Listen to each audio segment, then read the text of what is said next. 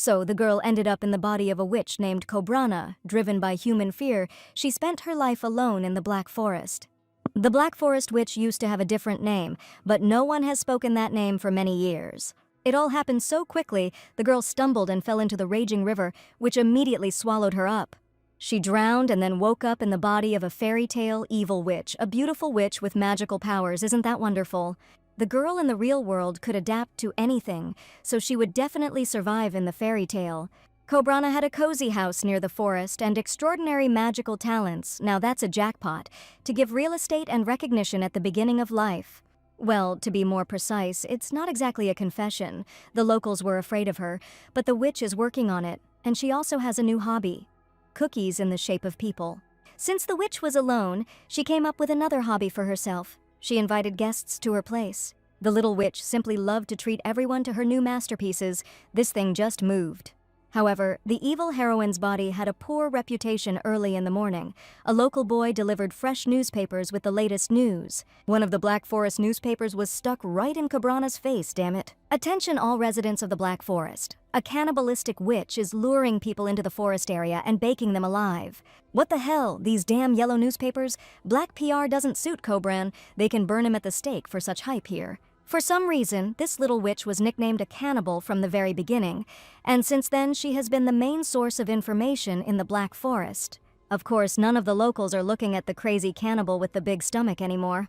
So day after day went by, Cobrana heard stories every day about how she baked people, marinated, fried, and boiled.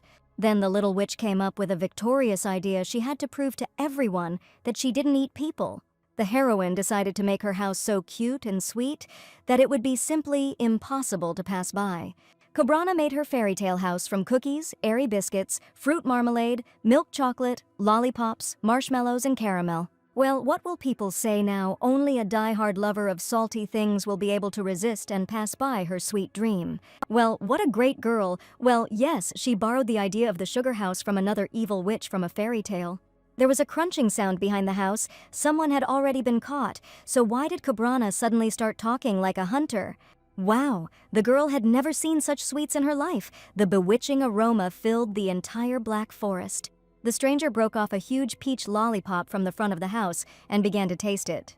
This caramel just melts in your mouth. It's really delicious, isn't it? And inside the witch there are a bunch of different types of tea.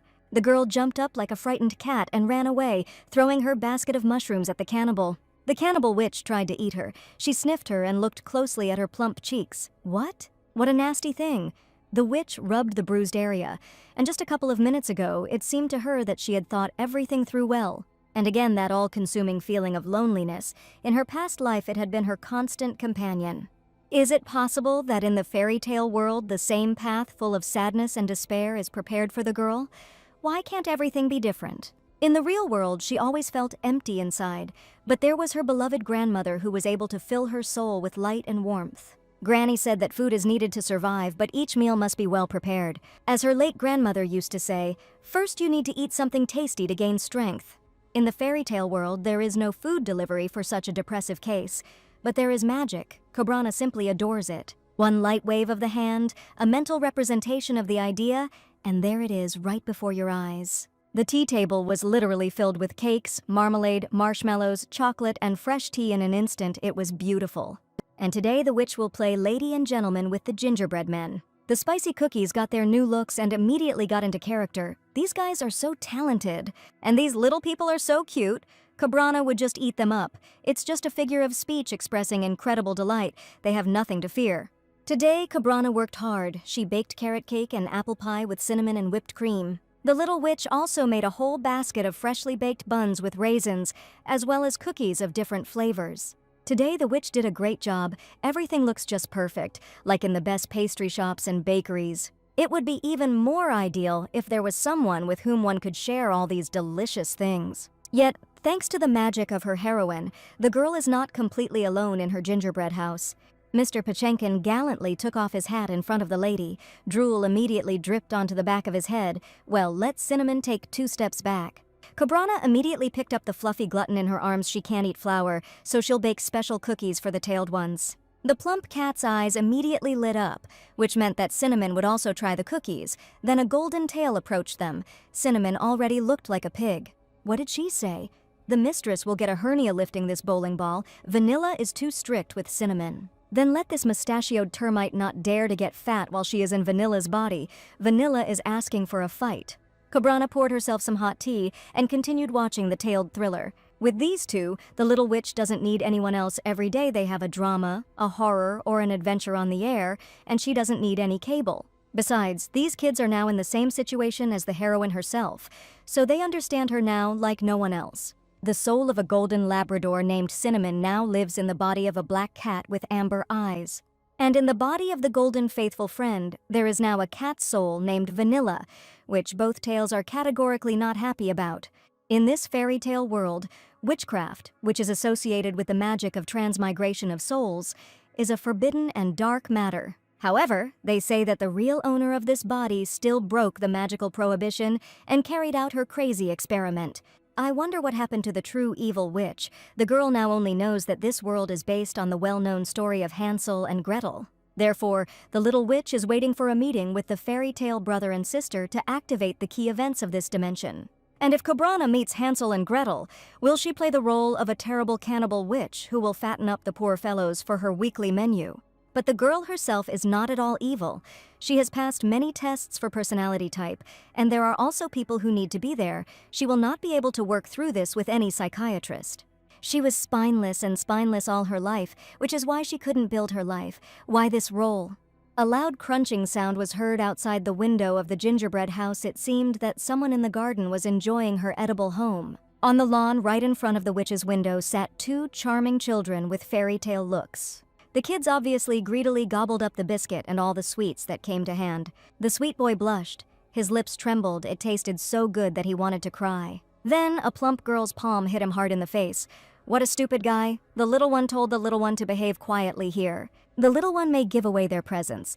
Let him chew his sweets silently if he doesn't want to end up in a huge oven. In one sweet house lives a witch, a cannibal, according to local residents, and children are her favorite delicacy. The evil witch's eyes immediately lit up. Could these really be those same fairy tale brother and sister? Has Hansel and Gretel finally arrived in her gingerbread house? And what should Cobrana do in that case? Should I put out the spices and heat up the oven? Why can't she be the good witch in this story? To be honest, the witch no longer hoped that anything would happen in this fairy tale.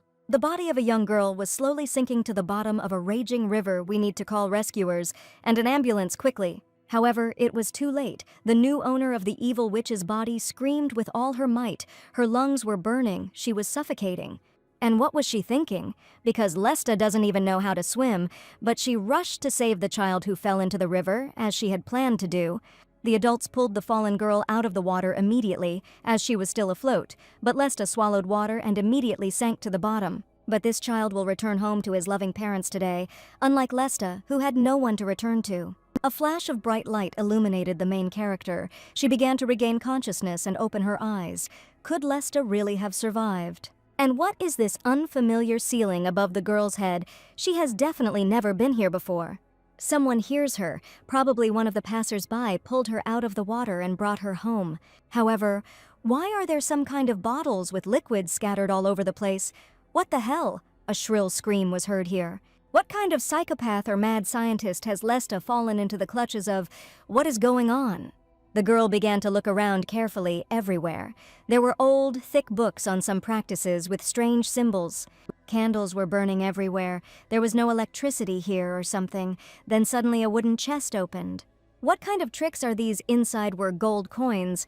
On them was a coat of arms that Lesta herself had drawn. This can't be. What does all this mean? Wait a minute, what's with the color of her eyes? They were never green. The heroine began to look for a mirror. But where is it? Stop. That's Lesta's voice that sounds like that. What the hell is going on here? This game of her consciousness. Maybe her brain was damaged due to lack of oxygen. The main character dropped a gold coin in shock, which landed with a loud bang on the floor. The girl found a floor mirror and immediately rushed towards it. A shrill scream was heard. Who is this girl?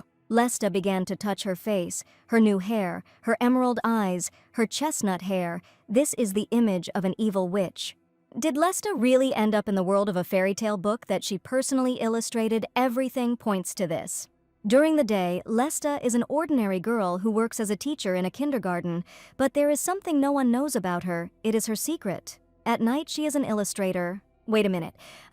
Lesta needs to rethink her character design because the current witch is too scary. Did Lesta really go overboard with the evil fairy tale character?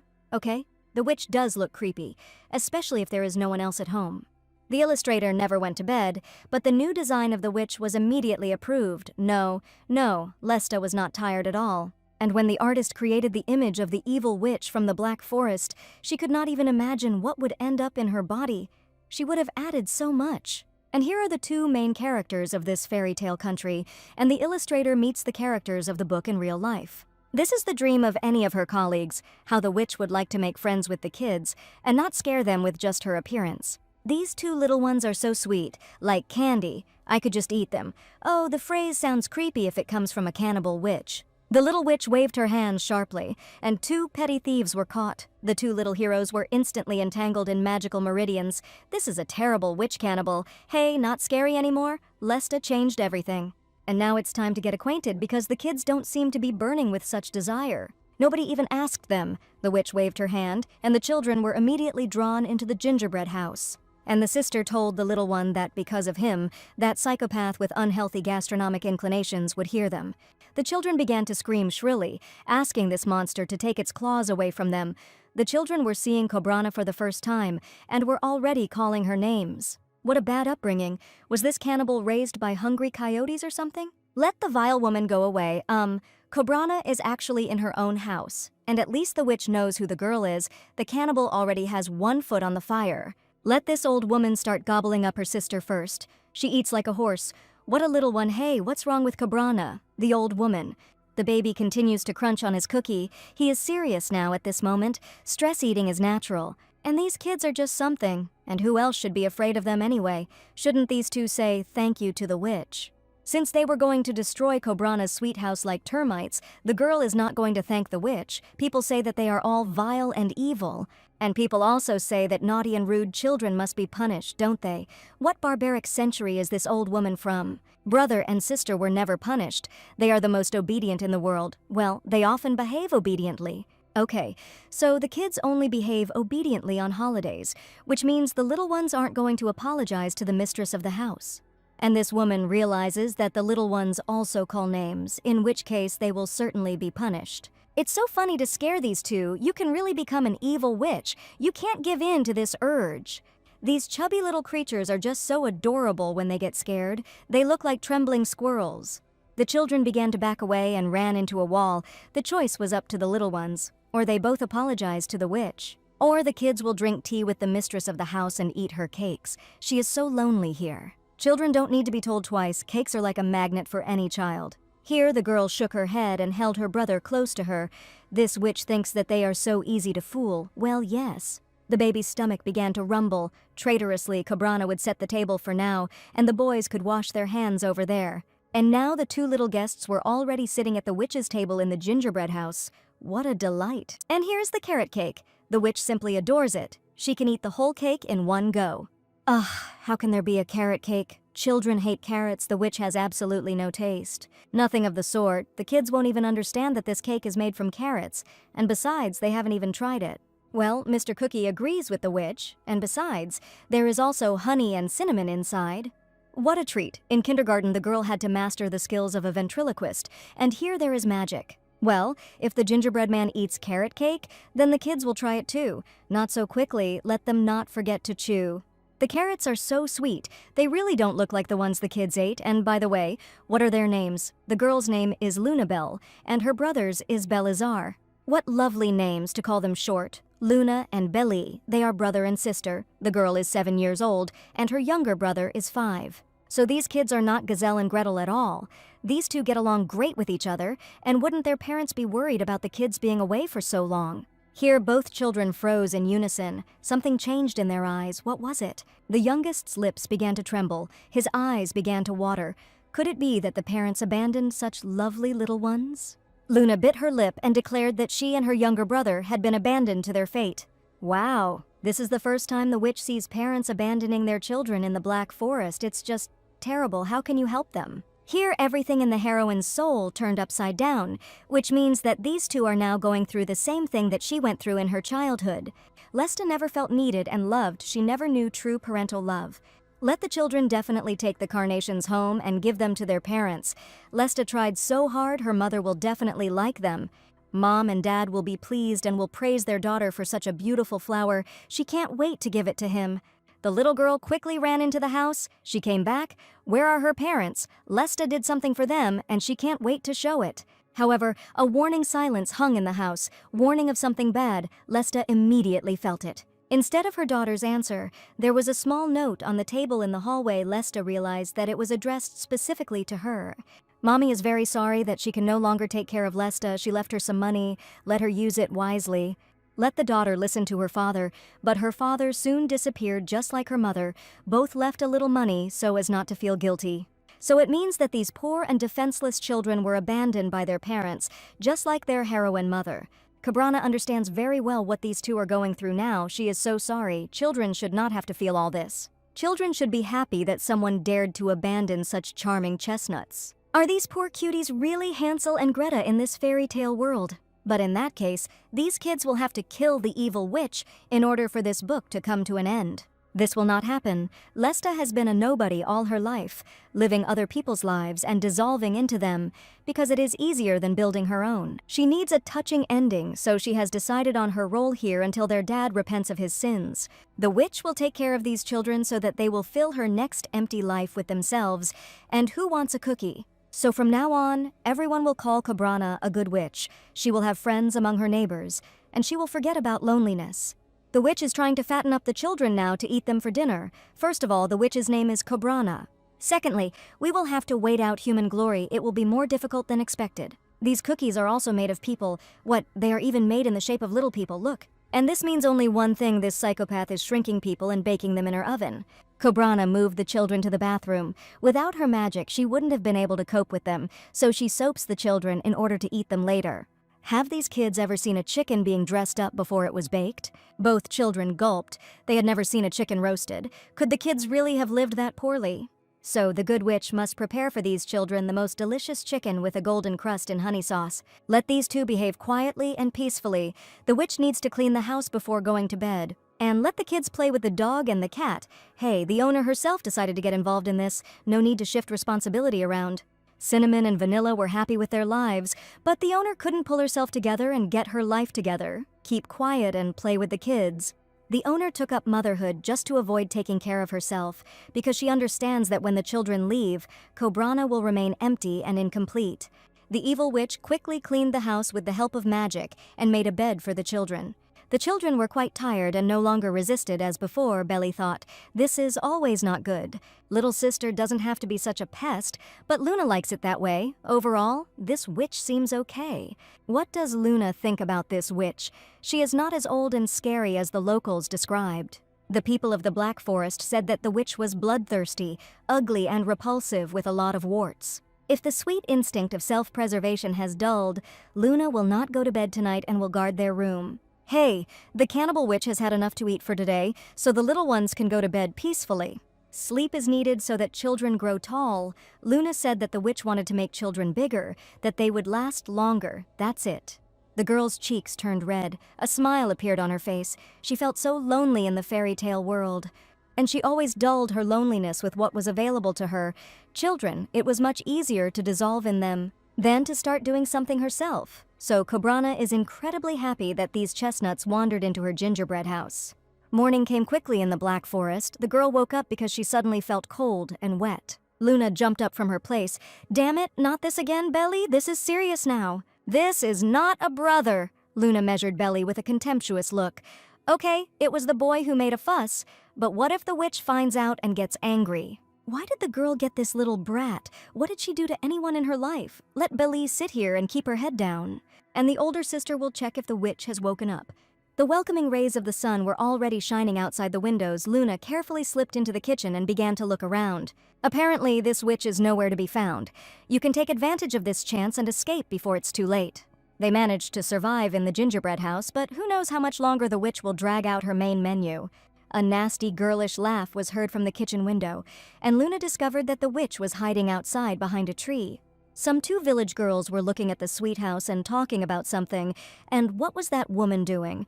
These girls definitely don't see the witch, which means she snuck up on them unnoticed and is going to attack from behind. Finally, this vile woman will take off her false mask of care and show her true face. What are Cobrana's peers talking about? They are probably discussing village gossip. She wants to join them too. Laria, hasn't she heard that they say that the great and beautiful Archduke has lost his mind? The witch's eyes immediately widened. Just a minute. She already got her bearings in this fairy tale. Luckily, in the fairy tale empire there is only one character with the title of Archduke.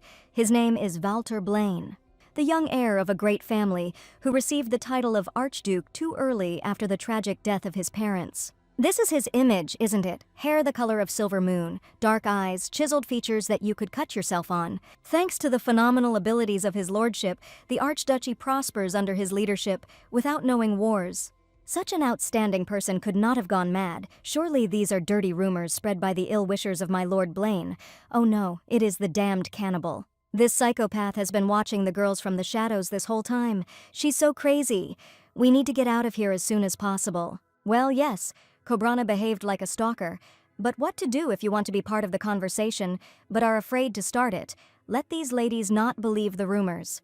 And this unfortunate loner was feared by the whole village. She has a strange taste in clothes and real estate design, but everything is not so scary. The little guest went outside to the stalker and called out to her Luna had already woken up. Here's the thing, the brat has pooped in their bed and something needs to be done about it. So the kids need Cobrana, someone needs her. The girl's cheeks immediately turned pink. Why did the witch freeze? The girl felt uneasy. Was Cobrana going to help the children or not? Beli knows that he is a big boy now. He is very sorry. He didn't mean it. Everything is okay. Why does the baby react like this? Apparently, the boy was often scolded for this kind of thing. Oh, this water fairy, she flies in whenever she wants and creates whole lakes here, but no, it's all small. Well, be quiet. So the little one was very nervous because he slept in a new place today, all because his Lulu was not with him. And who is Lulu? This is Beli the pink bunny. He misses him so much, even if the big-eared one were here, the little one would still flood the bed. So don't blame it all on the plush toy, but where is Lulu now? He is very important to Beli. They left the rabbit at home. I wonder where the children's house is. The witch could take them there so that they could take their favorite things with them. With travel magic, it will be very fast. You just need your current location and a known location. How cool. Belazar really wants to take his bunny. Their house is located. Here the sister loudly put her palm to his mouth. They don't have a home. The brother and sister have no home. It is clear to the witch. That is, how is this possible? Well, what's so hard to understand? Their previous house burned down to the last ember. Otherwise, they and their brother would have spent the night with the witch in the Black Forest. So the witch lady is not angry with the boy and is not going to eat him, so what? If a child helps a witch collect mushrooms in the forest with her sister, then so be it, she will not eat them. And what's wrong with Beli's face? The thing is that the boy hates mushrooms. They are all terribly tasteless and scary. Cobrana clenched her fists. All this little thing was wrong. She would have bitten this picky eater. Maybe she really was a witch, a cannibal. The children's bed linen has been washed. Now let it dry in the sun. And it's time for them to go into the forest. The brother and sister have never been in the forest before. It is quite a dangerous place, so adults usually do not take the kids with them. Wait a minute. The witch decided to sacrifice the children somewhere on the altar in the depths of the forest. How much true crime has this child watched? Well, finally, here is the mushroom clearing. They need to collect no more than 10 pieces. And 10 mushrooms is how many? The same as the number of fingers a person has on 2 hands. The children see mushrooms growing for the first time. Beli thought that they grew on trees, like fruits, no wonder, since they were hardly allowed out of the house. Now everything is clear to the witch. These children have a good turn of phrase. They were wearing decent clothes. This means that they had to come from at least a middle-class family and have knowledge about the nature around them at least. Natural science is one of the main disciplines in local education. However, their knowledge is limited to table manners, and they were certainly treated harshly. They were probably locked up and not allowed to develop. Cobrana is sure that it is impossible to give the children back to cruel parents. How about taking a walk around the village tomorrow? The girl has little experience communicating with other people, but now she is absolutely confident that she can safely call herself an expert educator. So tomorrow they plan to walk along the local streets of the village and eat some street delicacies. You can watch street performances by a traveling circus. The witch also hasn't seen the circus troupe's performance yet, and of course, she needs to buy some beautiful clothes. Of course, the children were absolutely delighted with Cobrana's idea because it offered them nothing but fun. Let these poor children enjoy to the fullest everything they were so cruelly deprived of. The witch understood everything.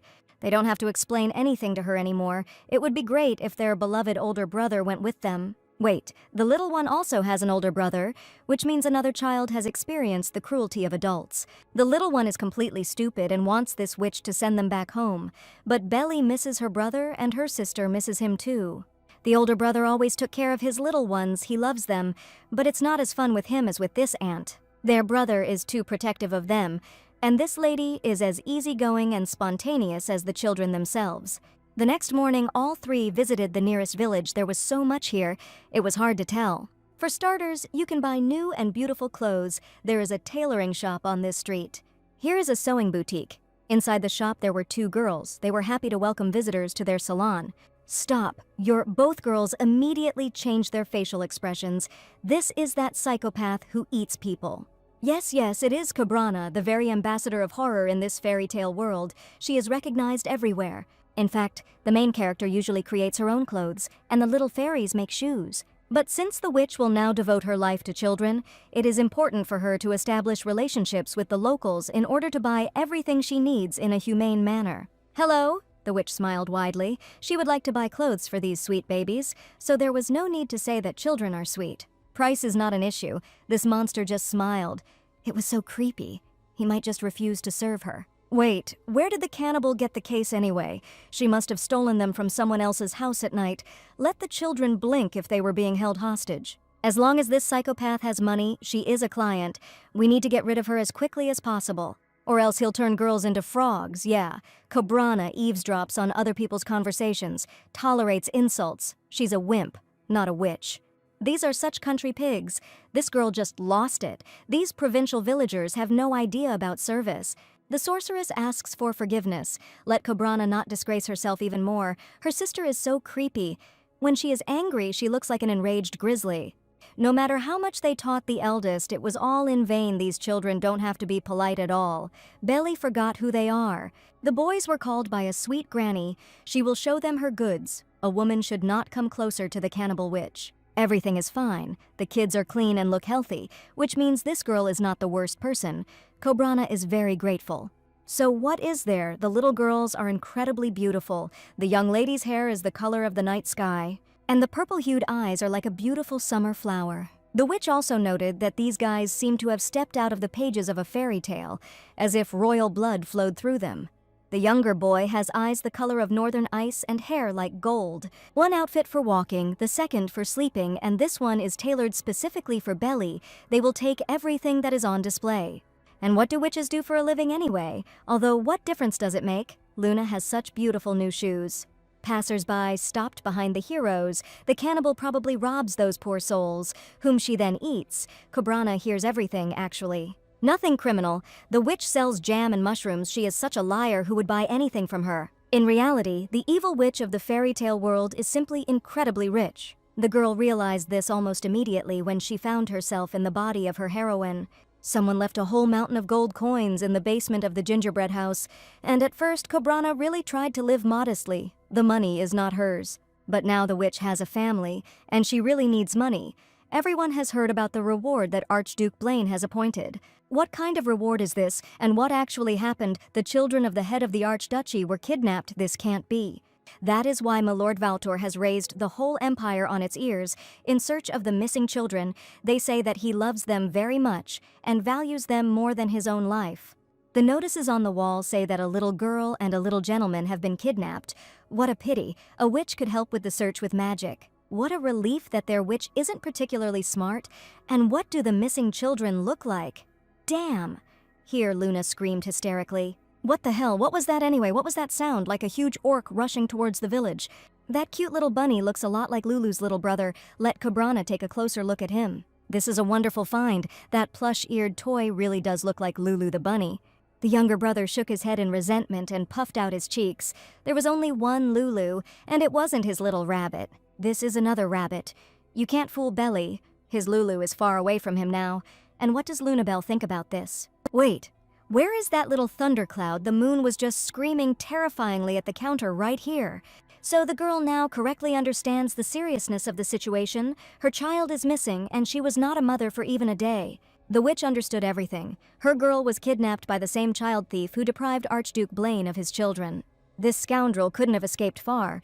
We need to quickly set out in pursuit, but Belazar has short legs. Then let him move them much faster. There is a damn psychopath operating in the Empire. Luna is now in danger. She will be deprived of her educator license. Where could this criminal have gone? It's a dead end here. Wait a minute. This red bow looks very familiar.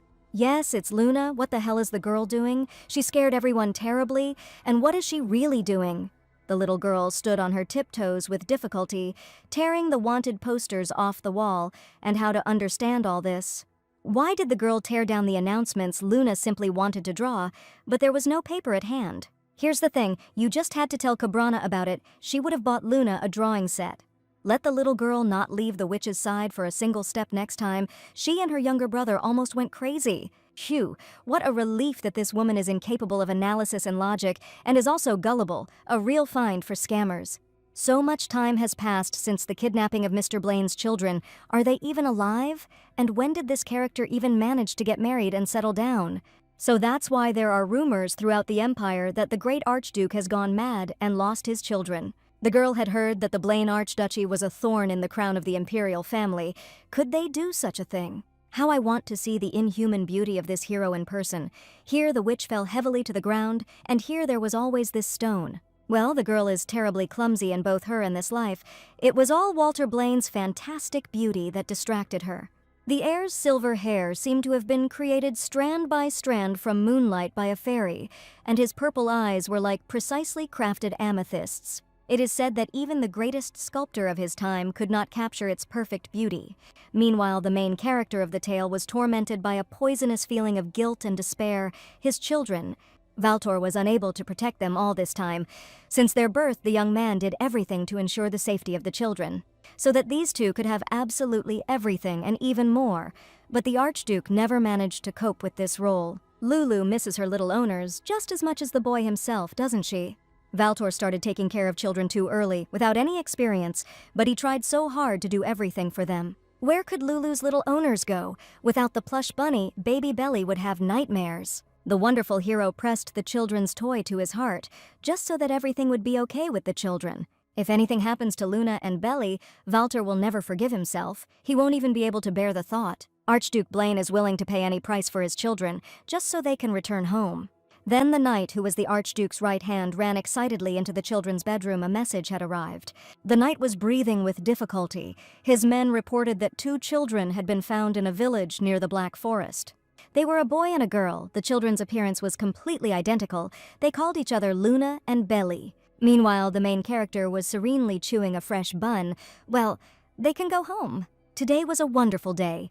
The children redid everything that was possible in the village, and they will come here tomorrow. Bailey wants more cinnamon pretzels. The little one just ate 5 of them. The cannibal is taking the children into the dense forest. Someone needs to tell and save the kids. Night came quickly. Finally, Cobrana was so happy she had a great day not in seclusion. Now there will always be someone next to her, and she didn't even have to do anything for it, and everyone kept telling her otherwise. You need to take steps to build the life you want. What nonsense. So tomorrow you can draw, prepare, play. The previous days of a lonely and aimless girl dragged on like an eternity, but now they seem so fleeting. And now every day will be filled with fun and joy. The door creaked in the room. Belazar came in, and what is the baby doing here? He should already be sleeping in his crib with his older sister. The boy approached the witch and immediately jumped on her belly as afraid to sleep. He wants to be held. But Belly's little sister is sleeping next to him, and she can obviously put an entire village to sleep with just one word.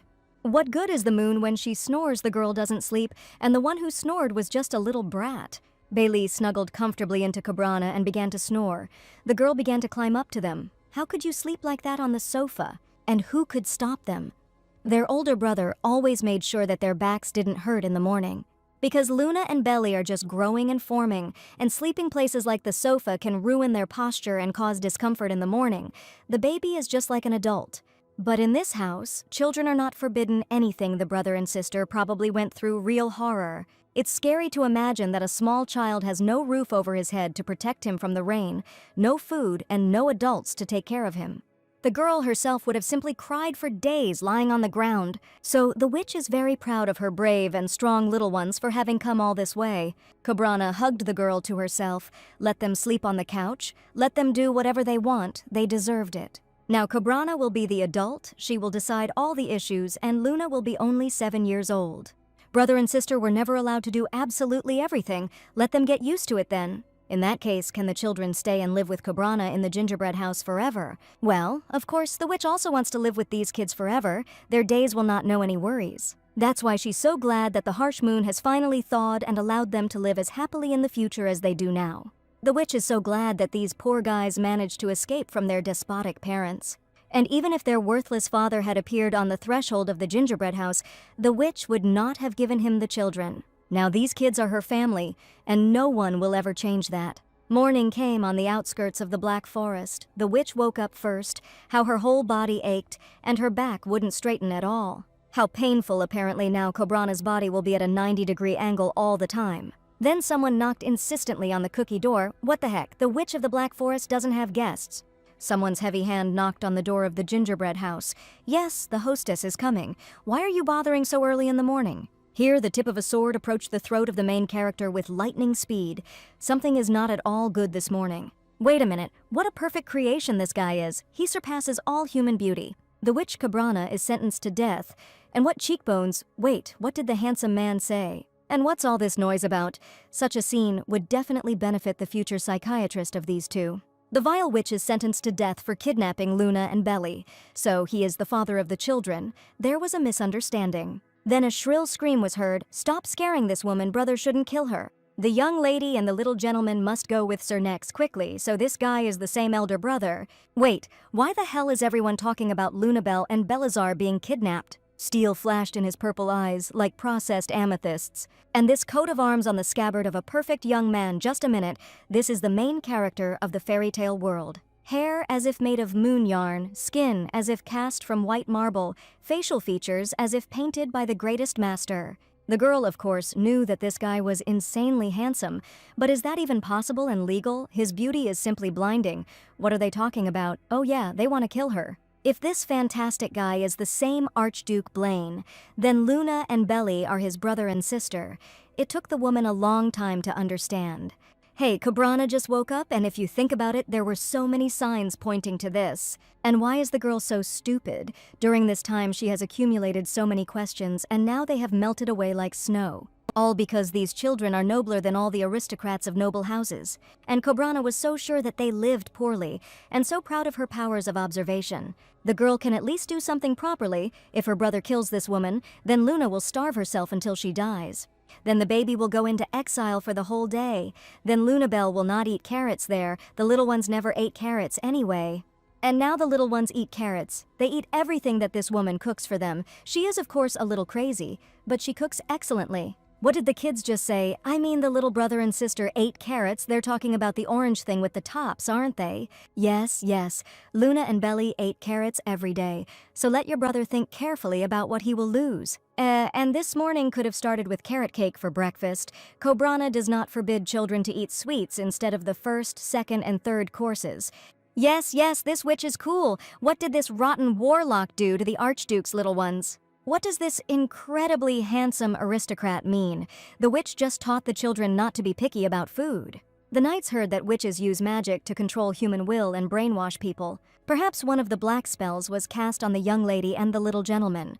And how then does the great Archduke achieve success? Does he also read mantras or something, and you can already remove this thing from her neck, otherwise the sword will turn into a chicken? As soon as the witch touched the sword, her hand was burned by sacred power. This can't be. The main fairy tale character definitely didn't have such a gift according to the plot.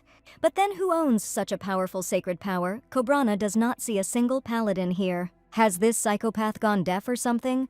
What did she do to the children? What kind of spell did she cast on them? The youngest child started screaming loudly. They were just having fun with this woman, eating sweets for days on end. The witch also felt good with these kids, who knew that their brother was the main character. Of course, one could have guessed, because everything pointed to this. But alas, Cobrana began to defend herself with a fork. This crazy woman really decided to fight back with a fork, but she can't touch it with her hands. There is no magic here, or rather, this cake was prepared with the help of magic since the witch does not know how to cook. But without any malicious intent, this gorgeous carrot dessert is simply delicious. Let his lordship take a bite. The witch will even feed this handsome man from her hands. That is, she will be glad to treat him. Why is this woman smiling while looking at the Archduke? My lord should be careful. She is drooling. Let Sir Next take the carrot cake to Blaine Castle for testing. It will be done. This psychopath must have mixed something into her poison so that my lord would become her obedient puppet after the kids. Actually, the witch, together with Luna and Belly, prepared this cake themselves, or rather they simply poured in the ingredients. And then it was up to magic. Everyone had to leave this ravine. They were returning to the residence of the Archduchy. In general, who is making claims here? The one who locked up these beautiful children, humiliated them and scared them what? The main character exhaled heavily and looked at his kids. What else did they come up with to make them feel sorry for them and let them into the house? The brother and sister immediately blushed. Ashamed this time, the children really overdid it. Let Luna and Belly go to the carriage. They will discuss at home the horrors that stupid woman so happily believed in. Now stand still. Who is stupid here? Obviously the one who dared to contradict the Archduke and the one who was fooled by 2 toddlers. This tyrant will ban children again, will humiliate them again, and this stupid woman really doesn't understand anything. The witch understood everything correctly. There is no need to talk her into it. Let this suicide bomber immediately open the door and not say anything more that she does not understand. Then the main character must promise the girl, this crazy woman doesn't take into account adequacy at all. The Archduke should be a good support for the kids. This pathetic creature lives an aimless and senseless life and has nothing of his own. But at the same time, he considers himself an expert, capable of giving advice to someone who replaced both parents for children when he himself was still a child. This woman stuffed children with sweets without even asking if they had allergies. She didn't care. The witch only did what she liked and was comfortable with. Let the witch not cover up with imaginary concern the fact that she stuffed her boredom with Walter's little ones to please herself. How does this guy know? Perhaps the girl really was a bit superficial in the joy of the long-awaited company. The vile witch will go to the chopping block as soon as the Archduke's men find evidence of her crime. No, no. If you pick mushrooms in the Black Forest, the witch won't eat you. The young man threw a threatening glance at the witch.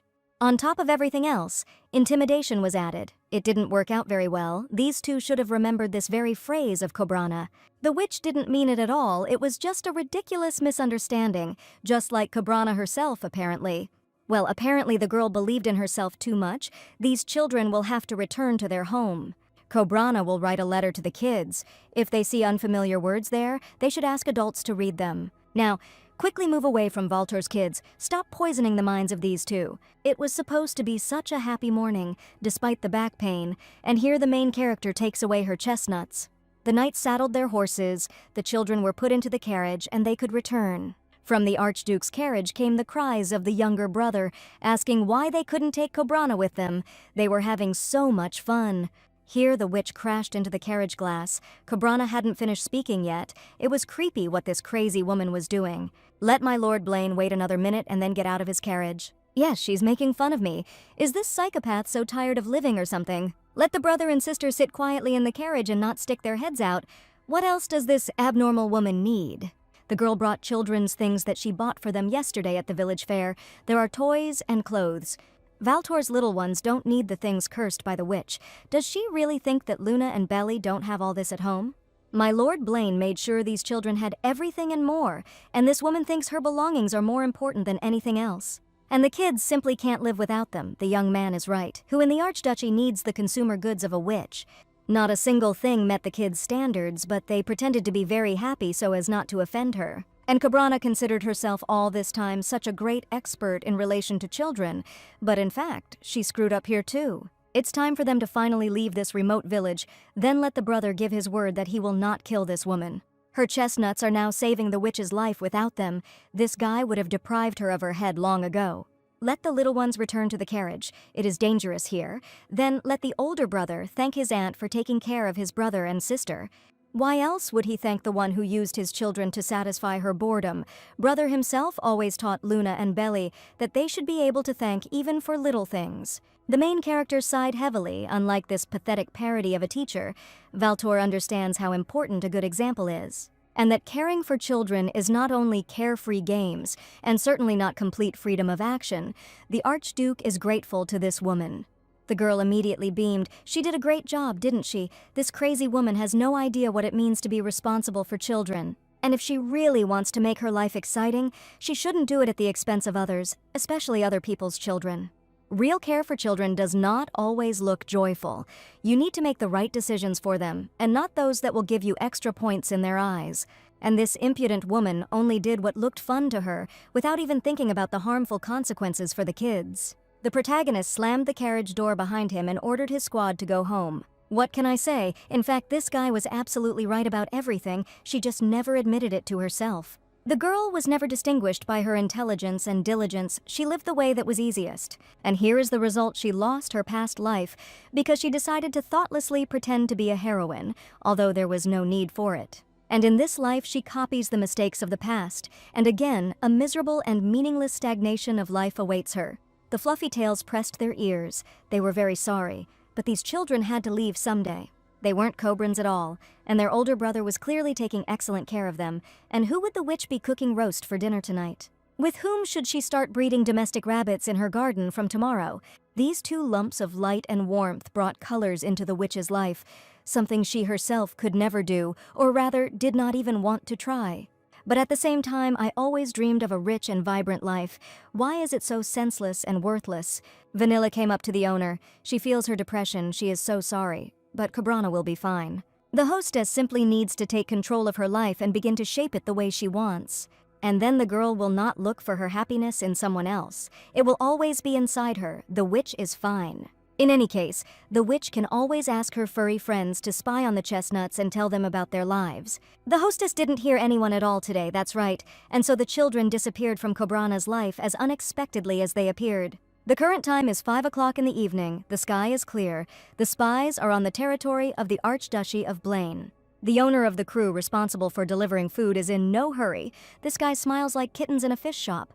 This gives the children about 20 minutes to spare, which should be enough time for a sneaking tiger to maneuver. So everything is going according to plan. Let the little one get ready to move out. Yes, sir, ma'am. The owner of the cart turned away. 1, 2, 3, forward. The children immediately rushed towards the carriage with the food. Here the younger brother tripped on level ground, dropping his plush bunny. What's wrong with this little one? Luna quickly dragged her younger brother inside the crew. Because of him, they will get caught. This ballast should have been left at home. Then approaching footsteps were heard. Oh no, the owner of the cart finished his fishing earlier than expected. The children were almost caught.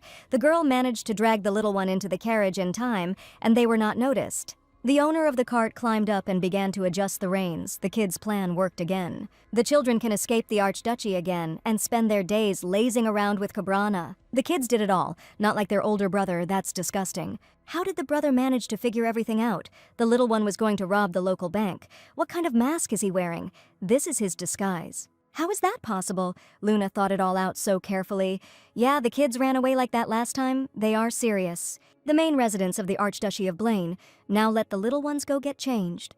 Damn it, these little rascals have run away from the maid again. She's asking for forgiveness. She should have kept a better eye on them. That's obvious. Not long ago, a black cat in a tuxedo and with false mustaches tried to spy on children unnoticed, so all knights should be on guard. Have Sir Nex order from the kitchen and check all the ingredients. It will be done. The main character is so happy that his kids are safe and sound at home. The spirit of rebellion of these kids will drive Valtor crazy. The young man cannot always spend time with them because of his obligations, so they look for fun elsewhere. Enough of this hunger strike game. The older brother kept his promise and didn't touch that psychopath. Then let brother give Belly another chocolate bar. No more chocolate, the kids will feel bad. They ate a chocolate dessert an hour ago. But they didn't care. Cobrana allowed them to eat sweets in any quantity. Otherwise, Luna and Belly wouldn't eat normal food. Oh, it would have been better if Valtor had gone to war. It was already difficult with them. But after the intervention of this stupid woman, everything became terrible. But why can't these two understand that the brother's prohibitions and anxiety are caused by his love? You need to take care of yourself and your health. You can't stuff your stomachs with all sorts of nasty things without knowing when to stop.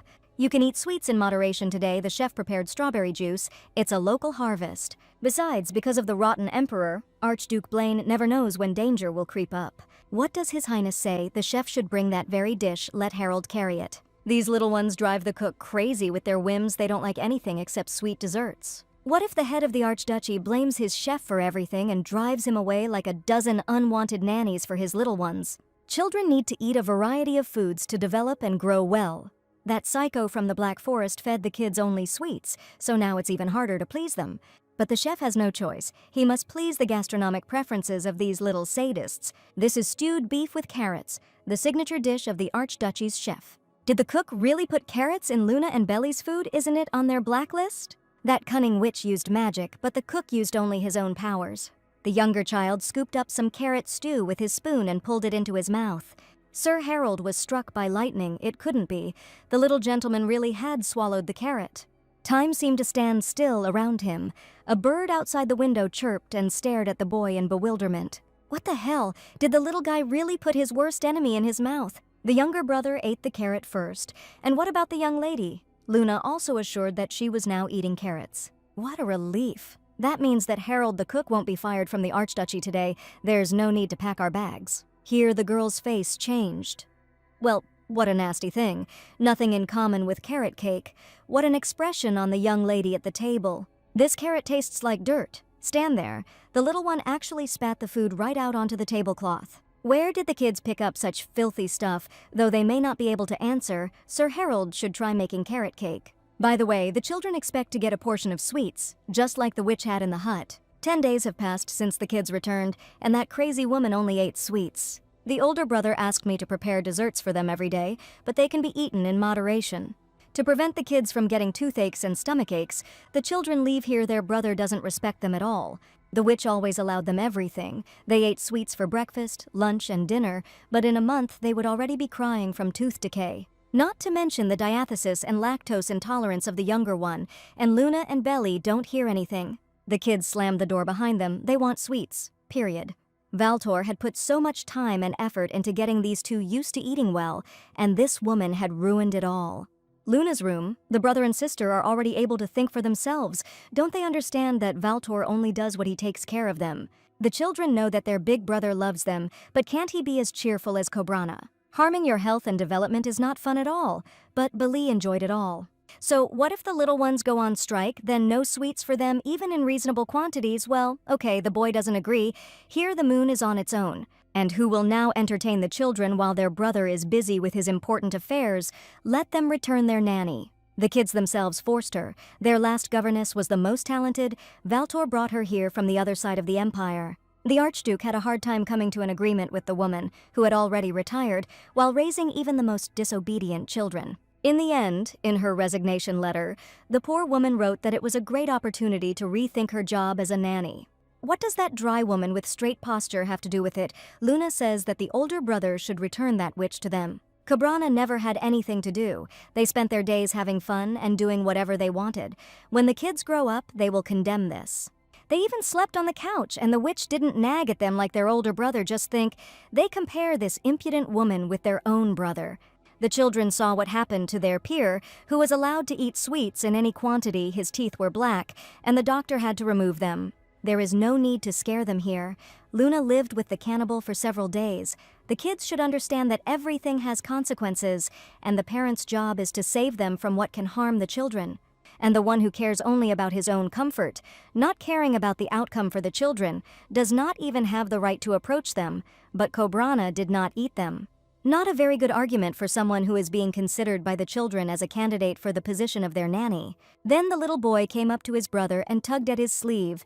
He and Luna really missed the fun here, and that lady gave it to them. That's why the kids want to go back to where they had fun, and their older brother should go with them because Belly really missed him that time. Valtor really can't jump around with children all day long. All the responsibilities of his parents have fallen on him. The entire archduchy depends on his decisions. Because of this, the young man himself did not have a childhood, but he did everything to provide for his little ones, and they do not understand this. Luna really thinks that their brother doesn't love them. No, of course not. But Valtor always forbids them everything, only that which can harm them. The main character cannot live the way he wants, but he made sure that these children had a choice. Sir Nex knocked on the door. A letter had arrived from His Excellency. The Archduke would be here soon. And again, the little brother goes off to do his own thing, and Luna and Belly will be left to their own devices. Well, let Valtor go and abandon them, just like that time that little sister was talking about. When his brother went on an expedition, Valtor, the head of the Archduchy, could not ignore his obligations, and all his thoughts were occupied only with the two of them. When their mother and father passed away, Valtor had to grow up very quickly and early, because he became the only adult in the family. The main character had to do what he had to do, no matter what. The young man spent all his energy and time on managing the lands and caring for his children. But no matter how hard Valtor tries, no matter how patient and strong he is, no matter how true to justice he is in his decisions, his burden is too great. Meanwhile, in the lands of the Black Forest, a cold, pouring rain was falling. The weather completely reflects the mood of the gingerbread house owner. And again, the witch is unbearably bored and lonely, and the weather is also depressing. The last thing she needs is a sad collection from the playlist. How long can you whine? Let the mistress pull herself together and achieve her own happiness. And stop shifting responsibility for this onto others. Cinnamon is so wise. But the owner didn't at all. Instead, Cobrana again began to spy on other people's lives, sending her furry friends to the Archduchy. Vanilla and Cinnamon reported to the witch that Lord Blaine's possessions were of rather immodest size. The kitchen was stocked to the brim with all kinds of food, and servants were milling about everywhere, so the house was kept clean. So the children really did have fabulous conditions there, which upset Cobrana a little. Although the witch is glad that her chestnuts did not share her fate of being abandoned. Oh, even her favorite carrot cake won't go down. Well, if the owner is so incapable of doing something herself, then let her adopt a child and dissolve into him. Cobrana would be happy to, but who would allow a witch who devours people to do that? That's also true. There was a knock at the door. So strange, this was already the second guest in a month. Just a holiday for the witch. The tailed ones immediately looked out the window at the guest. Let the hostess at least once develop some character and take care of herself. What are the furry ones talking about? Why would a girl do this? Let Cobrana turn around. Holy shit, this can't be. The main fairy tale character was standing on the threshold of the gingerbread house. A few days ago, the Archduchy of Blaine. This is the decree of His Majesty, the Son of the Empire. His lordship is looking forward to the young head of the Blaine family proving himself bravely this time too. This damn old man is sending Milord Valtor on an expedition again. The protagonist angrily crumpled up the message from the Imperial Palace. This rotten old man is trying to destroy the Archduke. After all, not even a month has passed since Mr. Blaine's last expedition. Valtor knows how many expeditions the Milord has had in the last year alone. The problem is that the Archduke returns from there alive every time. What will happen to Valtor's children if he leaves the Archduchy again? You can't explain anything to them? They are now turning everything upside down to suit their whims, by the way. A conclusion has been reached about that witch's carrot cake. It was made by the best alchemist and herbalist. Very good, we need to figure this out. What do they write there? Mr. Blaine's children will be fine. Nothing was found in the cake. Neither the alchemist nor the herbalist found anything in the composition of the sorceress's carrot cake. What a relief. At least here, Valtor's little ones did not suffer at the hands of this impudent woman. What if the forest witch used some more sophisticated magic? The existence of which is still unknown to anyone in the Empire, and therefore no traces of it have been found. But didn't the right-hand Valtor himself say that he didn't feel anything? And besides, the young milord didn't feel anything either. However, it all looks extremely suspicious. A woman living aimlessly on the outskirts, a gingerbread house. What did this crazy woman want to achieve? Was she simply satisfying her boredom with the help of small typhoons? Or maybe this woman was looking for her own benefit in this, which they simply hadn't figured out yet. Sir Nex also doesn't believe that the woman is so hopeless that she throws herself at everyone she meets just to drown out her loneliness. They say that this psychopath often turned local residents into frogs simply because they looked at her the wrong way. And the evil witch turned all the grapes at the Autumn Wine Festival into mice. And the witch with whom Cobrana was on bad terms died of an unknown disease. They also say that the witch's open evil deeds stopped a couple of years ago. Could anything change courage with so much anger inside? There is only a week left before Archduke Blaine's forced expedition. Luna and Belly are now at a crossroads. Now they have an important and turning point. Therefore, the older brother cannot simply leave everything as is. He needs to rebuild a line of trust with the little ones. The Archduke's right hand was once a paladin, so why is his lordship asking about this? Cold sweat began to pour down Sir Nex's face. He didn't like this question. A victorious smile appeared on the face of the main character. There will be a nanny from the Black Forest for the kids. What? And so the main character once again found himself on the threshold of the gingerbread house. Drops were falling from the silver strands of hair, and how long had the hero of this tale been standing there? He was soaking wet. Perhaps the chestnuts arrived with the Archduke. The witch began to look around. Of course not. There was only a white horse standing behind the witch's fence. In front of the gingerbread house, there were large footprints from the young man's shoes everywhere, and he had trampled the whole ground with them. And what was the main character thinking about before knocking on the witch's door? The main character would like to talk to the sorceress of the Black Forest, since everyone avoids her, and he does not have to worry about confidentiality. This illegally handsome guy dragged the girl through the mud, and now suddenly decided to talk. It's obvious, this guy came to the witch for a favor, wants her to conjure something forbidden for his benefit. The witch has a lot of orders this week, as always, so she has no time to take on a new one. What is she talking about? Let Cinnamon and Vanilla gather in the forest. They need to collect mushrooms, and these are not the same tailed ones that were in false mustaches and hats in the Archduchy of Blaine. Valtor looks calm, which means nothing happened to the kids, which means the girl has nothing to talk about with him. The sun's rays were shining through the thick branches of the trees again. The rain had ended so quickly. The witch took off her hood. Just the perfect day for a mushroom hunt. And the main character was going to continue to follow Cobrana on her heels. Why is the Archduke doing this? Why are Cinnamon's pupils dilated? That guy is very nice. No need to wag your tail here. The witch knows better. Valtor is a bad person. Cinnamon shouldn't act like a happy puppy when she sees her mistress's enemies. Vanilla also feels that the young man is very noble and bright. They just don't understand anything. The girl knows better, but the mistress is constantly making mistakes in everything, so everyone should shut up. So why is the head of the great Archduchy of Blaine chasing some witch in the Black Forest? He has no business of his own. That's exactly why Valtor is here. He has a priority, and my lord wants to talk quickly. Why waste precious time on this woman, who, even when he comes to her house for a service, manages to be rude to her? This bastard treated her children badly, and now he's putting on airs. The owner still doesn't understand anything. Those children deceived her in order to move her to pity. And their older brother is clearly an unusually responsible and loving guardian. Keep quiet. Cobrana understands better why this psychopath talks to herself. It's so annoying because only the witch can hear her tailed friends. The witch goes into the deepest part of the Black Forest to offer the noble blood of the great Blaine heir to the hellish demon. What did she say? Well, her expression is just like his little sister's. How dare this woman lie to the ruler of these lands? The witch just wanted to make fun of this guy. And here's her favorite mushroom glade. As always, it greets the girl with a good harvest. The main character sat down next to the witch and began to look at the mushrooms with suspicion, wondering why the sorceress needed them. These are the most common edible white mushrooms, obviously meant to be eaten. Well, of course, right under the witch's feet there is a deadly poison, and she assures the milord that she came for harmless white mushrooms. What? The stinking fly agaric is a deadly poisonous mushroom. Even one bite can lead to a tragic and irreparable outcome. And witches also eat only poisonous mushrooms, according to young Mr. Blaine. Where is Cinnamon going? Oh no, let her get away from the hive immediately. It could be dangerous. The curious little tail has already extended its soft paw to the honey hive, and this woman does not think about the safety of others at all when she drags them along with her.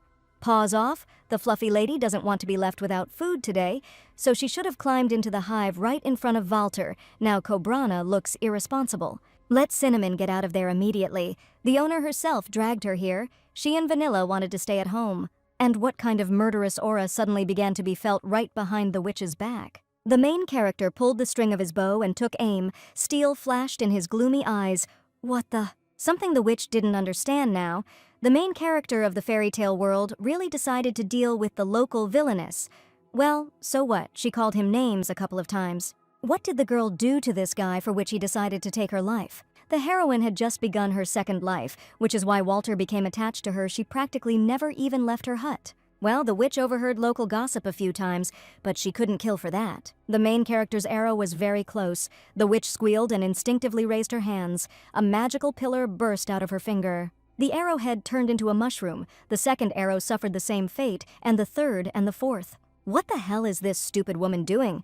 I mean, the witch had such a hard time blocking his attacks. Either the protagonist is a bad shooter, or his arrows weren't aimed at Cobrana at all, and she messed everything up again. The witch has something behind her back, yes.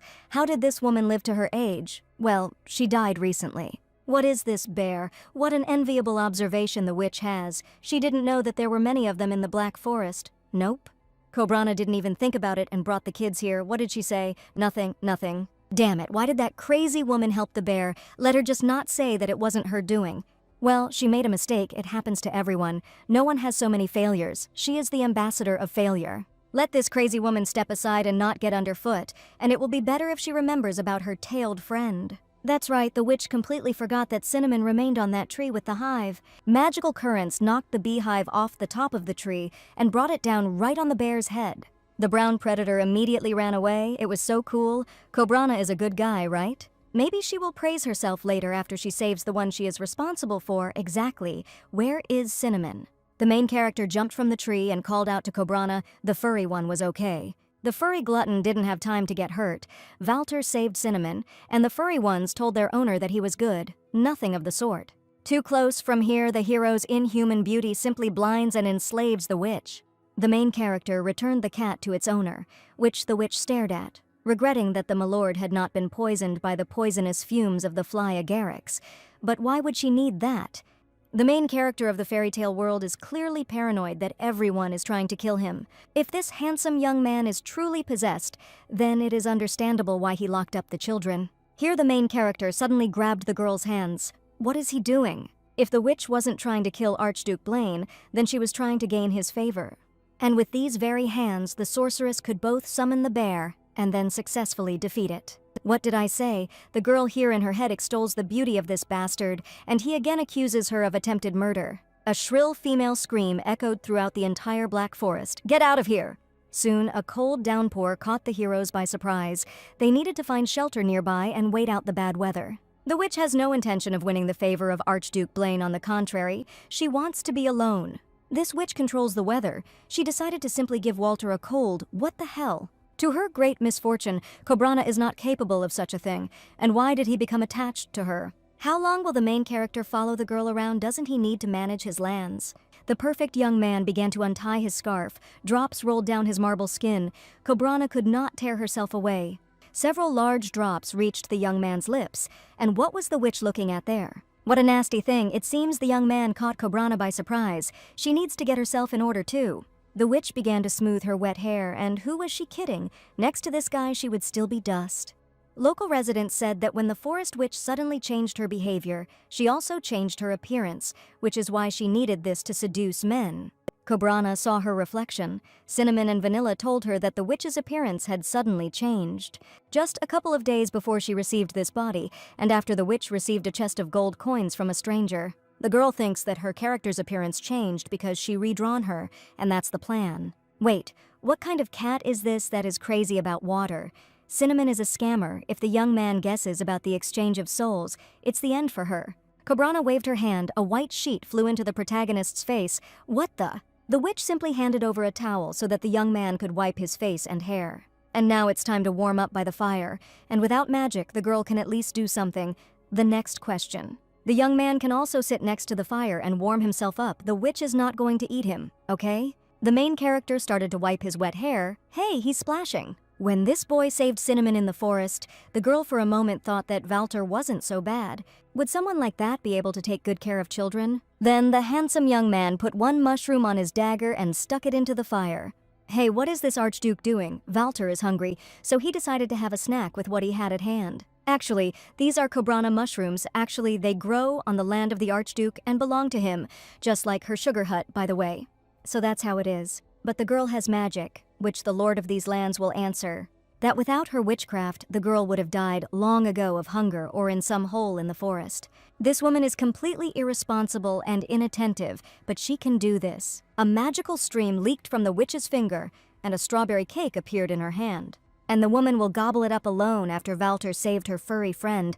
But what if this cake was sent? And after the milord takes a small bite of the dessert, he will become an obedient puppet of the evil witch. And what would the witch do then? Cobrana would have rushed straight to the chestnuts in the Archduchy of Blaine. Would a witch really use such power just to visit Valter's little ones? And the girl no longer has any other goals or desires.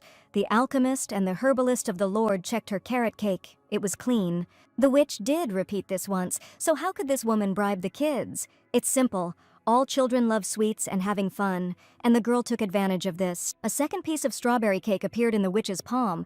Perhaps the young gentleman still wants to have a treat. The main character reluctantly took the plate and ate the entire cake in one go. Delicious, isn't it?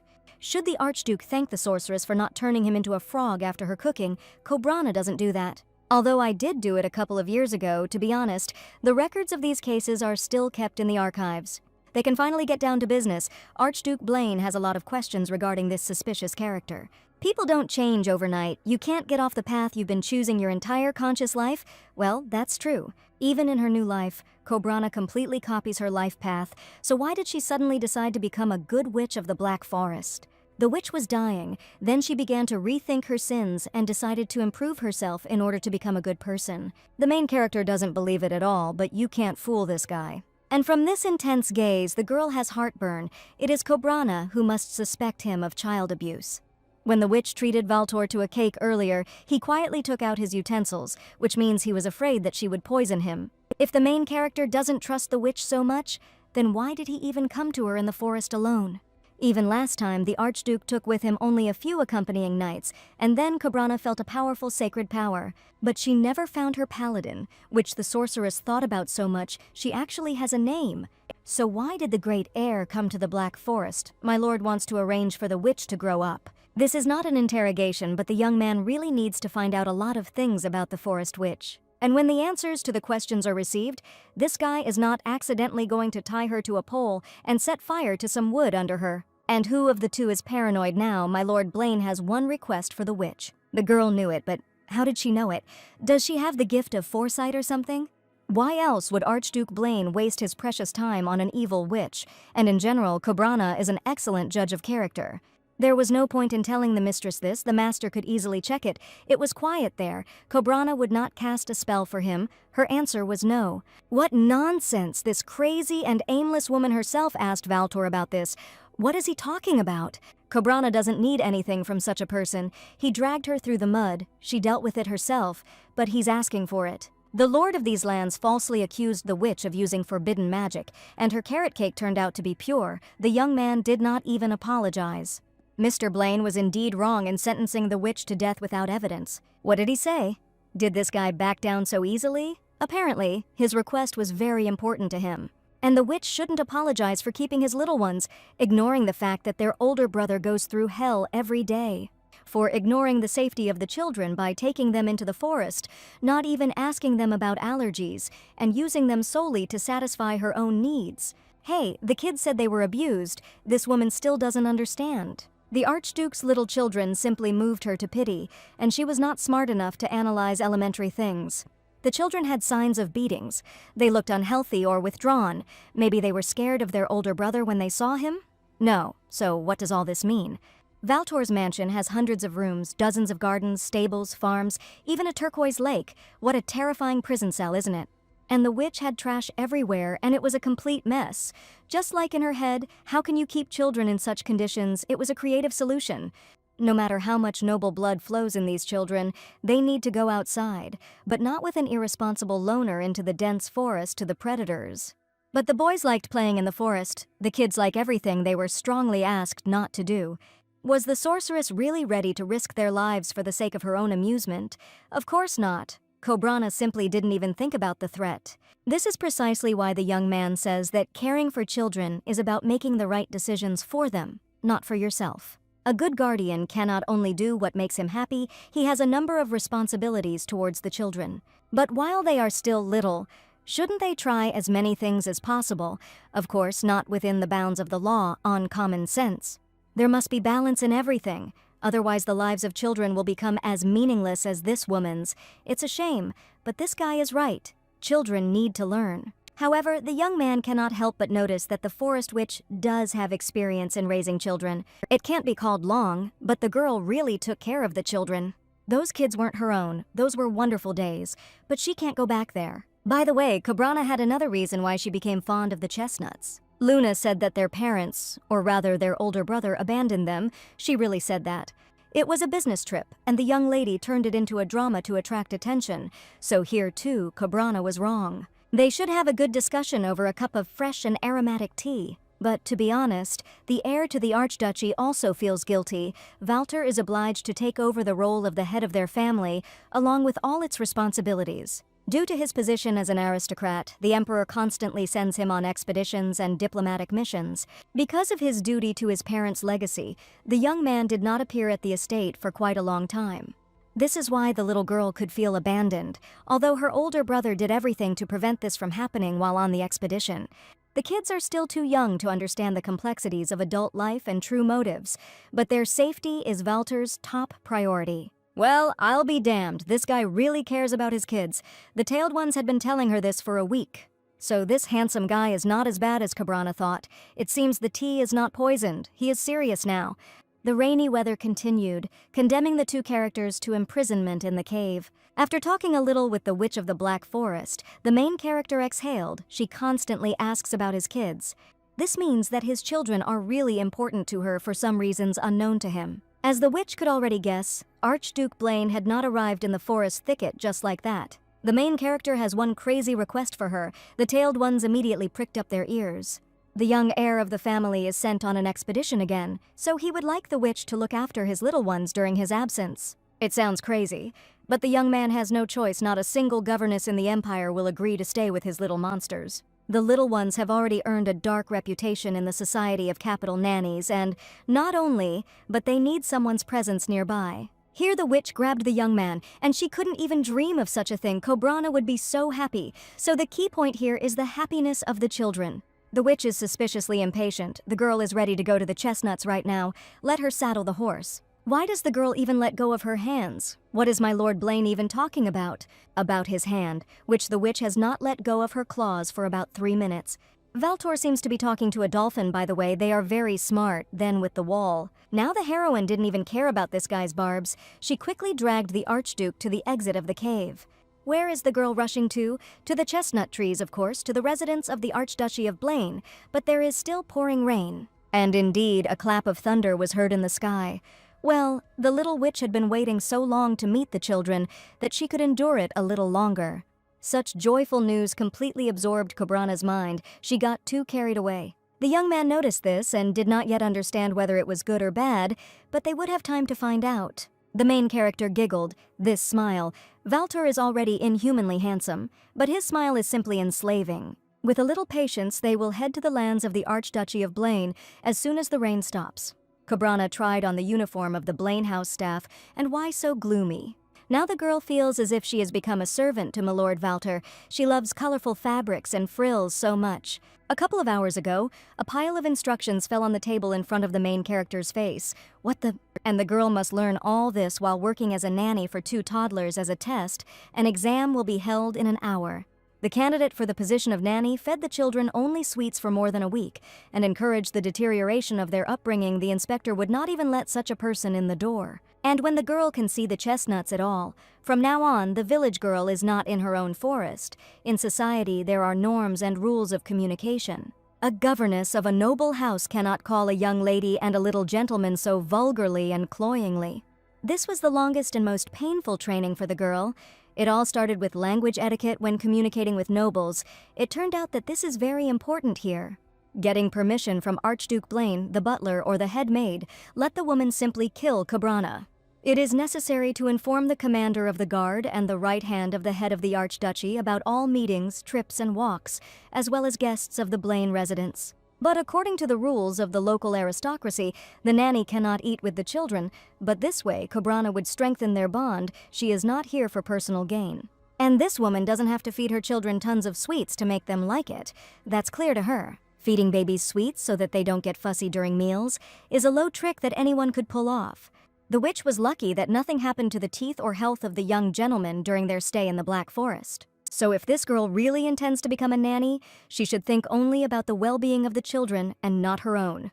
The head maid is pleased to see that the witch is able to conduct a dialogue, and now they can inspect her room. The main residence of the Archduchy of Blaine is simply fantastic in size. Its luxury is dazzling. This room will be the home of the governess of young Lady Luna and Little Master Belly. This is the east wing of Blaine Castle. The main character opened her mouth in shock. This room was bigger than her entire hut in the Black Forest. Expensive furniture upholstered in velvet was placed everywhere, and it was in such chambers that the servants of Archduke Valtor lived. His lordship takes very good care of his subordinates. They are all very lucky. However, the girl is not at all accustomed to such luxury. She feels uncomfortable just from this sight. Since Cobrana herself clearly doesn't match her, she prefers to sleep in her house. The girl hasn't become a nanny yet, but she's already decided to break the rules of living there. No. If the governess is not going to break the rules of residence, then where are her things? That's disgusting. But you can't fool this woman. Well, the witch is able to move her things to her new apartments at any time. The new nanny's job starts right now, so let her put on her uniform. When the new governess is ready for work, let her come to the kitchen. The chef said that he is waiting for her. And what did the cook of the Archduchy need from the forest witch? Apparently, the children demanded her sweets, refusing to eat his food. Then a roar was heard throughout the entire residence. Milord Valtor had completely lost his mind. Why did he drag that psychopath from the wilderness? Sir Nex of House Arwen must be out of his mind to doubt the sanity of Archduke Blaine. Mr. Blaine went away to look for a new nanny before the new expedition. So why the hell did his lordship drag this dirt from the forest into the house? There is such a tense atmosphere inside. The maid is afraid to go in there. Milord Valtor and Sir Nex are old friends, so they rarely quarrel. And what actually happened there? Recently, his lordship returned on his horse not alone, but with some stranger. There was such a stir among the service staff that everyone thought that their master would finally no longer be alone. But as soon as this girl dismounted, she was recognized as an abnormal cannibal from the Black Forests of the Black Forest. And to top it all off, my Lord Blaine said he would make her his little one's nanny, which could only mean one thing. Rumors are already spreading around the Blaine Archduchy that the great heir has been bewitched by a forest witch. And what does Sir Nex himself think about this? They have been friends since childhood. The right hand of the Archduchy does not see outside interference here. However, Nex's sacred power has already weakened, causing the knight to misread the spell. Even after a long period of inactivity, Sir Nex has enough holy power to keep an eye on the witch.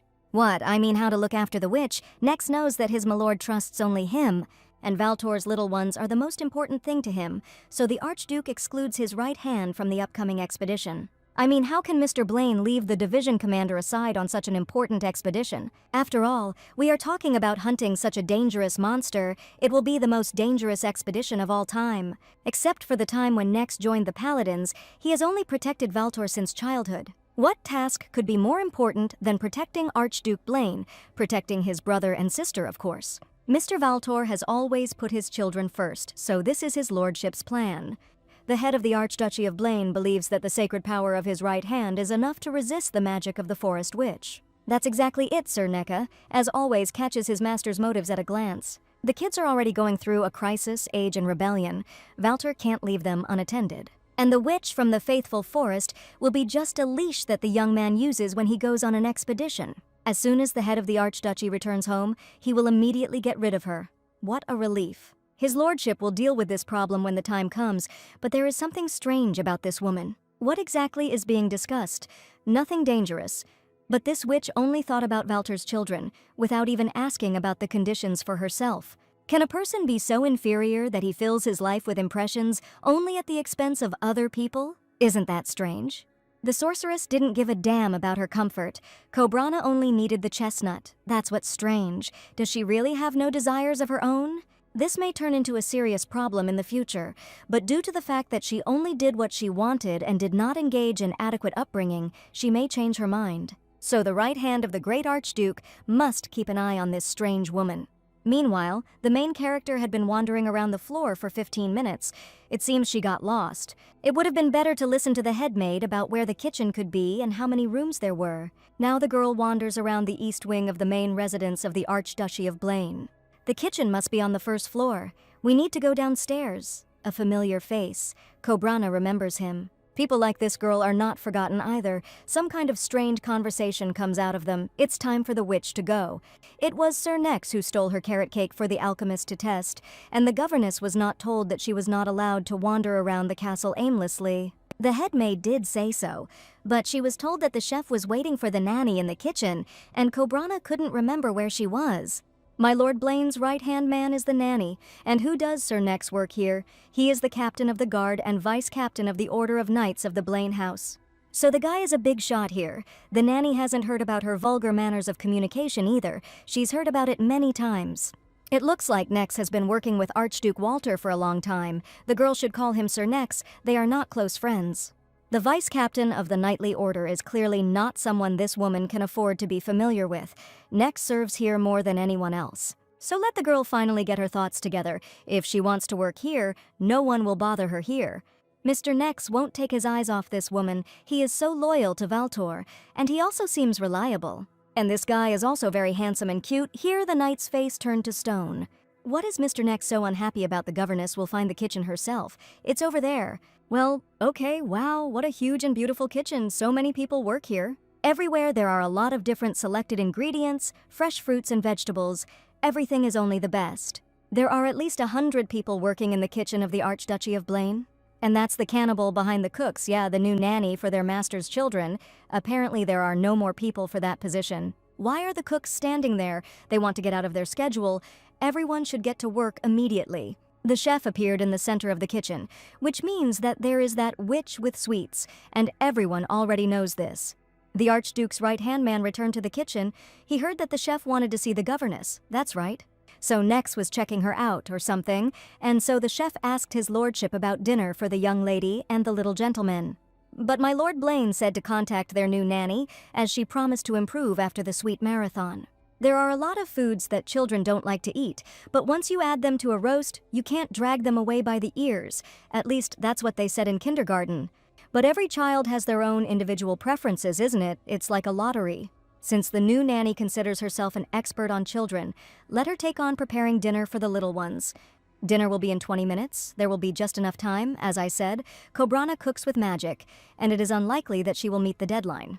Although, on the other hand, all the ingredients are already at her fingertips, she just needs to mix them. And for this, the fairy tale witch has her favorite magic. Well, let's go. As soon as the witch snapped her fingers, vegetables, side dishes, and meat began to fly in from all over the kitchen. What is this? The assistants hid behind the chef, but was that even possible? Well, wait, where did the girl get this cracked vat? Cobrana brought it from home. That explains a lot. Unchecked ingredients and utensils brought in from outside are not allowed into the kitchen. That should be obvious. The witch didn't even read the job descriptions. She was waiting for them to be made into a movie. This girl starts doing things her own way again, reminding her of how she took the Lord's children into the forest where wild grizzlies live, not thinking for a second about their safety. Yes, everything. Everything. The girl understood everything. All kitchen utensils as well as third-party products must be checked. So Sir Nex uses a special reagent to detect poisons. They are supplied by the Association of Magicians. All products are produced in the duchy, excluding unreliable sources. It is so expensive. Cobrana can bring something of her own. Let her keep it. No poison has been detected. These products can be used to prepare today's dinner. Finally, now you can start cooking. Who wants to help the witch? In all likelihood, absolutely no one. Everything is stable as always. Half an hour later, the service staff prepared the dining room for dinner, and the doors of the room opened. The servants greeted his lordship and the little gentleman. The children looked around with distrust. Seeing the little heroes, the witch barely managed to keep from screaming, and here are her chestnuts. Why are the kids so unhappy? Luna's face looks like a killing machine, just like her older brother. When will the heroine be allowed to see the children? Although first they should eat normal food after she fed them only sweets for a week. Then their older brother will have to relent and finally allow Cobrana to take care of the little ones. Compared to the chef's fancy dishes, the witch's food looks depressing even with magic. Of course, the main character will immediately guess where it is and whose dish it is. Let the young miss and little gentleman begin with the dishes at that end of the table. Here the handsome young man noticed the delighted look of the new governess. What for? And why is his lordship looking at her so threateningly? Apparently Cobrani cannot be here during the Blaine family's meal. The witch immediately disappeared behind the kitchen wall. Let the governess calmly wait for the verdict to be announced and create trouble? What trouble? She stepped on Nex's foot. The main character took his enchanted devices again, which means he checks food for poison again, as much as possible. The young man began to chew the food slowly, savoring every bite, which was quite good, even though the dish was simple and unattractive. The magic didn't fail. Everything went according to plan. The witch giggled maliciously. The children will be captivated by the food. That's what Sir Nex thought. He should have checked the witch's food with his reagent again, but she accidentally let out that laugh. No need to bother anyone. After tasting the dish from the witch, his lordship asked to bring the same dishes to his children. The chef put a completely new dish in front of the kids. Harold switched to country cuisine or something. The little heroes grabbed their forks and began to taste their dinner. Well, finally it's the chestnut's turn. It's very tasty. Luna will have more. Belly will also have another portion. Cobrana did a great job. The chestnuts ate normal food, which means that incident with the sweets is finally over. The cook prepared a delicious dinner today. The children had never understood his delicacies before. This dish was not prepared by the chef of the Blaine house, so let a new chef always prepare it from now on. This is not necessary. Because of the words of the chestnuts, this guy will think that Cobrana is aiming for his place. No one likes her anyway. Let Luna not forget to chew her food. Let her brother tell the little one to close his mouth while eating. He's drooled all over. The sorceress has passed the first test of the head of the archduchy. She can now go play with the kids. And as the older brother said, if the little ones eat well, then he could indulge himself with desserts, but only in moderation. And when Valtor announces that it was Cobrana who prepared a delicious dinner for the children, she has to do everything herself. What the hell? The girl didn't imagine it just now. That gingerbread man was moving. This way the chestnuts will definitely understand that their forest witch is right next to them, and they will be together again.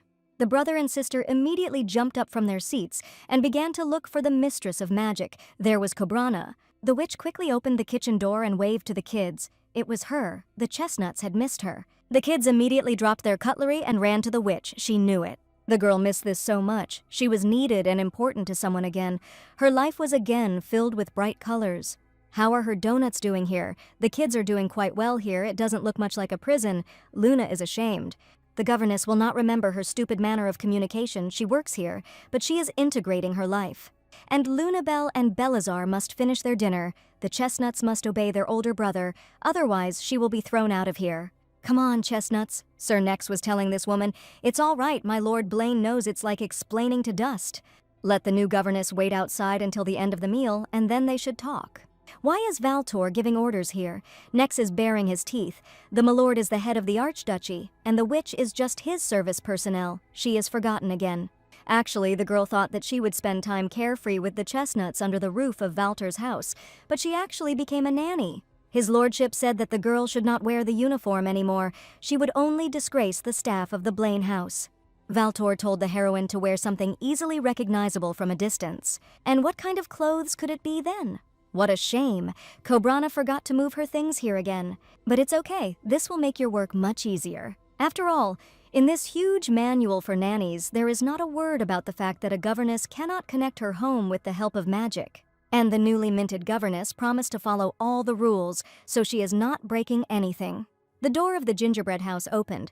The tailed friends stared at the luxurious room of the hostess. How dare the owner abandon Vanilla and Cinnamon? Well, she found a way to bring them to her new home.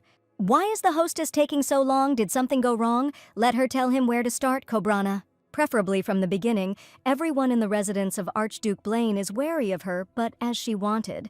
Why is Vanilla looking at the witch like that? The mistress achieved comfortable conditions without even trying.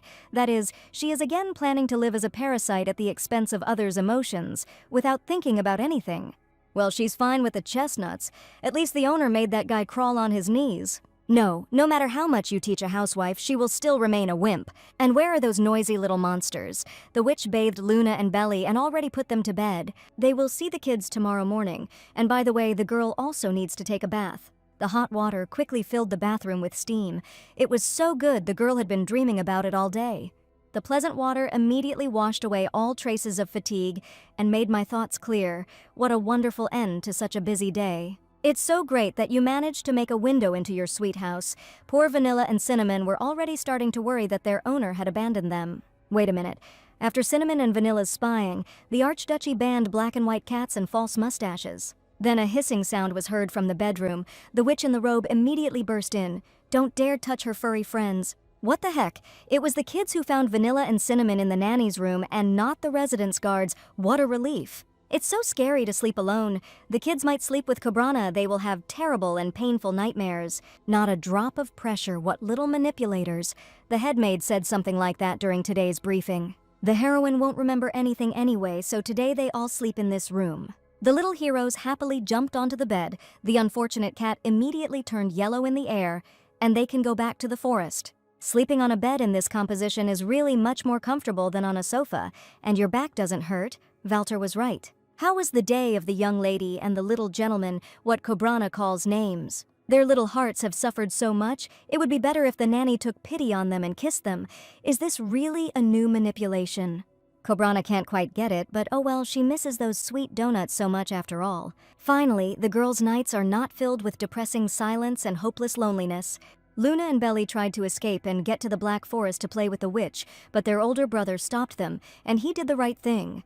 There are so many dangers in the Black Forest, but Cobrana herself led them there and said that it was safe. This is outdated information. Besides, the kids have noble blood in them, and many evil people might want to take advantage of that, so no more escapes. The children no longer have any reason to run away because Cobrana will now live with them every day. An awkward situation, which means no one told the kids that the witch was only here for the duration of the expedition. Valtor allowed the girl to see his children only during his absence. How can one explain it? Although it's better to just enjoy the moment, and so let everything be as it will be, tomorrow morning Cobrana will cook an omelet for the kids. I wonder how long the expedition of the great Archduke Blaine will last. How much time does the witch have to enjoy a happy life with these two? Meanwhile, the head chef of the Blaine residence was lamenting in the kitchen about what was wrong with his food. Harold studied with the best masters of his craft. Everyone was always delighted with his dishes, and this monster even looks scary. This is the most ordinary dish for common people, so why does it emit such devilishly amazing aromas? The chef must find out how the witch achieved this. This is his territory. Then Captain Nex came into the kitchen. And what was Harold doing here so late, just counting the ingredients for tomorrow? Why isn't Sir Nex sleeping? He's looking for the young gentleman and young lady. They didn't come here. This is bad. Where are they? Meanwhile, the elder brother raised his entire nightly squad to the ears and posted additional guards around the gardens. No one should leave the Blaine family's property. If the kids were kidnapped, then these suicide bombers are still here, and only the witch looks after the children. The morning began with the enraged roar of the head of the duchy. This mad woman at least understands that the entire archduchy was looking for the kids in the night in the surrounding area, including the villagers. This stupid and irresponsible woman really doesn't understand that she can't do whatever she wants with other people's children. It was good that Valtor had searched the headless woman's room before the situation escalated to the limit. She should have at least reported their location to their older brother. A strange girl from the village cannot share a bed with noble children. Who does she think she is anyway? This ignoramus is not here for long. She is here to fulfill her work obligations to my Lord Blaine, and not to live for her own pleasure. If she is not able to understand this, let her go. But there are no such rules in the instructions for the governess, which means that this creature is also not capable of thinking independently. She stupidly follows the rules, and what's wrong with that Valtor has completely forgotten who he's talking to. Well, that's wonderful. The main character has his own methods of training such specimens. Something makes the girl feel uneasy. What kind of terrifying aura is hovering around the main character? The first rule for mentally challenged individuals is that Lunabelle Blaine and Belizar Blaine must be kept in their rooms. Okay, yes, a face not burdened with intelligence. Why is only this woman so unhappy in this case? But none of this will make any sense unless this woman finally realizes why exactly she is here. Yes, Cobrana is looking after the kids while their older brother is away, and not building her own life. She could change one point about black and white cats. The girl made some inquiries and found out that his lordship actually loves furry creatures, okay? Valtor will cancel this point. That's wonderful. And the witch would also like to plant her own vegetable garden here. She understands that she won't stay here to live. She is not at home. Valtor's residence will not become her home, just like his children. At first, all the main characters say so. The younger ones, unlike the milord himself, could not even distinguish between poisonous mushrooms in the forest and edible ones. The nanny knows that the kids' schedules are already very busy, but they loved digging in the garden beds. Cobrana loved it, and children are happy with everything new at this age. The witch will leave the entire harvest after her contract expires, by which time Luna and Belly will have already fallen in love with all the vegetables. Today the witch will prepare an omelet with carrots, which she collected together with the chestnuts. Maybe Milord wants to try it. Valtor wants to. That's great. Cobrana signed the garden column instead of him. She'll bring an omelet soon. Valtor sighed heavily. Now it was clear why taking care of the kids was not a burden for her. They did what this woman wanted. The children did not know the word no. And that's why they weren't capricious. This girl didn't take care of their upbringing and development, didn't explain what was wrong. She just introduced them to her simple hobbies.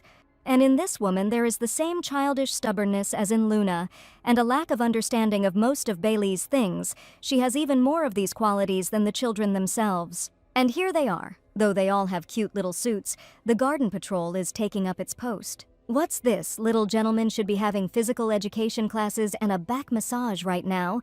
His lower back still hurts after that night on the couch. Farming can also be used to train physical fitness. The greenhouse now has a vegetable garden. His lordship only gave permission to organize a vegetable garden because the nanny can only follow the rules. There is no clause in the instructions about the participation of little aristocrats. Luna crossed her arms. The little one is ready. The whole summer garden was filled with shrill children's cries. They want a vegetable garden, a vegetable garden, a vegetable garden, a vegetable garden. Sir Nex will allow one farming lesson in exchange for continued adherence to the lesson schedule. Everyone probably wants to welcome the new girl here. Her name is Cobrana. The man has urgent and pressing matters. Where did the gardener run to? This uncle did a good job here. Everything is so beautiful and clean here. So first the kids need to dig small holes, then plant their seeds there, and then they need to be watered. That's exactly it. Children of noble levels dig in the ground instead of what they really need in life. But there is no such thing as useless knowledge. Come on, what about the lyrics to the songs she was singing in the hallway yesterday about a cool girl? Oops. The captain of the knightly order asks the children to draw their attention to the work that the servants of their house do every day. So this activity can be of benefit to the little gentleman. Uncle Nex is so good. Just let these two not tell anyone about this. It will not decorate the personal file of the chief knight of the Archduchy of Blaine. Just look, it's a worm. The girl can eat it. Why are the children crying? She was just joking. Well, that's it. They did a great job today. All the beds are cleared of weeds, the planting holes are made, the seeds are in their homes. The young lady and the little gentleman did their job so quickly, they will grow the most delicious broccoli. Belly already wants to eat it. When the broccoli grows up, the little aristocrat will treat it and his little rabbit. Oh no, baby Lulu is so dirty with dirt, we better clean his favorite toy. Now for a new farming assignment, this sheet has the crops they planted today written on it. Those of the kids wanted to read the names of the crops. The children began to vie with each other to pronounce the letters they knew. The first word is broccoli. What a clever girl Belly is, absolutely right. These little ones grasp everything on the fly. It's a pleasure to work with them. And this is a potato. Luna also reads very well, and whoever names the last word, this is a green onion. Hey, Cobrana heard everything, Uncle Nex told the little gentleman. Yes, he is so cool. Why is everyone looking at the knight like that? He and the children specially prepared this scene with reading for his eyes. After all, everyone was saying that Cobrana had let the upbringing and education of her children go down the drain, like a knight would a game combined with a reading lesson. The idea is really not that bad compared to the daily routine the children had while living with the witch. Well, that's great. But the girl has prepared another trick for the captain, who is loyal to Valtor. Time for a snack? Maybe Sir Nex would like to try the sandwiches that Nanny brought with him. There's nothing fancy about it, just a crispy bun, turkey, a slice of cheese, juicy greens, fresh tomatoes, onions, and sauce. The kids almost got into a fight in the kitchen over the sandwich that was being used for tasting. It was so delicious. The Archduke's right hand sniffed warily and began to slowly bring the treat to his mouth. Nex took a small bite of the sandwich and began to chew it thoroughly. Well, what would the accompanying knight say? While Sir Nex's attention is focused on this sandwich, the witch would like to know why the vice-captain of the Knightly Order of Blaine himself follows them everywhere. Judging by the expression on his face, this cute guy is clearly hiding something. Well, everything is clear here. The girl is sure that Sir Nex came here to escape from working with the young Archduke. Cobrana is glad the knight is looking after the kids, but if the grumpy boss sees Sir Nex slacking off here, he'll be in trouble no less. Well, my lord has scared them. Maybe his lordship wants a snack. They have a whole sandwich left. Inside this golden bun are only ingredients that were collected from the lands of the Archduchy of Blaine. Actually, the main character recently had lunch, but for some reason he really wants to take this fragrant thing. My older brother just came home from lunch, so he definitely won't eat now. That's disgusting. The head of the Archduchy immediately pulled his hand back, his right hand glaring at him suspiciously. Let the nanny give the kids the remaining sandwich. Luna eats like a horse anyway, so this sandwich is for Belly. She's so small. She's a growing organism. This sandwich is the last one. Let the chestnuts divide it exactly in half. In general, the main character came to the garden to see his kids. Why are they dressed like farmers? The fresh air strengthens the immune system. Physical education classes are also held in the fresh air, and then they became a little familiar with everyday work. The head of the Blaine family hopes that this was a one-time deviation from the boys' schedule, whatever. Well, now it's time for my Lord Valtor to get back to business. The young man quickly grabbed his friend's sandwich and quickened his pace. What the hell? This is Sir Nex's sandwich, what a disgrace. The knight only took one bite. What was that anyway? That is, it didn't seem to the witch that Valtor snatched the sandwich and ran away. A noble gentleman cannot stoop so low. Nex's sandwich, he took his sandwich. Meanwhile, the main character greedily bit into the golden bun with his teeth. The theft was successful. And as soon as the young man tasted the witch's village food, all his thoughts became occupied only with her cooking. Damn it, right now the head of the great archduchy is only thinking about what awaits him for dinner. This taste, once you try it, you will never forget it, and these captivating aromas. 3 days before the protagonist's expedition, the vice captain of the Order of Knights reports that nothing strange was discovered. Sir Nex had been watching the witch for 3 days. Was there really nothing suspicious? Well, it could hardly be called suspicious. On the second day after arriving at the Blaine residence, the nanny went to the local market. Nex found this suspicious and followed up. During her entire stay at the market, the witch only bought gifts for the young lady and the little gentleman. So nothing strange happened. Wait, it was on the second day after the witch's arrival. It was on that day that the head of the Blaine family handed her his salary, and that's what she spent it on. These kids have so many toys and money that they may never even touch in their entire lives. By the way, since the witch has changed her appearance to a more attractive one, all men should be more careful. Well, my Lord Walter doesn't have to worry. Many people have become more favorable to the new nanny. Apparently her appearance played a role. It makes it easier for people to trust her. The cook asks to sell the recipe for double the price. He won't tell anyone. Does the nanny really use some kind of potions while cooking? It doesn't suit Harold. Nothing like that. She doesn't need money.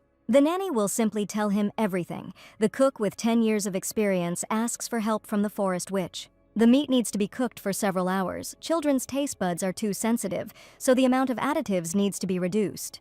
The pieces should be cooked until they start to fall apart. You can add some spices. This is a dish her grandmother taught her to cook. The girl doesn't often cook herself, so she does everything by eye and often helps herself with magic. Sir Harold is so incredible. At first the girl was afraid of him, but he decided to learn from an unremarkable girl from the village. The cook would argue about the most ordinary girl, but he would agree that Harold is incredible. So the head chef of the Blaine residence changed his attitude towards the newly minted nanny. This is just an acceptable change, since they will have to work together on one thing for some time. But why should Archduke Valtor himself suddenly become interested in the forest witch? He will never hear anything more stupid. Has it really started again that from now on, as soon as the young man hears a mention of a witch, images of a crispy sandwich immediately appear in his mind? A soft slice of cheese, fresh herbs, aromatic ham, a fried egg, what the heck? The head of the clan never even really had an appetite he never really liked to eat.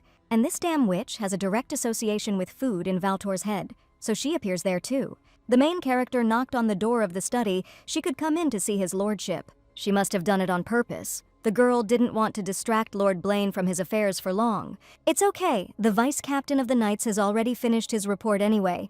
Let the governess come in. The reason his little one's nanny came here was because Cabrana wanted to give Mr. Blaine a present. Why would that be? They are not in any kind of relationship for something like that. Well, it's always nice to spend your first salary on gifts for those you are grateful to. So the witch is grateful to the Archduke, of course. She is now the happiest in the world. The girl chose the silver color for his lordship, which will suit the lord. It is not at all because she felt sorry for the money for gold.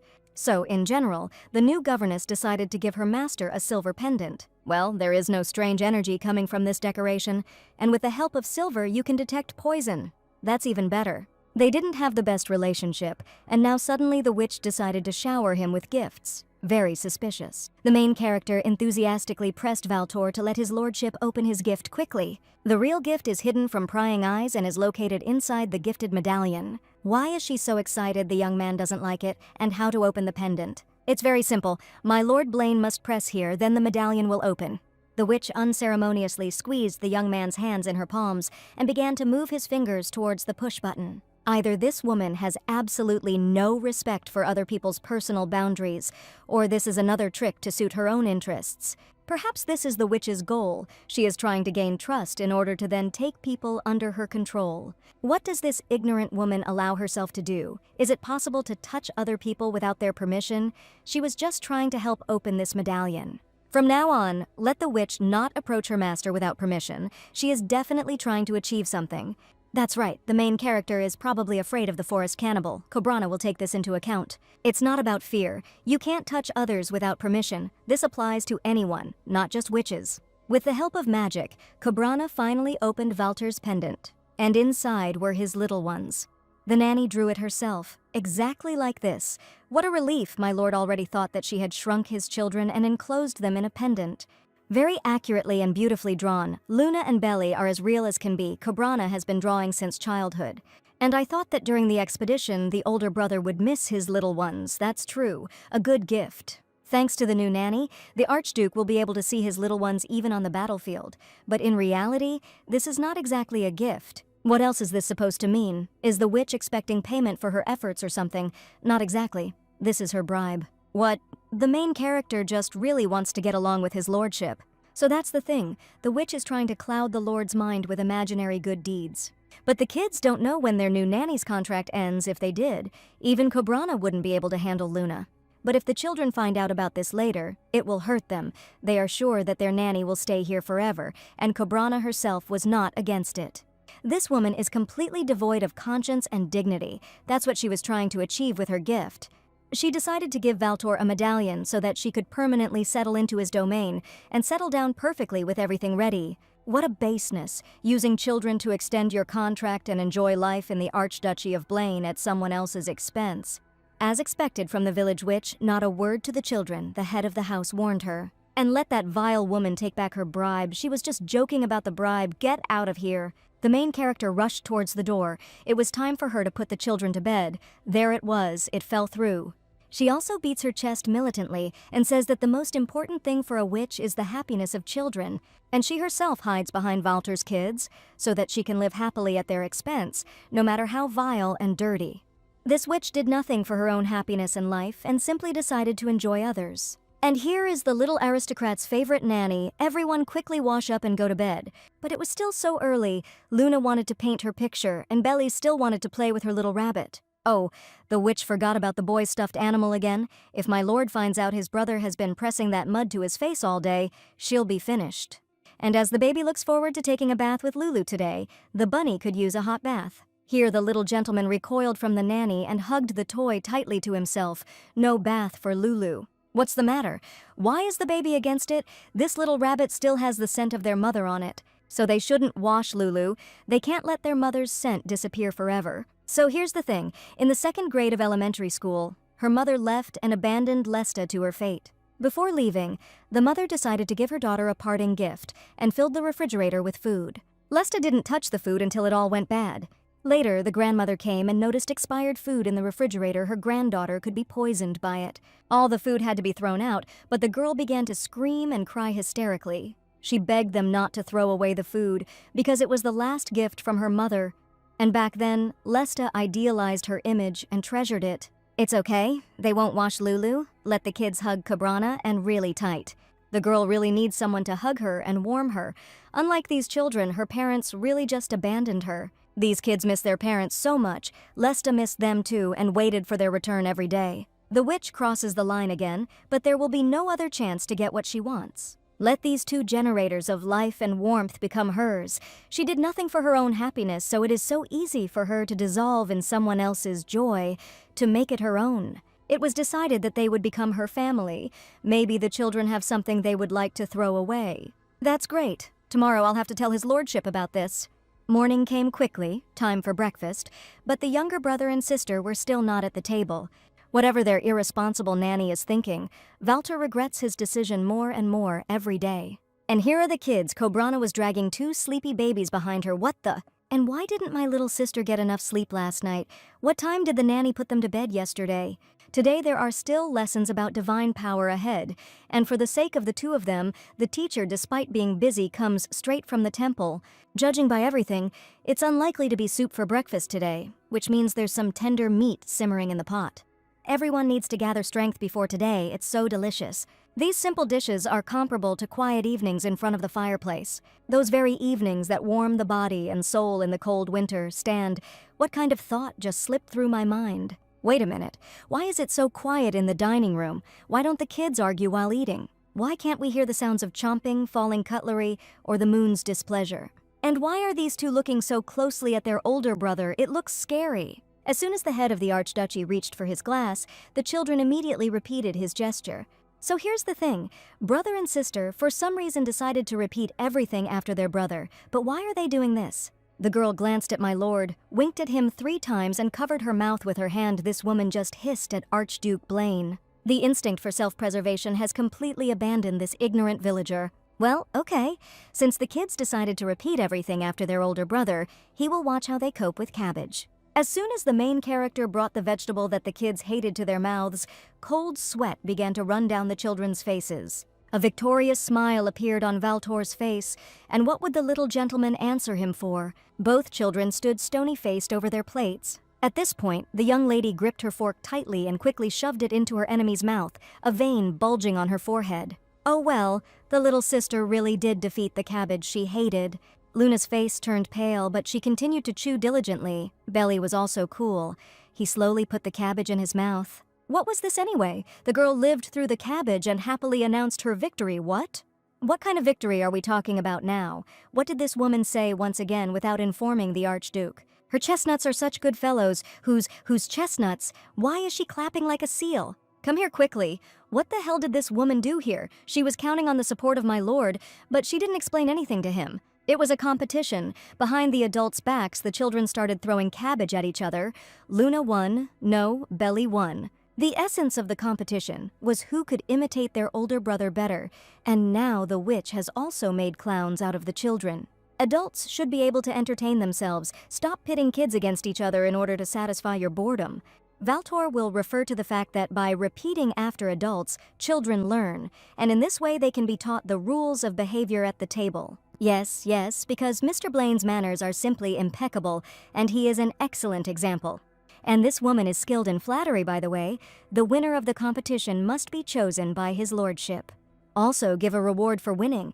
Reading a bedtime story would be very appropriate. This woman did everything behind Mr. Blaine's back. But she managed to promise the children a gift on his behalf, and now she still wants the Archduke to do her work. On the other hand, the head of the Archduchy is leaving tomorrow on an expedition at the behest of His Excellency. It would be great to spend some time with these little monsters before we leave. You need to ask your younger brother and sister what they would like, and the main character of the fairy tale is very sweet and caring. Why is the witch staring at my Lord Valtor? Here she is again, caught.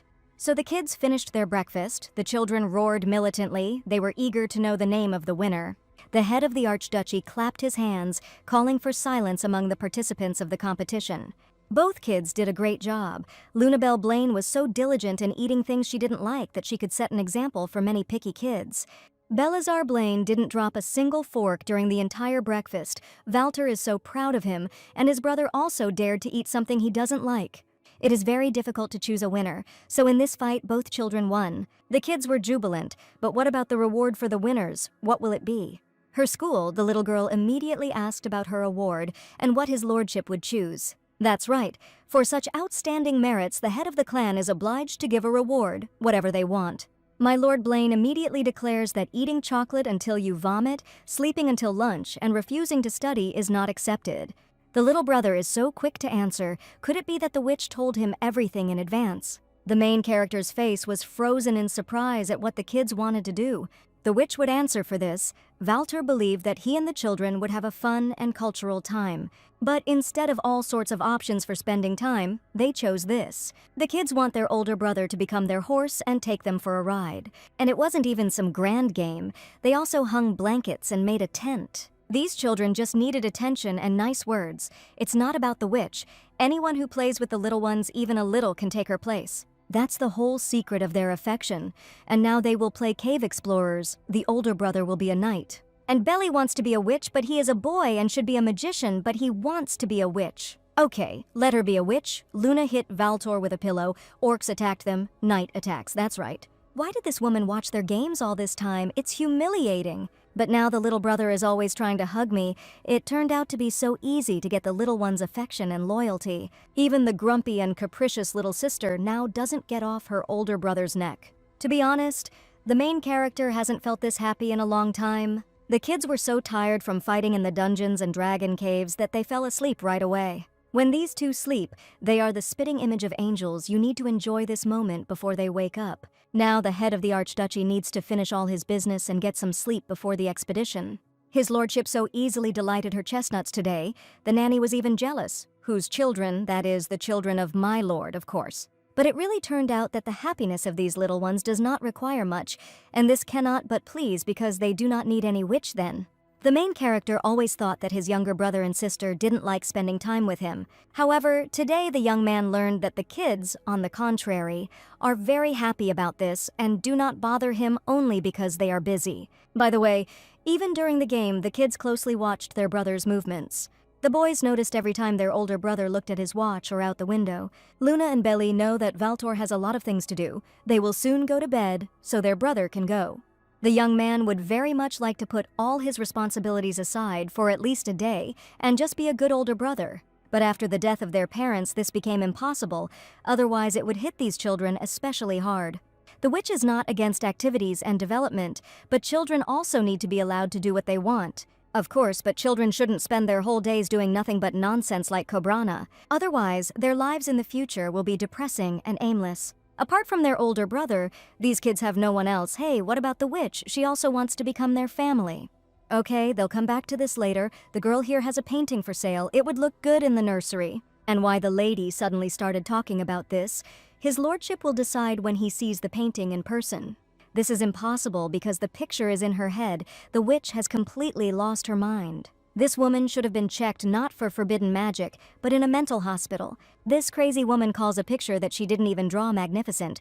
Apparently Valtor isn't going anywhere tomorrow. You cannot show it, but still love. You cannot praise yourself, but still be talented. But with material things, it doesn't work like that. Here the forest witch began to advance towards the main character. He has absolutely everything for happiness. It was Valtor who did everything possible and impossible to make it so, and this path is not at all easy. But thanks to this day, the head of the Archduchy wants to immediately set aside days for playing with the kids in his busy schedule. Cobrain would also like the great Archduke to sometimes just be a brother to the chestnuts. The witch opened the medallion with Luna and Belly, and why is she standing so close to Valtor? The girl wanted to add a drop of luck magic to this decoration, but she knows that his lordship would be very against it. Therefore, in return, the heroine will pray to the gods for the safe return of Milord Blaine home. Today, Cobrana saw how much the chestnuts love their older brother and are attached to him. So the main character of the tale must return home from the expedition for the sake of the children, against all odds. The girl's soul felt so light. This guy really was much better than she thought. Then the smell of soup reached the witch. Was the kitchen really still open at such a late hour? Wait a minute, is the chef of the residence still honing his skills there? After all, Harold recently said that standing next to the nanny, the cook did exactly the same thing as she did, but the taste was completely different. But this simply cannot be, however, all the chefs here have acknowledged this fact. This means that there is something in the governess's homemade stew that cannot be repeated. In fact, Lesta is the granddaughter of a restaurant owner with 45 years of experience, but she herself didn't really know how to cook anything. But once in the witch's body, all her actions improved significantly, which means it was not her merit at all, but the witchcraft of her heroine. And Cobrana was sure that she had become a skilled cook. Well, okay, the main thing was that everyone had a tasty meal. The girl is so proud when the servants in the kitchen praise her dishes. Even if it is the merit of magic and not hers, she is still pleased. And even Sir Nex became more lenient towards her after that crispy sandwich in the garden. So they could all become friends, and Valtor turned out to be a wonderful young man, so Cobrana could stay here forever. I need to go to the kitchen and check how things are going with tomorrow's menu. The vice captain of the knightly order also feels the difference in the taste of the dish. Then some kind of potion must have been used, but Chief Harold personally watched every action of Cobrana. She did not have any potion. But doesn't Captain Nex need to prepare for the expedition now, since he is their master's right hand? Magic usually leaves traces that are visually similar to fingerprints, but here the knight does not see them. Nex doesn't feel the effect of the magic potion here. There's clearly something else here. In any case, all these dishes are completely safe, so the captain has done his job. It's time for him to go. What if this is magic that no one has yet studied, and they will all turn into frogs as soon as the head of the Blaine house leaves the Archduchy? The vice-captain of the knightly order came out of the kitchen and noticed some movement at the door. The knight didn't understand something the whole time the witch was standing behind the kitchen door and eavesdropping. The girl's face, caught red-handed, immediately turned red. It didn't work out very well. The governess asks her next for forgiveness. She didn't mean to eavesdrop, it just happened. The main character decided to check her ingredients before tomorrow, and then she heard that she was again accused of black magic. Nothing had changed. The girl's voice suddenly broke, tears ran down her cheeks. No one still likes her. The vice captain was immediately confused when he saw the woman's tears. Everything was not quite so. The chief did not say such a thing out of anger. And out of despair, the governess will return to her room. She doesn't want to go into the kitchen. Servants were already crowding at the door. Could it be that the witch had heard everything? It seemed like they were going to have trouble. The knight sighed heavily. No matter what methods and motives this woman had, she really did not add the potion to her dishes. What a relief that the forest witch simply left. Otherwise, she could easily have served them instead of lunch tomorrow. Or turn the girls she envies into frogs, stop spreading unsubstantiated rumors. The giggling of the two maids was interrupted by the head cook. Let the girls watch their language, especially if they believe in all these fables. Well, that's what everyone around is saying. They also said about Harold at the beginning that he gets rid of unwanted assistants with the help of a knife, bags, and a dark night. However, none of those present were harmed during this entire time. Harold did not want to offend this girl. Such an obvious difference, and the lack of any answer drove him to despair. So the head chef blurted out something like this when the hostess would no longer want to please everyone around her. This desire is obviously doomed to failure, and the problem is not with the hostess, but with the fact that it is normal. Someone does not like it. And Cobrana's world should not depend on the opinions of others about her. Why, she completely lacks something of her own. That's not right. Oh, what's that hot and rough thing on the girl's cheek? Cinnamon decided to cheer up her mistress a little. But the fairy tale witch has the best furry friends, so let her not forget about it. All the service staff love and respect Velter unconditionally, so many did not become prejudiced against her. The servants at the residence said that their lord loved his children more than anything in the world and would never harm them, so they did not consider Cobrana dangerous. In general, everyone was so kind to the girl because of Archduke Blaine's influence, and not because of her charisma. However, the main character himself still does not believe in the pure intentions of the witch. Well, yes, she wants to make the children her own, but she can't poison them. How she wants to drink, but since Cobrana is now in a fairy tale world, all she can do is endure. The witch gave her a pendant and made delicious food. The hostess really thinks that this is how trust is earned. Where is the strawberry liqueur that the witch hid, and why does everyone see only the worst in her? Because the real witch had a reputation to match, and she herself did nothing to fix it after her reincarnation. There was a knock at the nanny's bedroom door. 1 minute, and what is the head chef doing here? The chef bowed in a conciliatory gesture. He was very sorry that everything had happened this way. There was no need to apologize. Cobrana understands everything. All the service staff loves the Blaine family very much. And of course, he worries about her. It's not just that. Harold was simply looking for the reason for the obvious difference in their dishes, not in himself. And he was looking for it in a girl. Cobrana called the chef magnificent, and he repaid her for it this way. Harold really has nothing to apologize for. That's why he's a master of his craft. He's so meticulous about it. Moreover, the girl began to think that the answer really lay in magical abilities that she had not even suspected. Well, be that as it may, Cobrana definitely did not use potions or concoctions. But you can't just accept verbal apologies. What does the chef mean? Harold prepared a peace gift for the girl. There was no need to waste time on this. The head chef does not like to remain in debt. What are these strange pieces, and green ones at that? What should be done with them? These are snake legs. Wait, snakes have legs. In his youth, Harold wandered all over the empire in search of the rarest ingredients. And this is what the chef managed to find. This is a real treasure that can only be found once in 100 years. What? Harold gives such a priceless thing to Cobrana. She can definitely touch them. The girl will find a better use for them. We need to get this away from the gluttonous Cinnamon. Whatever it is, the girl clearly has a gift for cooking, whether it's magic or not. Now it's time for the head chef to return to the kitchen and prepare food for tomorrow's expedition. If Harold didn't mind, the witch would like to cook with him tomorrow. She had no friends. But this man is very noble and honest, and true friends should be just like that. The head chef will be waiting impatiently to see if Cobrana really did please someone for her merits. She has a difficult path ahead of her, but step by step, someday all the locals will accept her. Everyone will rejoice at the appearance of Cobrana. She will be able to stay here forever, and the trail of the evil witch will finally sink into oblivion. The next morning was a busy one for the Archduchy of Blaine. The younger members of the family got up especially early to see their beloved older brother off on his way. What, kids? Is this serious now? Valtor was preparing to face their next onslaught of accusations and insults. Something completely different from his kids. They never wanted to understand the young head of the family. Luna was always sarcastic and told her brother not to come back if he dared to abandon them, and Belly screamed tirelessly from the very morning, driving the entire staff crazy. But today, everything is different. The kids say that they will miss their beloved brother very much. It's even scary. By the way, let the brother just try to forget about the gifts from the business trip. Valter is going to war, but oh well. Luna is in her element. The little brother also wants to ask for something, of course. What kind of gift will you need to find for Bailey? The baby doesn't need any gift. He's not a girl. Hey. The boy just wanted to play with his older brother more often, like he did yesterday. That's his main desire. A warm feeling spread through the main character's body. It seems like they will succeed. Valtor will miss his little monsters immensely. Let them take good care of themselves. The head of the Blaine house promises his kids that when he returns from the expedition, they will play together. Here, the witch unceremoniously interrupted the family conversation, and it was necessary to spoil such a priceless and touching moment. This woman is serious now, but there is no time to argue with this faulty madam. The young man would rather spend every minute on these two and stop eavesdropping so openly.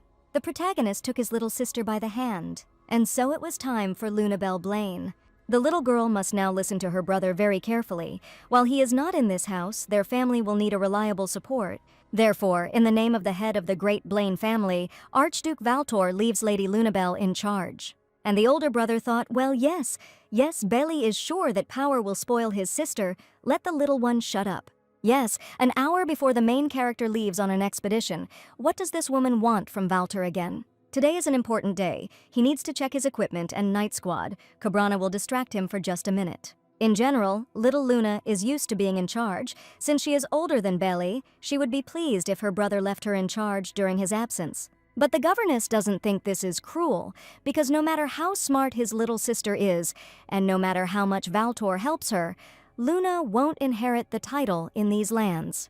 Due to senseless political intrigues, the emperor decided to prohibit the appointment of women as heads of noble families.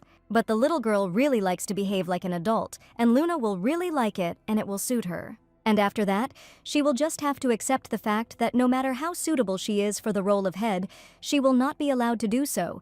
But then Luna will understand that it is not her older brother who believes in her. And so Valter hands over the protection of their home to his little sister. Luna must not forget about her duties, preserving the glory of their home. The Archduke believes that the little girl will become an excellent example for others. She is so serious and responsible.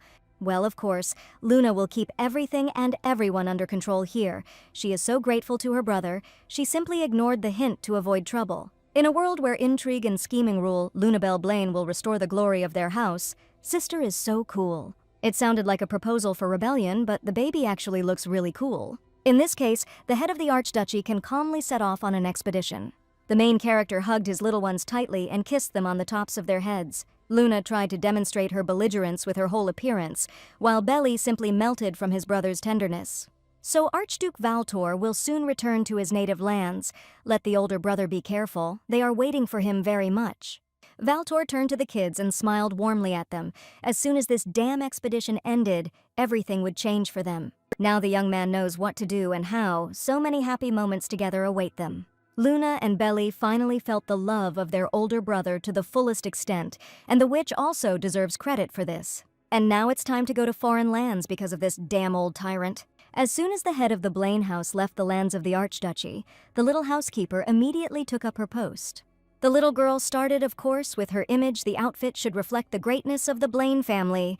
The girl spent a lot of time in front of the mirror and was able to find a suitable dress. The little lady looks especially majestic, and Luna will no longer be running around the corridors. The head of a noble house shouldn't run around recklessly. Yeah, the little one got into character completely. By the way, there is a very important issue on the agenda this week. Lady Luna is going to discuss the distribution of chocolate. But didn't the head of the Blaine house, who transferred his powers to his successor, warn her that she should not use power for her own interests? However, the girl completely ignored her nanny, and everyone in the residence still needs to be given 3 bars of chocolate. In honor of Lunabelle becoming the new head of the Blaine house, oh no, Belly was right, power is really messing up his sister. This little sly one wants to feed the residents with chocolate so that she and Belly can get 3 chocolate bars each. Lunabelle Blaine could not cope with the burden of her power. Her soul was poisoned by influence and profit. However, this girl is truly a genius, and again this woman stares at the master's children like a cat at a fishmonger. The little lady growled so that the little one wouldn't dare drop his fork. He should follow his older brother's example. So there was some positive effect from the power of the moon, and who wants to dine in a hut? Children love to travel so much, but only until his lordship arrives. The chestnuts know that. Belle's favorite puppy, and there's Luna's favorite cat. Maybe they will become parents of fluffy ones. There was a rumble then. Oh, Nex can't get used to this little closet. His Highness didn't give permission for something like this. Why would they need permission if the witch moved her hut into the territory of the Archduchy of Blaine? And why is this woman introducing other people's children to her home like that? By the way, Uncle Nex climbed into the ladies' closet. How shameless. Even if the little gentlemen climb into the dragon's mouth, their knight will follow them. That's Nex's duty to their big brother. The little girl is bullying again. Isn't teasing a bad habit? Here Luna raised her eyebrows and winked at the witch. This is a habit. This is how their older brother behaves during formal balls, communicating with ladies. Cobrana immediately burst out laughing.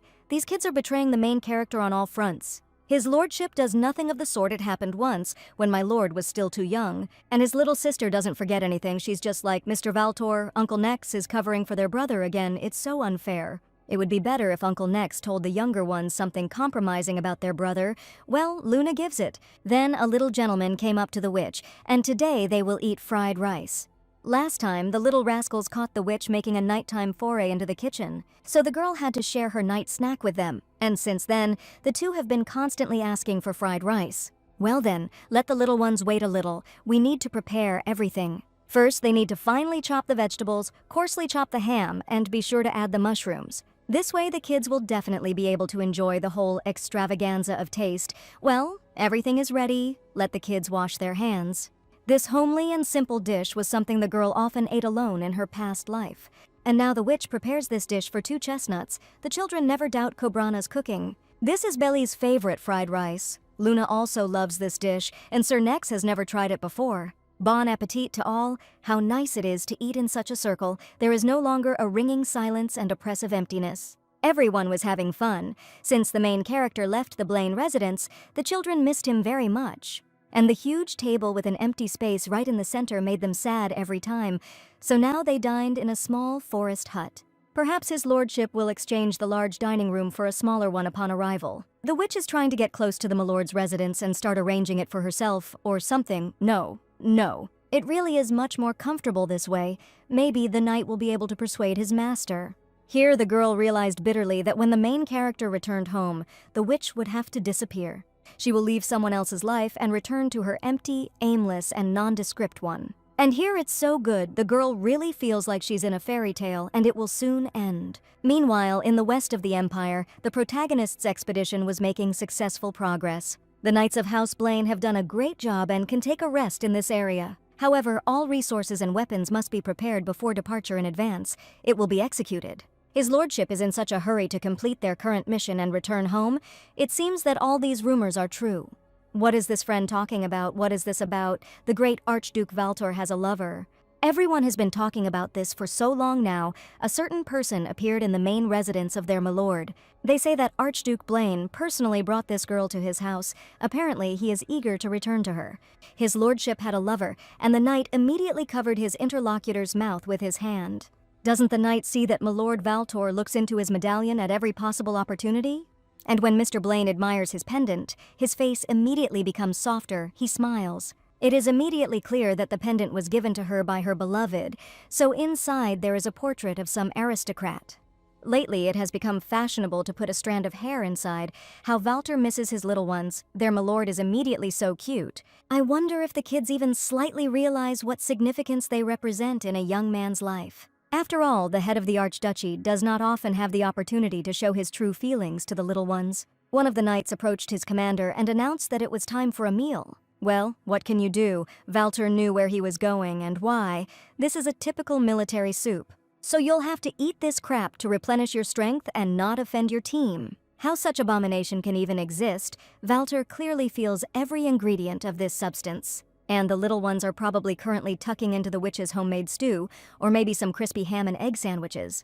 At such a moment, the young man really misses this woman's cooking. Then a shrill female scream was heard, asking what was going on there. Some village resident was calling for help. The main character immediately jumped up from his place, and his knightly order immediately surrounded their commander. The woman screamed hysterically because in front of her was the great Archduke, Walter Blaine. He had to help her find the children. The stranger must calm down and explain clearly what happened. Her children were kidnapped by man-eating wasps. What? What kind of subspecies is this? Wasps are tiny. How can they eat people? And even being a swarm, how the wasps could kidnap and carry away 2 children. The woman is sure of this. The man-eating wasps want to feed her babies to their hatched young. This gives a faint hope that this woman's children may still be alive. The reconnaissance team of the Knightly Order of House Blaine reported that a nest of a whole swarm of these creatures was found during the day. Let the knights form a search party immediately. Walter will handle the rescue personally. Literally a moment later, the most powerful knightly order of the Empire set out to search for the children. The main character immediately discovered a whole swarm of man-eating wasps in the sky and commanded to move in that direction. So the knightly squad found the monster's lair in a matter of minutes. These wasps are simply gigantic. Steel flashed in the gloomy eyes. All knights immediately prepared to attack. The soldiers immediately took out their crossbows and aimed at the enemy, everyone waiting for the command. The knight with an axe approached the lair of the winged cannibals, waited for the nod of the milord, and gave the order to shoot. As soon as the knight unleashed a series of axe blows on the monster hive, the wasps immediately changed their direction. The winged cannibals immediately discovered the knightly detachment and rushed straight at them. The Empire's best marksmen immediately struck down the enemy line, and the striped cannibals fell heavily to the ground one after another. As soon as the huge cannibals fell, the knights immediately set their bodies on fire. Everything goes according to plan. One of the knights carried a crying baby out of the hive and announced that their group had managed to find the kidnapped children. A smile immediately appeared on the protagonist's face. What was that? Their milord looked like a contented Labrador. The head of the great house immediately ran to the crying baby and began to examine him carefully. Apart from a couple of scratches, the baby is fine. What a relief. And now it's time to take the baby to his mother. Let the baby tolerate the uncle in armor a little longer. His mother is not far away. Here the main character heard the frightened roar of his knight. His lordship is in danger. They're behind him. Be careful. Meanwhile, the baby asked the nanny how many more nights he needed to sleep so that his older brother would come back sooner. To be honest, according to the latest news, the date of Archduke Walter's return has not yet been determined. They are preparing that this will only be possible after his lordship drives all the monsters out of the forest. Walter was supposed to return 10 days ago, but there is still no news. The older brother will return before the broccoli sprouts, and they need 3 months for that. They will wait together for the baby's older brother and watch the broccoli sprout. It will be great if, upon Walter's return, they can all harvest together. Belly wants to see her brother as soon as possible. Meanwhile, the protagonist collapsed to the ground, blood flowing from his chest, his lordship wounded. My Lord Blaine shielded the child and took the full brunt of the blow. The commander was stung. A doctor is needed immediately. The womb itself exploded in the air. The knights saw it. Walter was hasty this time. The main character feared for the child's life and rushed, using something he shouldn't have in front of everyone. Well, honestly, if children are involved, his lordship doesn't think about himself right away. If the poison touches his heart, it will be bad. The Archduke guessed. But on the most beautiful face of the Empire, there is not a single scratch. The ladies can breathe easy. Walter can already see how the hereditary offspring grinds his teeth, having learned that the Archduke he hated remained handsome even in death. Well, if his lordship deigns to joke at such a moment, then the doctor has nothing to worry about. Alas, Lord Blaine's personal physician will not give the imperial offspring the opportunity to rejoice at the funeral. Fortunately, the sting of that female did not reach the heart of the head of the Blaine house. Only His Highness's medallion was seriously damaged, so my lord got off very lightly. The main character healed all the wounds and immediately examined the witch's gift. The young man's silver medallion was indeed shattered into pieces. A crack has formed right on the portrait of the little sister and brother. This is not a good sign. The main character urgently needs to return home to his kids. Where did his lordship rush off to so abruptly? My lord must not make any sudden movements. The doctor has not yet finished his work. There is no time. It is time for the knightly detachment of House Blaine to return to the native lands of the Archduchy. Before the young man's eyes were only his children, the little ones snoring carefree in their beds. So defenseless and vulnerable, Walter has a bad feeling. He must protect the kids at any cost. Meanwhile, the main residence of the great Archduke Blaine was indeed under surveillance. The protagonist's premonition did not deceive him. The faceless danger was already very close. Night has fallen in the lands of the Archduchy of Blaine. How many times can I repeat that it's time to sleep? These children will drive Cobrana crazy. Before, she never said no to them and did not take care of their upbringing. That is why it was so easy and simple for her. Now the witch perfectly understands the meaning of what Valtor said. It is one thing to just have fun with them, and quite another to educate them. The children were busy with their studies, gardening, playing with furry creatures. Why don't they run out of energy? That's it. The girl no longer has the strength to argue with them. Cobrana activated the magic. Everyone in her room read fairy tales. And just as the main character dealt with them without magic, today the little head of the house can read everything herself. Recently, the girl has become completely immersed in the world of fairy tales, so her reading skills have improved. The little mistress of the castle began to slowly read the fairy tale syllable by syllable, or maybe the nanny will replace her sister, quieter. Luna is doing great. Belly didn't understand anything, so he immediately started snoring, but the little girl continued to diligently pronounce the syllables. Once both children are asleep, the witch will take them to their rooms. Finally, they are both exhausted. Oh, the little heroine would also like to get into one of those wonderful fairy tales. To fly under the clouds, live in a magical land, and take part in adventures. Well, her governess succeeded in this. She is right now in a wonderful fairy tale. Then a terrifying roar of lightning was heard outside the bedroom window, and all three of them immediately jumped up in their seats. Large drops of rain began to loudly hit the glass. Wow, there was such a heavy downpour outside the window. Belly immediately started to cry. Well, the witch had just put the boy to bed. That was disgusting. Can brother and sister sleep together with Cobrana today? In general, the older brother forbade such forays. But on days like these, being left in an empty, dark room can be really scary. Wait a minute. Where did Belly's older sister go? Where is Luna? The little head of the Blaine house clenched her fists belligerently and declared that she would protect them, but the little girl was also afraid of thunder. Not at all. How can the head of the greatest family of the empire be afraid of some natural phenomenon? Then a clap of thunder was heard outside the window again. The girl immediately screamed and covered her head with a blanket. Well, okay, let the kids spend the night with their nanny tonight. They are really very scared. Finally, the little ones are snoring peacefully. What a relief. The girl's strength was already completely leaving her. A downpour outside the window, chestnuts nearby, fluffy creatures curled up comfortably nearby, just like on the first day in this house. In such a situation, the main character should turn a blind eye to a little prank, right? There was some kind of rumble in the corridor. They were making fun of me, whether Cobrana would be able to sleep today or not. Someone will get beat up. The witch will now turn everyone into frogs. Sleep is sacred to her. The main character approached the door and stared at the doorway with a stony face, wondering what was going on there. What the hell? Are they serious now? The knights are dueling at such a late hour.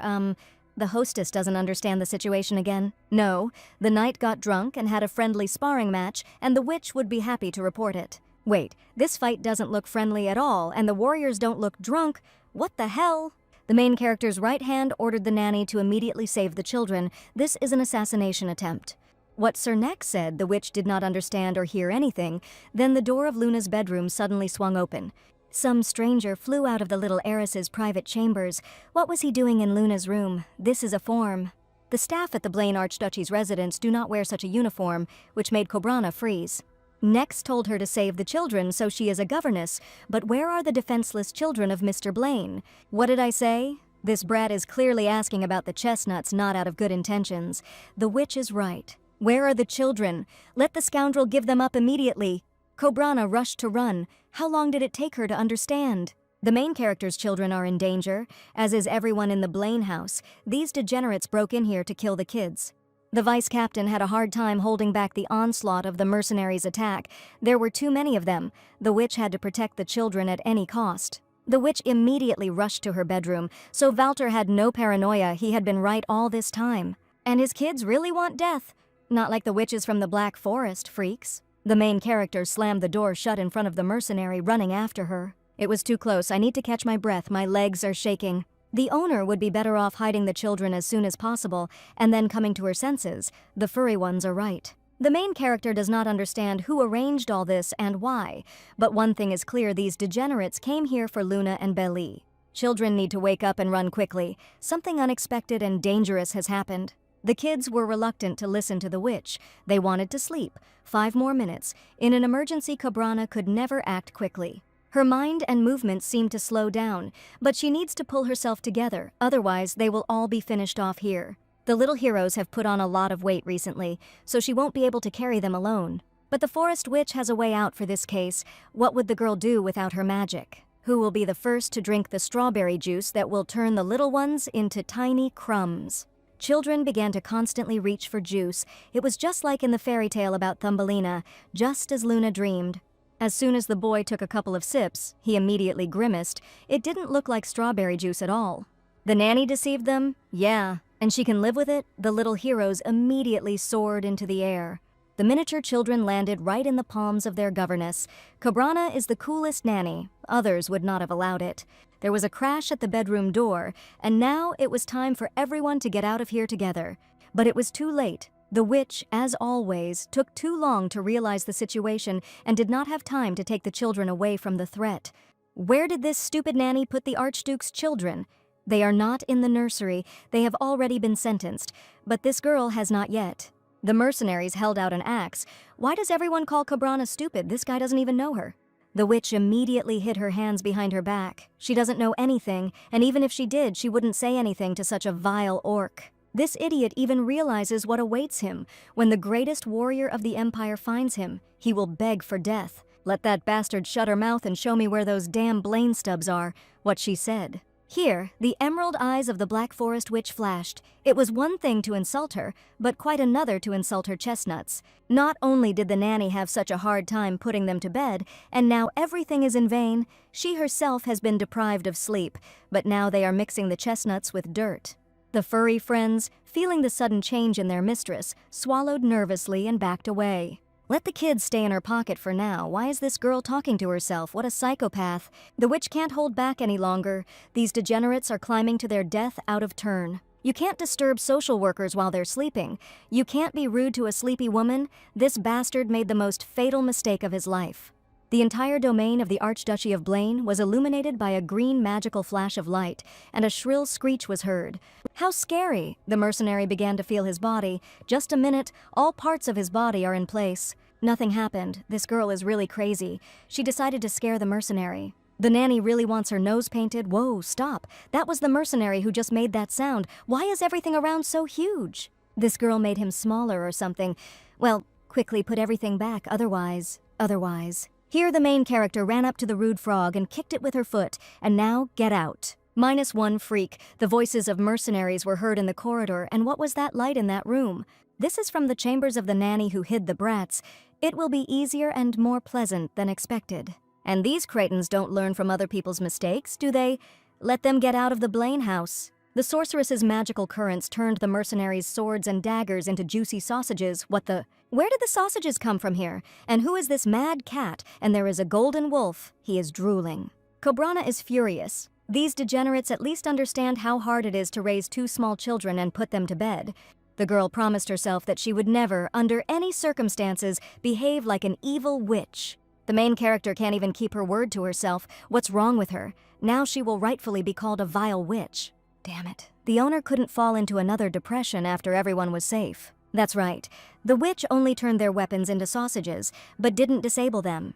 Shouldn't Cobrana protect herself and the children? Why is she whining here? Those who dared to come here for the children under cover of night are to blame. And why did the mistress freeze? A mercenary rushed straight at her, but the furry friend saved the witch, clinging to him with his fangs. Let Cobrana listen carefully. This is not about her at all. She must finally pull herself together and take the children away from here. The danger is still here, let them run away. Vanilla and Cinnamon will sort this out. The mistress is no use anyway. Cobrana loves her tails. She has a portion of the most delicious dried beef. Let the hostess make different varieties and more, and put less for Cinnamon, she can barely turn, hey. The witch and the little heroes jumped into her closet and immediately found themselves in the gingerbread house of the Black Forest. The kids were probably really scared, so we need to pretend that nothing happened. She didn't crush them there. The younger child was crying again, and the older one was sadly staring at one point. What freaks, damn them all. Well, that's it. It's all over. The kids are finally safe. Everything will be fine. It's time for them to go to bed. Let the kids sit here for a bit. The witch will make them beds now. What healthy cookies? Well, Valter will kill their nanny. The kids will eat their fill of sweets again. Then the kid saw a whole jar of sugar that was delicious, but he had to stand there. That was beyond the pale. The witch was almost finished. Everything was ready. The nanny threw the sweet-toothed ones into their new little beds. These are real beds made from walnut shells, just like in the fairy tale about Thumbelina. And what about the blankets made from petals? Well, of course, now the children will fall into a sweet sleep and see something very bright and pleasant. These blankets are so soft and smell so delicious.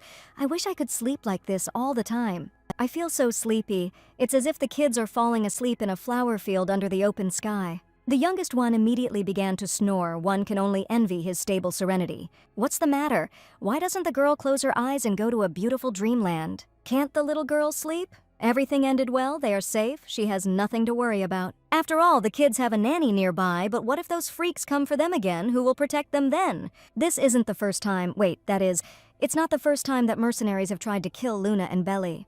Belly doesn't remember anything, but his older sister still sees it. First in their country house, then during her birthday. So Valter was right all this time. His children are really in danger, and the butler also spoke in the kitchen about an assassination attempt when Luna was just a baby. The girl almost suffocated under the pillow that the nanny pressed to her face, hearing this from a 7-year-old child. So that's why their older brother was always talking about the safety and protection of the little ones. That's why he always kept them in sight and didn't let anyone near them. Who should you be anyway? Let the kids leave all the worries to the adults and get a good night's sleep themselves. Meanwhile, all the mercenaries in the Blaine residence were caught and safely neutralized. The vice captain of the Knightly Order flexed his knuckles. It was dangerous, but they held up. Where did all these sausages come from? Does the nanny really eat at night? The fluffy little ones really helped the knights, so they deserved them. All knights are now inspecting the perimeter of the residence and interrogating the service personnel. And where are the little heirs, and where is that witch? The whole trinity must be hiding in this closet. From a strategic shelter standpoint, this cabinet proved to be quite useful. Upon his lordship's return, they planned to immediately call the magician and drive the witch out of here. Oh no, their commander is in the closet alone with a woman. No one is to look or listen. This witch has definitely bewitched the commander. We need to save Sir Nex. The knight opened the cabinet doors. What the hell? Where is everyone? Everyone just saw how their commander went into the closet and didn't come back. Footsteps were heard on the threshold of the gingerbread house. Everyone get away. The witch knows Kung Fu and went to Pilates. It's just Commander-in-Chief Nex. They caught all the freaks thanks to the furry assistants. The residence is safe. On the table, little fairy tale characters were peacefully snoring in their shells. How lovely. The knight immediately broke into a warm smile. He would certainly report Miss Cabrana's help to their master. But it was Sir Nex who risked his life for the children, and her tales were so fearless. Thumbelina and the prince were almost kidnapped by vile toads, but the witch thwarted their plans and saved them. This is such a wonderful new fairy tale. Cabrana really likes it and will probably become her favorite. Meanwhile, the main character has already returned to his native lands, having covered a huge distance in record time. The young man dismounted from his horse and ran as fast as he could to the bedrooms of his little ones, begging for only one thing. To keep the children safe, Valter will pay any price just so they are alive. The doors to Luna's bedroom were knocked down, all the furniture was overturned, the bed was cut up. Was Valtor really late? There was a crash of glass under the protagonist's feet, and a broken family photo of the Blaines lay on the floor. Valtor was struck as if by lightning. There could not have been a more terrible moment in his life.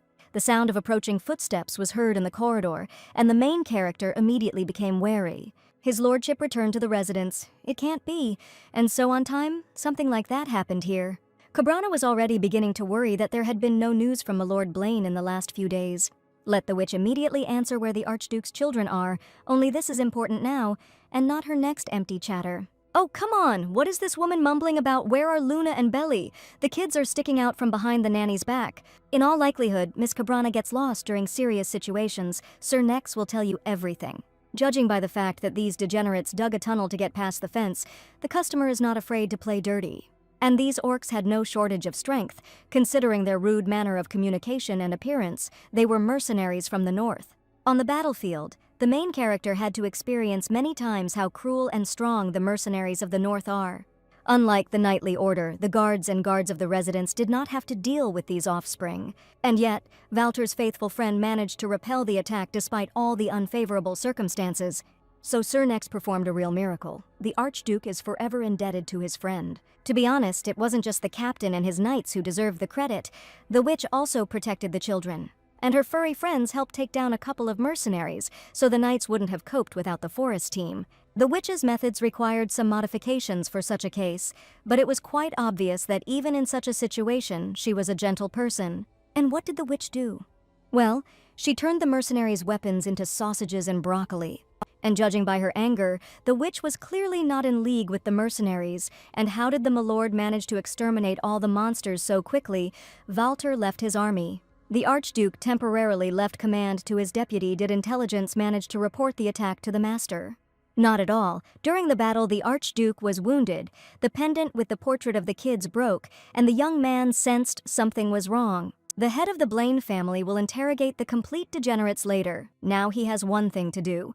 Well, the day has come. The witch has already moved her things into the gingerbread house, so all that remains is to wait. And again return to the lonely and aimless life of a hermit in the forest wilderness. It's better not to say goodbye to the children, so as not to see their tears. Why can't Cobrana stay here forever? But maybe she should at least write a letter to her chestnuts. Here, in the doorway of her bedroom, the face of the main character of the fairy tale appeared. The witch here does not cry at all. What brings his lordship here? Walter would like to apologize for his harshness yesterday. He was terribly frightened for the children. The Archduke's right hand said that the witch helped save his children, so Walter doesn't even know how to thank her. And what about this window? Oh, it's Cobrana's fault. She kicked one of these mercenaries and broke their window. What? Those freaks are all 2 meters tall. It seems like some context wouldn't hurt here. First, the witch turned the mercenary into a frog, and then threw him out the window.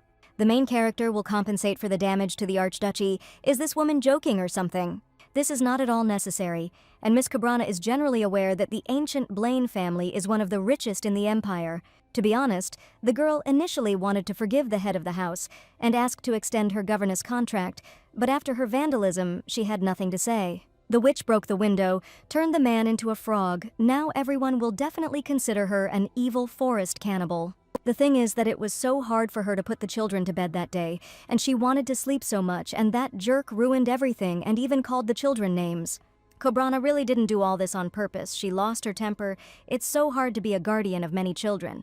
Therefore, the witch asks forgiveness from my Lord Blaine, and the young man was absolutely right in everything. At first, she thought that the gentleman had paranoia and delusions of grandeur, because Walter had so many prohibitions and daily poison checks. However, last night the little girl told about the attempts on her life as a child, and then the witch was struck by the realization of all the horror that their entire family had to endure. And Walter is simply a miracle to bear such a burden, to raise a child alone while being a child, and at the same time not to lose his nobility and honor. It would be better if the degenerates attacked openly. That way it could be prevented, since she knew that their parents did not die because of illness. What, both parents were in excellent health, there was no single reason for sudden death, but no poisons were found.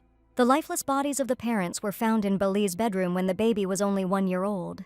The cause of death has yet to be determined, but someone has been trying to exterminate their kind for years, which is why Walter is obsessed with the safety of the children.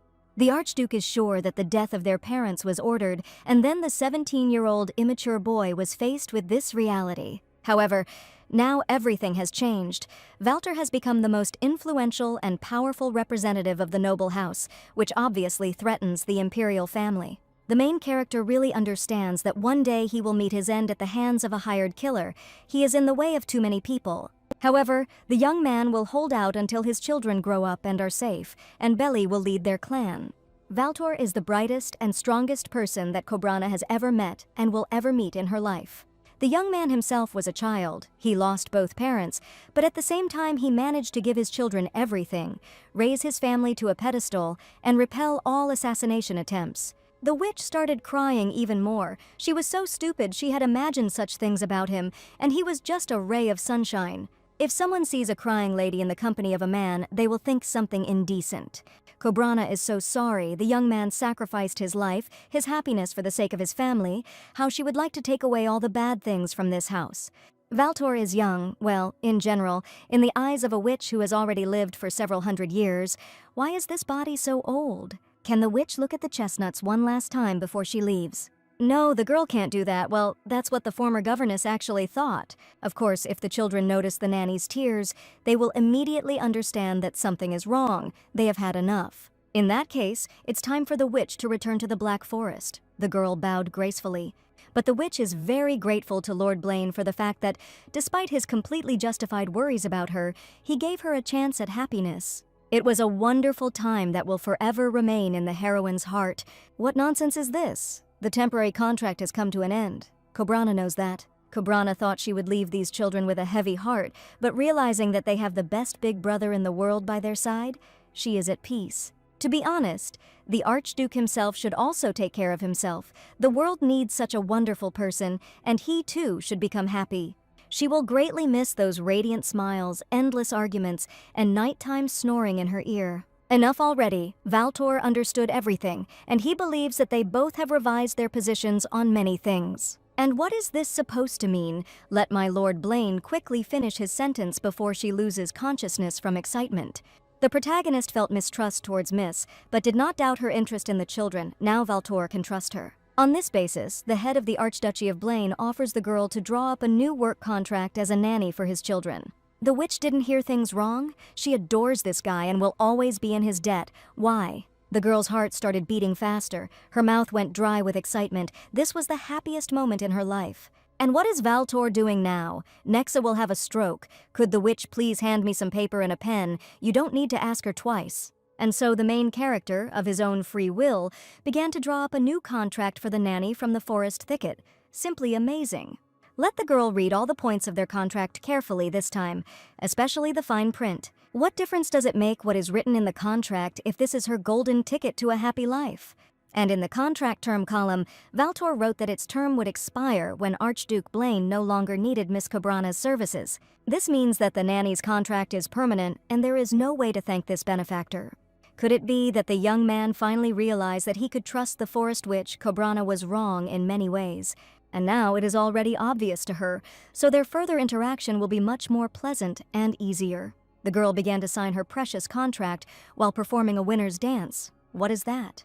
Cobrana wrote that the chestnuts will bathe in her love. She will put her whole soul into their upbringing and protection. What the hell? Who even puts hearts in important documents? Cobrana is about to burst with happiness. The witch still can't believe it. Everything is exactly as she dreamed, and it's all because of this fairy tale guy. It's nice to see that this woman liked Valtor's little ones so much.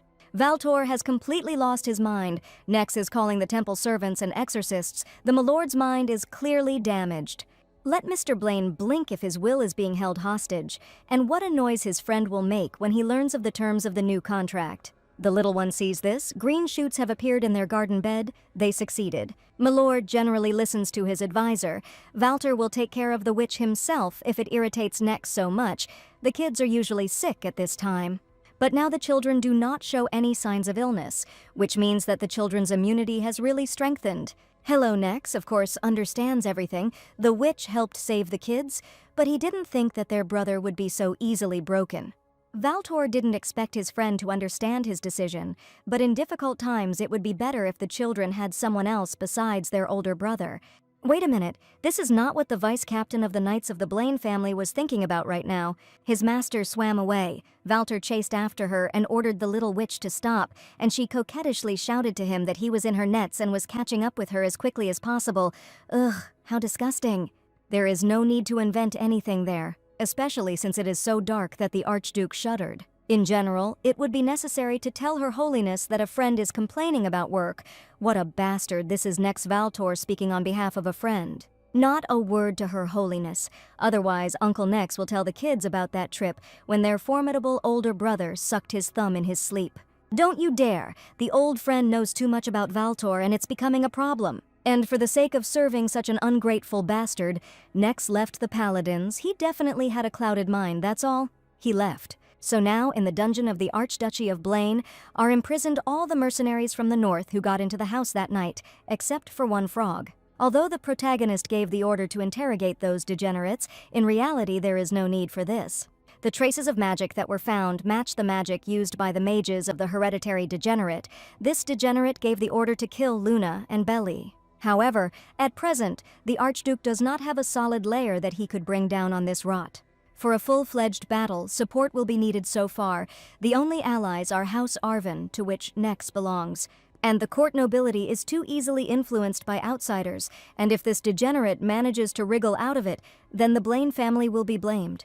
Valtor has achieved the impossible on his own, and he will burn out the rotten underbelly of that idiot Gerald, who didn't even clean up his tracks for what he did to Valtor's family. You brainless piece of dirt! How dare this idiot do something like that and behind his father's back too? The offspring was always just a pathetic, envious person, a black sheep of the ruling family. How could the emperor give birth to such a non-entity? Crown Prince, Gerald Valerian, it would be better if Valtor Blaine became Crown Prince and not this disgrace. Why does the ruler need such a useless heir? Where is this cretin even going, and who is he after? Emperor Albert Valerian, son repents of what he did. Yes, father should not be so angry with the prince. Princess Regina Valerian, the boy was not born such a dunce by his own choice. What did he say? Princess Regina needs to watch her tongue. Her daughter always speaks to the point, and the emperor's concubine should not interfere in the conversation of members of the imperial family. The insignificant offspring decided to go against its emperor and father, and then the air began to shake. The ruler worked hard all his life to gain power and influence, and this idiot decided to ruin everything. The ruler's ex-wife was a dark magician. With her help, he got rid of his older brother, who was supposed to inherit the throne of the empire. And he even sent a curse on the family of his murdered brother, preventing them from having a second heir. But the dark witch suddenly died, and with her, the plans collapsed. No one sees the future emperor in the stupid offspring. His father appointed him instead of Regina with such difficulty, but with each passing day, he disgraces the palace more and more. And who the hell is this little rat after Valtor is his age? But he has already easily achieved incredible success for his home. Valtor Blaine became the greatest conqueror of the empire, the wisest strategist, and the people idolize him. The ruler even had to forbid women from inheriting the title and deprive his true heir to the throne, Regina of the throne. And having put forward his useless son in the place of the princess to thwart the plans of Archduke Blaine, a third was born. Even if there was no great heir to the Blaine house, Gerald would still be a non-entity. The problem is him. The emperor kept sending this invincible and indestructible bastard to war so many times. But each time, the youngest and strongest warrior returned to the empire alive and well and even victorious. Lorraine is free, Princess Regina can go too, and the father has a long conversation with the pseudo-heir. The women bowed and obediently left the throne room, leaving the men alone. The princess is so worried about her pathetic little brother. His own insignificance is driving him crazy. We need to invite a doctor. This garbage has nothing to offer anyway, but if it also creates problems, there is no way to cover up its low quality. What does Daddy's concubine think about this? Regina can't get used to the fact that Lorraine is no longer a servant. A cheeky girl, Regina is actually smart, but sees threats from behind her high nose. Lorraine will turn a blind eye to this. It is enough that the concubine persuaded the ruler to deprive her of the right of inheritance. It was such a blow to the brat. Lorraine still plays her face over and over in her head. If it were up to the mistress, she would have listened to Gerald and forced Regina to repeat her mother's fate. All this time, the ruler personally covered up the tracks of the stupid offspring, but one rumor can undermine the power of any house. Because of an inferior and pathetic heir, the entire imperial line will come to an end. The crown prince was confident that the Black Forest Ash Witch would help them carry out the assassination attempt. Gerald just wanted to kidnap the brat with the help of that nasty old woman. He needs a relic that is kept in the Archduchy. It contains such a powerful sacred power that it can bring the world to its knees. Let the heir not even look at the relic. It cannot belong to a fool. What the hell is a Black Forest witch? This bitch has always been only on the side of money. Valtor was so lucky that the rotten emperor had such a stupid offspring. Here the greenhouse doors swung open. The main character had difficulty keeping his balance. How is the vegetable garden here? And what is his lordship doing here? And why does Milord Blaine look so furious, as if he was declaring war on someone the governess has nothing to worry about? And here is Cabrana. Let her quickly go to the beds. The children want to show her something. The nanny saw how huge that sprout was, and why did he grow so big? Wow. On the night the vile mercenaries broke into the Blaine residence, the witch used up all the broccoli. So, instead of baby cabbage, we had to quickly plant something else in the beds. Oh no, the main character is too honest and has kind eyes. He definitely won't be able to come up with a normal excuse for the kids. His lordship must not say anything. These little sly ones will immediately recognize what the witch is saying. And what a stupid habit of touching other people. Where is this girl reaching her hands? Come on, 2 steps back. The head of the Archduchy deftly dodged the witch's attack and shouted to the kids that the plants had apparently been well fertilized. and this was actually pretty good. Maybe the witch had taught this boy to come up with plausible excuses for the little ones. The little heir of the Blaine family began to carefully study the growing sprout. That is, these are vitamins for plant growth. The kid understood everything correctly. Fertilizers help plants gain the necessary elements that promote their growth and development of fruits. Flora cannot always collect everything it needs from its environment on its own. Apparently, Archduke Blaine looked at the cart that Cobrana was carrying and thought about fertilizer. The children didn't understand how plants can eat vitamins. They don't have mouths. They consume fertilizers with their roots. This green sprout grew really big because it ate a lot of these vitamins. So this bag contains goodies for the flowers. The plants really like the fertilizer, so yes. Here, both heroes of the fairy tale stared at the boy in shock. You can't eat this, just stand there. Let Miss Cobrana carry the bag of fertilizer, and let my Lord Blaine drag Belli away by the legs. These are tasty treats for people. They are really delicious. The baby was happily chewing on the fresh chocolate chip cookies. What a relief that they managed to drag this glutton away in time and he didn't eat the plant fertilizer. It would have looked bad on the nanny's personal file. Can anyone guess what they'll have for lunch today? Stewed carrots? No? Then fried rice, that's out. They'll have tonkatsu today. The kids worked so hard in the garden today that they must have been very hungry. Isn't fried pork eaten with potatoes, and what about rabbit food among human food? Indeed, Cobrana completely forgot that his lordship was not accustomed to eating simple village food. It really tastes much better than it looks, and these products go great together. And one more important point, with the right sauce, any food is transformed, so the Archduke's opinion will definitely change if he seasons his dish with it. The witch made this sauce with her own hands from crushed sesame seeds and peanuts. The kids were immediately delighted. They had never eaten peanut and sesame sauce before. It sounds delicious. However, the main character looked skeptically at the set table. Something new does not always mean something pleasant. Even peasants don't eat raw cabbage, and they don't even give it to pigs because in this form it's a very heavy product for anyone's stomach. Not to mention the taste characteristics. Here the menacing voice of the younger sister, Walter Blaine, was heard. The young man immediately turned around. When people sit down at the table, they don't act up like little children, but give thanks for the food. The older brother is a good adult and will not refuse what is given to him. Yes. The little brother also remembers that Walter always told him and Luna that they needed to eat what they were given. The little ones even decided to teach their older brother. And what kind of mentoring tone is this young lady using? Well, the head of the house will eat the dish that their nanny worked so hard on. The main character didn't need any further persuasion. The witch's new village dish was gone in an instant. The growing kids, as always, asked the nanny for more and gobbled up 2 servings each. The witch looked at him and saw that the rabbit food was to the liking of his noble and refined majesty.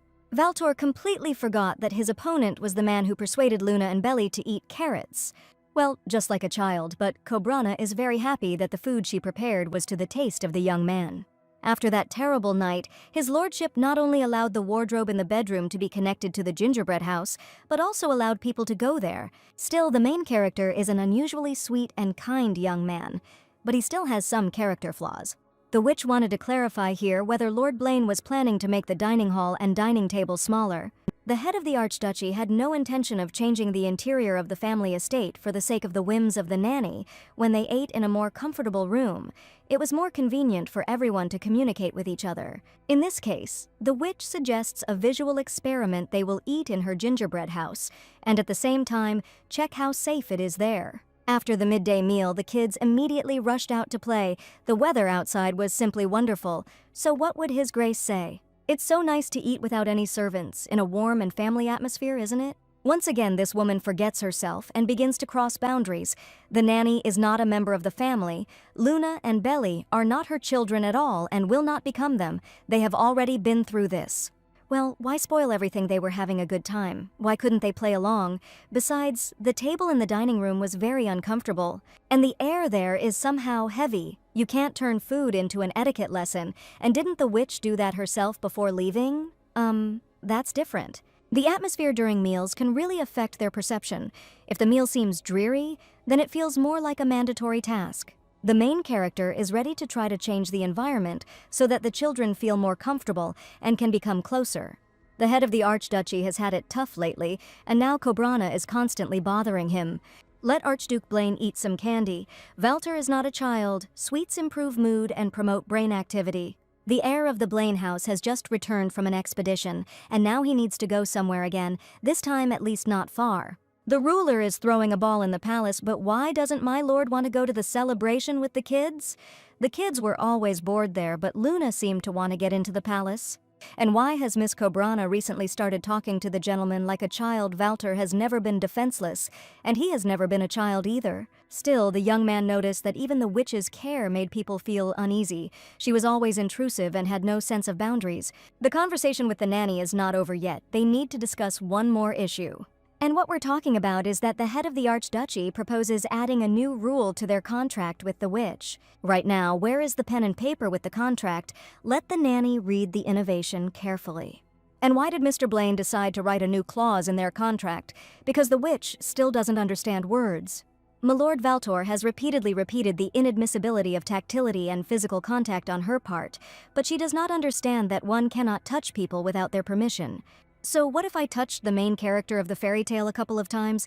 Was it really that unpleasant? Therefore, from now on, any physical contact provoked by Miss Cobrana is prohibited. Why take this issue so seriously? The girl only touched it once. A blatant lie, and who attacked Valter like a tiger a minute earlier.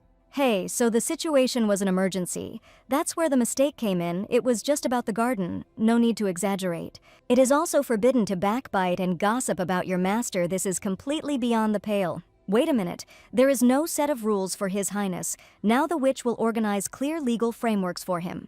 Valtor is the head of the Archduchy. He does not work in it. Then these will be the rules of the elder brother.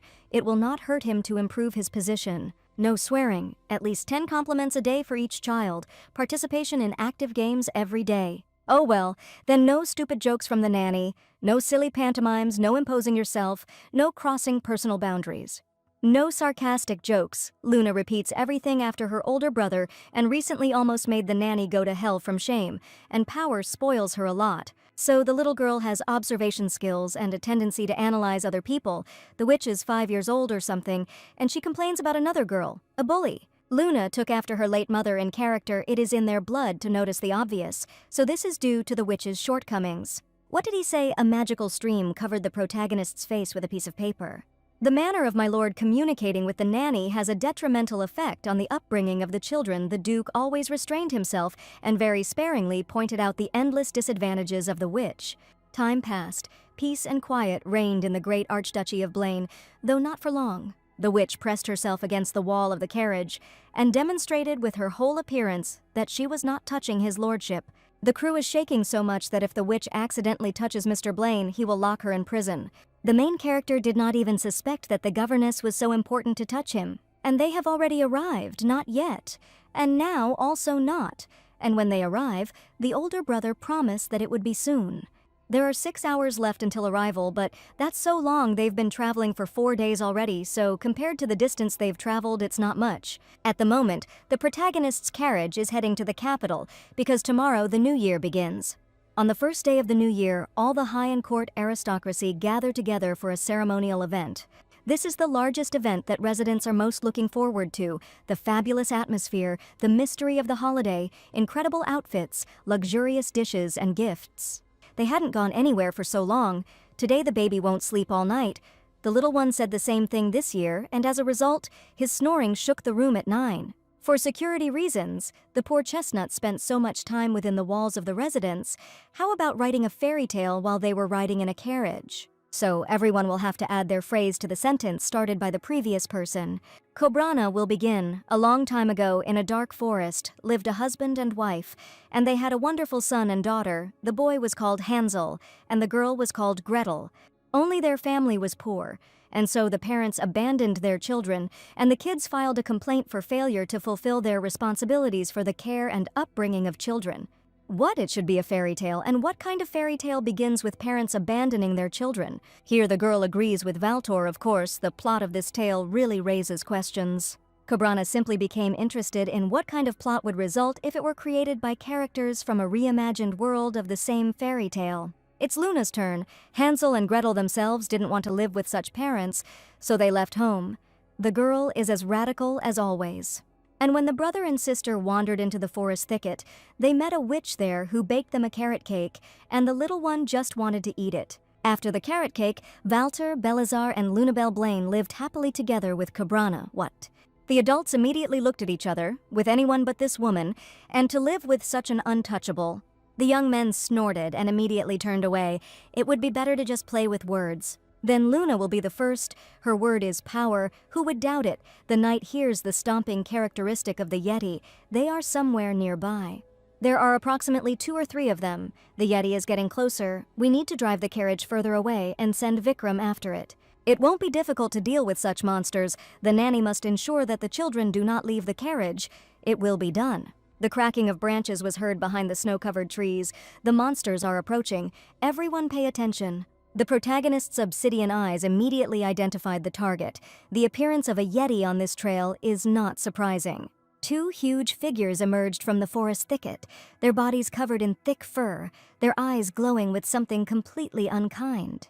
These are the thugs that Valtor ordered this woman to do. She must not take her eyes off the kids. The Archduke will deal with these hairy ones himself. Okay, the girl had just never seen the local monsters before. The milord quickly pulled out his sword. Wait a minute, the main character's sword radiates divine power. How is that possible? The witch didn't imagine it. Here the crew of the Archduchy of Blaine surrounded the protective barrier. It must be the action of the sacred power. Or maybe it's the aura. Wow, how powerful. The kids also want to see the magic barrier. And if the witch wanted to get out of the carriage, as soon as the girl touched the sacred shield, she was immediately struck by a discharge. It was painful, which means Cobrana can't get out of here. And what if Valtor is in danger? What then? Why is the nanny stuck to the window? The older brother said he could handle it easily. They can continue playing word games. Isn't it too difficult to fight 2 huge monsters like this alone? The governess had simply never seen their brother in action. It was not for nothing that he was called the greatest and most dangerous warrior in their empire. Meanwhile, the protagonist soared into the air and made several precise and deadly swings with his sword. What the hell? How can a person be so beautiful and so terrifying at the same time? It's mind-boggling. The girl's heart began to beat treacherously. Be quiet down there. They shouldn't react like that to this guy. This calm strength, this cool confidence, this gentle authority, now all of Cobrana's thoughts revolve around him. He is the most wonderful and incredible person she has ever met, and as a social worker, she has seen an incredible number of people. What was the last word there? There was T, with then the word Bailey will be Yeti, then Luna will choose the word interest. Then Cobrana, on the last letter of the word interest, the girl watched Valter in fascination and repeated the word interest. Although this word is clearly not enough in its meaning to fully describe the feelings that this guy evokes in her, the heroine's cheeks immediately flushed. This hero really is perfect, as described. The children looked at each other. The nanny fell for her brother or something. Handsome, and Belly is also handsome, just like his older brother. Did the witch just say that out loud? That's it. Nanny wanted to say the word red, so next, Belly. The knights deal with the aftermath of the fight longer than with the monsters themselves. Finally, the main character looks relaxed, and as he throws his head back, sweat runs down his face. Stand. Where the children rushed to, the protective barrier had not yet fallen. The kids immediately ran out of the carriage and rushed to their brother, and they were playing words. Hey, come on, get back to the carriage quickly. No one allowed them to leave it. Why did they all leave Cobrana here alone? The girl was hit by a magical charge again. Oh my, she completely forgot about the sacred power. Someone hears a witch locked in a carriage. She can't get out of here, and the children have run away from her. The coachman will now call the little master and young lady, but they want to play here with their brother, who in the Archduchy has the sacred power. And when the main character broke into the gingerbread house with his knights, the witch again felt the sacred power. Holy and magical power are similar in nature, but their effects are directly opposite to each other, so magic users like her cannot pass through the barrier of holy power. However, it's okay. With such a device, no one can scare them, and they won't need the witch's magic on the way. And in general, it doesn't look like the Yeti attack was someone's planned assassination attempt, rather. The monsters were simply hungry. As soon as Cobrana met the young man's gaze, she immediately dived into the carriage. But why did she start reacting to him like that? She needed to pull herself together. Wait a minute. Rapid heartbeat, confusion, concentration on one person. This can't be. Did the witch really fall in love with the main fairy tale hero? That's all she needed. Here the girl's uncomfortable thoughts were interrupted by a furious roar. What a relief! There was a monster right above her, which meant she could finally stop thinking about this guy. Wait, what? So there was another Yeti. Valtor immediately glanced at the children. Why Luna and Belly were not in the carriage? Where did their nanny look? It's not very safe in the carriage either. It's protected by holy power. It is unknown how many more monsters are here, so what should Cobrana do now? She can't get out of here because of the damn barrier. If the horses rush forward out of fear, it's the end now. There's a high cliff ahead. They'll crash. The children immediately rushed to the carriage. The vile monster should not kill their nanny. She was the only one who had settled in with them. There are plenty of other governesses in the world. Let the nasty monster choose any of them. Luna and Belly must stop. They can't help now. That's their brother's job. But the monster might be interested in them. The Knights of the Archduchy of Blaine will not be able to reach the carriage in time, so at the moment only the witch can fight the Yeti. The huge monster began to dig its claws into the roof of the carriage, and this brute is strong. He almost tore out the hatch. Then the Yeti was struck by a discharge of the holy barrier. The monster roared furiously in pain. The sacred power helped the witch, but not for long. But now she has a chance to activate magic. The main character put her hand in front of her and began to whisper a spell, just so it would work. Then there was a terrible roar. The Yeti was thrown back by a stream of magical power, and the carriage began to shake. However, the monster managed to cling to the carriage with its claws, and the carriage began to turn over under the weight of its weight. The little heroes froze in fear and stared at the falling carriage, where Cobrana remained inside. The witch crashed into the carriage doors with a bang. The explosion only distracted the big guy, but did not cause any damage. Why did the witch provoke the explosion? It still couldn't stop or harm the damn monster, and it only made things worse for her. Okay, this day will be long and emotionally draining, but we have to hold on. Here the carriage of the Archduchy fell off the cliff. The Yeti roared furiously. The witch will be back soon. Let the children not worry. She is fine.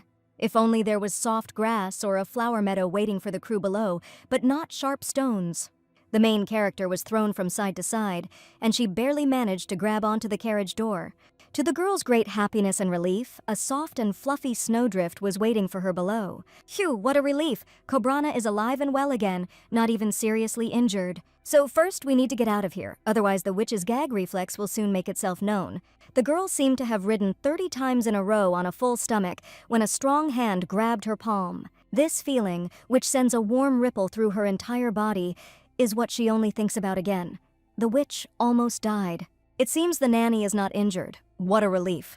And that big guy was buried under the snow. She saved the children, risking her life. What is this Walter talking about? The witch simply did the first thing that came to her mind, but she was really more concerned about the children's safety than her own.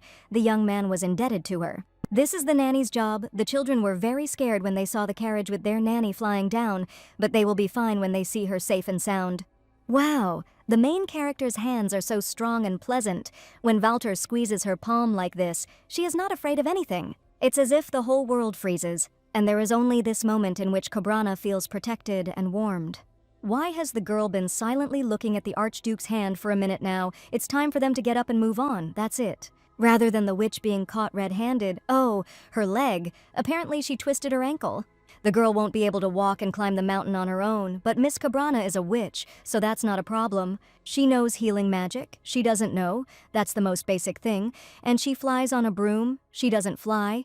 What kind of witch is she? Hey, the girl is actually stuck here because of the sacred power, by the way. The barrier is no longer there. The horse also ran away, breaking the reins.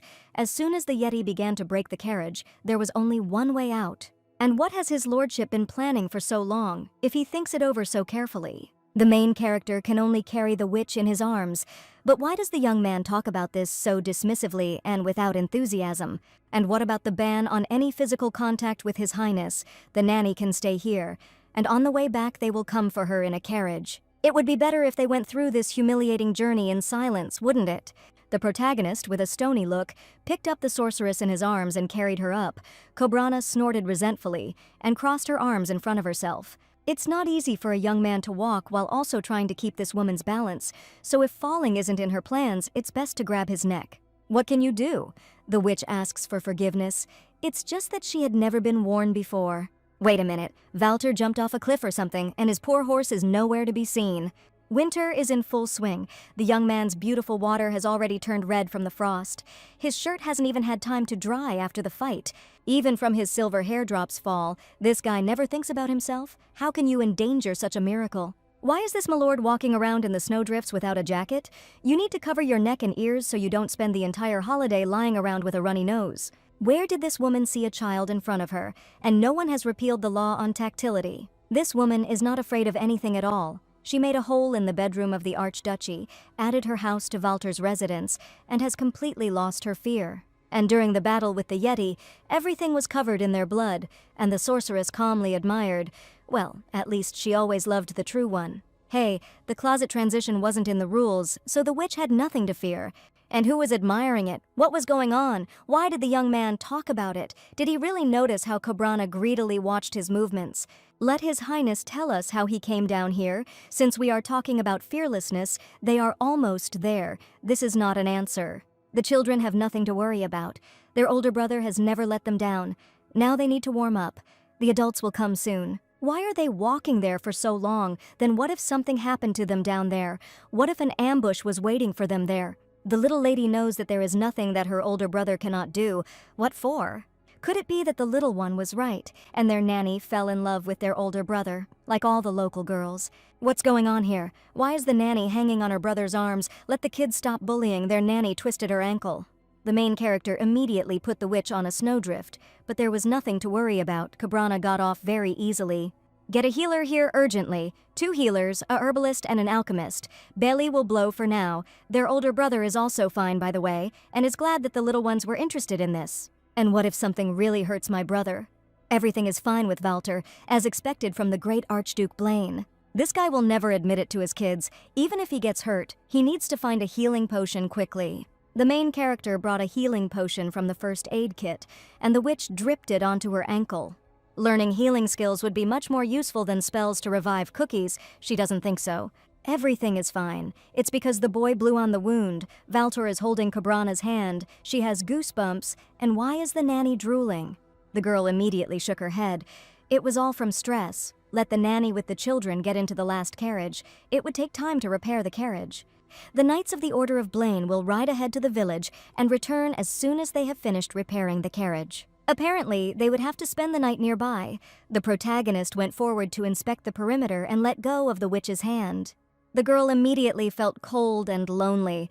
It was so strange. It was as if he had given her something new and then immediately taken it back. When Walter returned from the raid, his ribs were broken. He strictly ordered everyone not to tell the children about it. The main character protects children from any painful truth. He copes with the role of an adult perfectly. Unlike the witch herself, however, even with universal adoration and recognition, Walter seems so lonely. It's as if this young man alone holds the balance of the whole world every day, and there is no one nearby who could share his burdens. The witch led the little heroes to the last carriage, but her thoughts remained with the main character. The village tavern was packed with customers. Here's another mug. The woman will bring it now. The knights found a local tavern not far from the scene of the accident, which immediately inspired everyone. The woman brought plates of hot food, and here are the dishes for the guests. It all looks simply wonderful, and the smell immediately captivates after everything that happened. The witch is ready to eat it all at once. And when the older brother comes, he also needs to eat. Bailey is hungry, but still waits for Walter. The desire to share delicious things with another person is true love. There is nothing to say about that. The kid's older brother went off to talk to the innkeeper, so let the kids start eating without him. But the food will get cold, and food should be eaten while it is hot. No problem. My lord can warm it up later. Oh, how hot! I should have blown on it first, so that the boy would stop rolling the beans around his plate, and with his hands, because the uncle, the farmer, tried so hard and raised them. These children should not be left unattended for a second.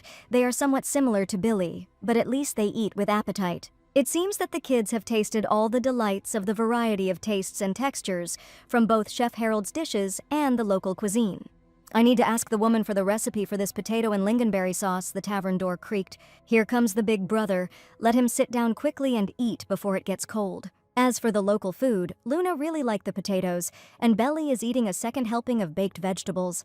Judging by the snowdrifts on the Archduke's shoulders, it had started snowing outside, which meant he wouldn't be able to leave. His lordship is simply obliged to drink with his knights and let Miss Cobrana take a mug too. She can't drink, although in this fairy tale it was said that the real witch was an alcoholic. So many questions for the author. You have to drink while your boss allows it.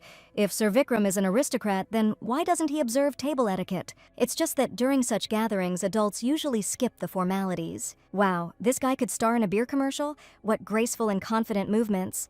So the witch again looks at the main character of the fairy tale, but what can you do? He really is perfect. The girl continues to be bothered by the snow on the young man's shoulders. She needs to shake it off somehow without being noticed. I really want to remove the white snowdrifts from these strong shoulders, but how can she get around the ban on tactility?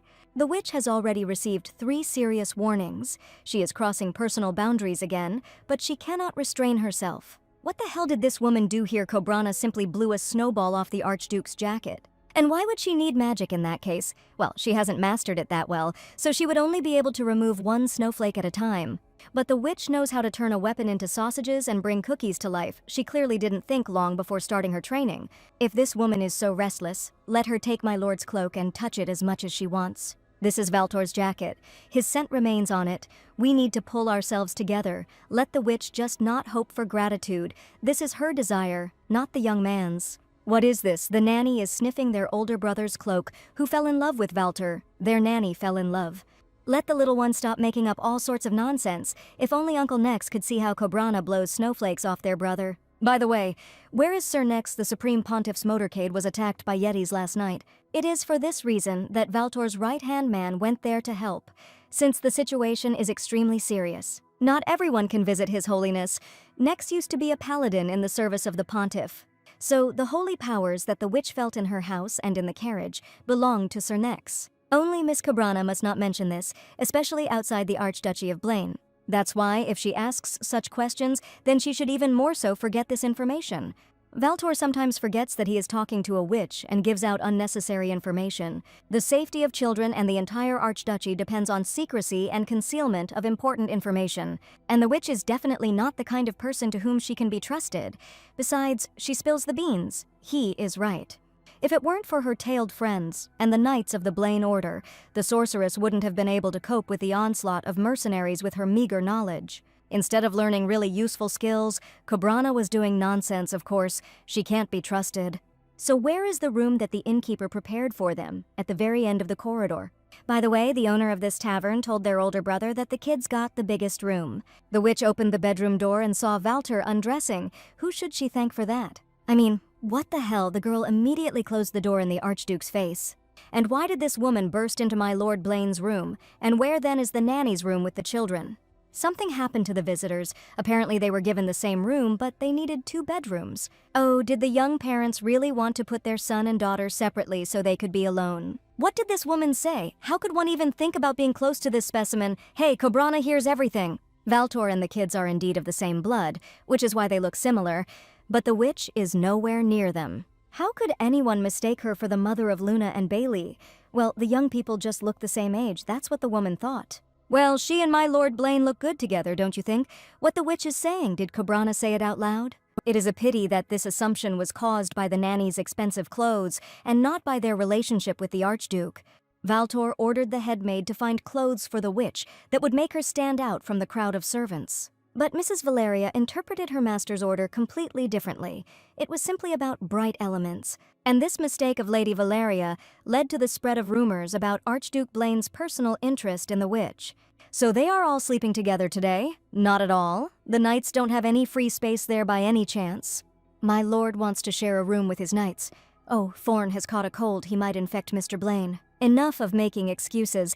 Well, Thorn will run away tonight, and Vikram will snore loudly. Living in the same room with the boss is a failure. Well, since the issue with the rooms has been resolved, it's high time for the kids to go to bed. Luna isn't going to go to bed until she sees in the new year. Today was a tough day. The witch began to push the girl under the blanket when they were capricious. She was thinking about changing her occupation. The year is almost over. What to cook? Since the girl got into the fairy tale, she celebrated the new year only in the company of Vanilla and Cinnamon. Now these 2 furry maggots are bossing around the poor butler in the Archduchy of Blaine. Vanilla and Cinnamon were well received after that fateful night and are now petted, pampered, and fed all day long. You can learn new spells for now, when the nanny has another free moment. So the witch stopped at the chapter about sensory transition. She hadn't even mastered the basic skills. The degree of difficulty in performing this magic depends on the level of complexity of the object to which the transition is directed, as well as on the presence or absence of free will. We must not forget that even walls have ears. Just one person drawn on the wall will be enough. Why is everything so complicated? The girl hasn't even read half a page, but she's already feeling sleepy. There was a loud noise. What the hell? The witch jumped up from her seat in fright. What's going on outside? The nanny just put the children to bed, who dared to risk their health. These irritants need to know that previous disturbers of the night's silence have been turned into frogs, and the witch can also turn people into sausages and mushrooms, so let them think it over carefully again. The main character froze when she went out onto the balcony. The northern lights appeared before her, a simply fabulous sight. Tiny angels with golden pipes flew in the glare of multicolored rays. How lovely, how sweet these little ones are. And where did the angels come from here anyway? The witch certainly didn't miss a mug with the knights. At such moments, the girl remembers that she was truly reborn on the pages of a fairy tale. It's so beautiful. It's a shame that you can't capture these moments on camera. Apparently, His Holiness is safe. After all, Milord Valtor scared the girl. And why isn't His Highness sleeping at such a late hour? Oh, what a cute little robe he has, what? No problem, his little ones are already fast asleep, even though the eldest resisted at first. So these wonderful little angels were sent here by the pontiff. The gaps in this woman's education are becoming more and more worrying. His Holiness knows how to create illusions. Every child knows this. The witch simply forgot. Perhaps tomorrow their carriages will finally be able to arrive in the capital. That's wonderful. Here comes the new year. What will it bring to them all, by the way, since the entire knightly order is sleeping?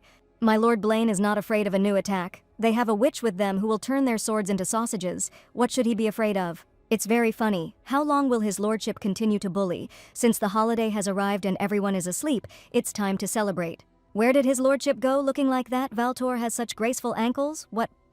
The witch didn't say anything. Wow, the young man brought wine and 2 glasses. Now you can feel the festive atmosphere. Since neither of them are at work right now, no excuses will be accepted. Cobrana has the coolest boss. The main character deftly filled 2 glasses with red wine and handed them to the girl. This guy never ceases to amaze her. The sound of clinking glasses rang out. Happy New Year. Let all the bad things stay in the old. Fireworks thundered in the sky. What a fairy tale. This is the happiest New Year in her life. She is in a fairy tale. 2 little children are snoring behind her, and next to her is the most beautiful young man in the world. And why is the nanny blushing? Yes, the wine is simply so wonderful, so delicious. What kind of ingredients are there? Oranges, cinnamon, apples, and red wine. Locals always drink this drink on New Year's Eve. It's really delicious. This is the first alcoholic drink that the girl tried in this fairy tale world. The wine even surpassed her strawberry liqueur. And according to the knightly order of the Archduchy of Blaine, the witch was an avid tavern-goer. Her words completely contradict the information obtained. Strange woman. Besides, for a witch who has lived in this world for several hundred years, she doesn't know a surprising amount. Witches usually avoid other people, but this one constantly pesters with her tactility and unhealthy obsession. This woman makes Archduke Blaine's head spin, wondering what will happen in the new year. The forest witch both surprises Valtor and arouses new suspicions. After New Year's Eve, a blessing ceremony took place, marking the beginning of the New Year celebrations. The Curia, headed by the pontiff, was located among the steep cliffs. Therefore, the sacred ceremony is held annually in the capital, accessible to all aristocrats. In a noisy, festive atmosphere, the heads of all the houses of high nobility, including the imperial family, gather in the palace temple. Luna was here last year. The beautiful sister gave out a lot of gifts. And this is the main gallery, through which everyone who goes to meet with the Supreme Pontiff passes. There was an order for the children and the nanny to go in first. Let them go inside. Archduke Blaine needs to finish with the greetings. Well, it's the great Archduke Walter Blaine himself, as always, dazzling with his beauty and power. What a guy. They hadn't seen each other since last year, and the head of the Blaine Archduchy didn't miss the aristocrat at all. And this year, His Majesty the Supreme Pontiff is the first example, and why is it that he is always the favorite? His Holiness still bestows his love only on a few. His Holiness the Supreme Pontiff has arrived, and from the outside it may indeed seem that way. However, this is a misconception, and the reason for the special treatment of the main character lies elsewhere. The main character and the current Supreme Pontiff are connected by a story that lasts the length of their lives. The sounds of approaching footsteps could be heard on the steps, and there he was. In fact, the Supreme Pontiff hates Archduke Blaine with all his soul. Well, here it goes. The Supreme Pontiff never hides his true feelings from the head of the Archduchy. The protagonist bowed respectfully before the head of the Curia. He was glad to greet His Holiness. Hello. Hello, the Pontiff sees his favorite among the front rows. His lordship is so glad to see Sir Nex. How is he doing? The road here was so hard. In fact, Valter and the pontiff were at odds over this particular guy. The sympathy between these two is obvious to everyone, the pontiff, although the head of the temple is still a girl. The knight tenderly kissed her ladyship's hand. He hoped that all was well with the pontiff. And so, every time these two are making love, forgetting about everyone around, Her Highness has a couple of questions for Archduke Blaine and Sir Nex. How the kids have grown up. They even call Her Highness their beautiful sister. She is simply adorable. In fact, Valtor and Porphydia are childhood friends, and the young man still cannot get used to such changes. Well, his right hand and childhood friend are lovers who had to be separated for a short time. Her ladyship never takes her eyes off Nex, and he always blushes next to her like a child. Nothing changes. So Sir Nex did choose Archduke Blaine as his commander, and so it is still bearable. Now let his girlfriend take her claws off his right hand. Valter pays this guy well. Nex is so pleased that he is so dear to these two. Let Porphydia already resign herself, Valtor suddenly took the place of the head, and his friend could not remain on the sidelines. Otherwise, Nex would have dedicated his whole life to the holy knights and her protection. The girl can whine a little. This blonde guy took away her only lover after all. By the way, a rumor reached Porphydia that Archduke Valtor had hired that evil witch as a nanny. So Porphydia thinks that there was a mistake in the rumors, or that the great milord has problems with his head. How vindictive Porphydia turned out to be. She is the supreme pontiff after all, but she still picks on Nex. What can she do? This young man is unique to her.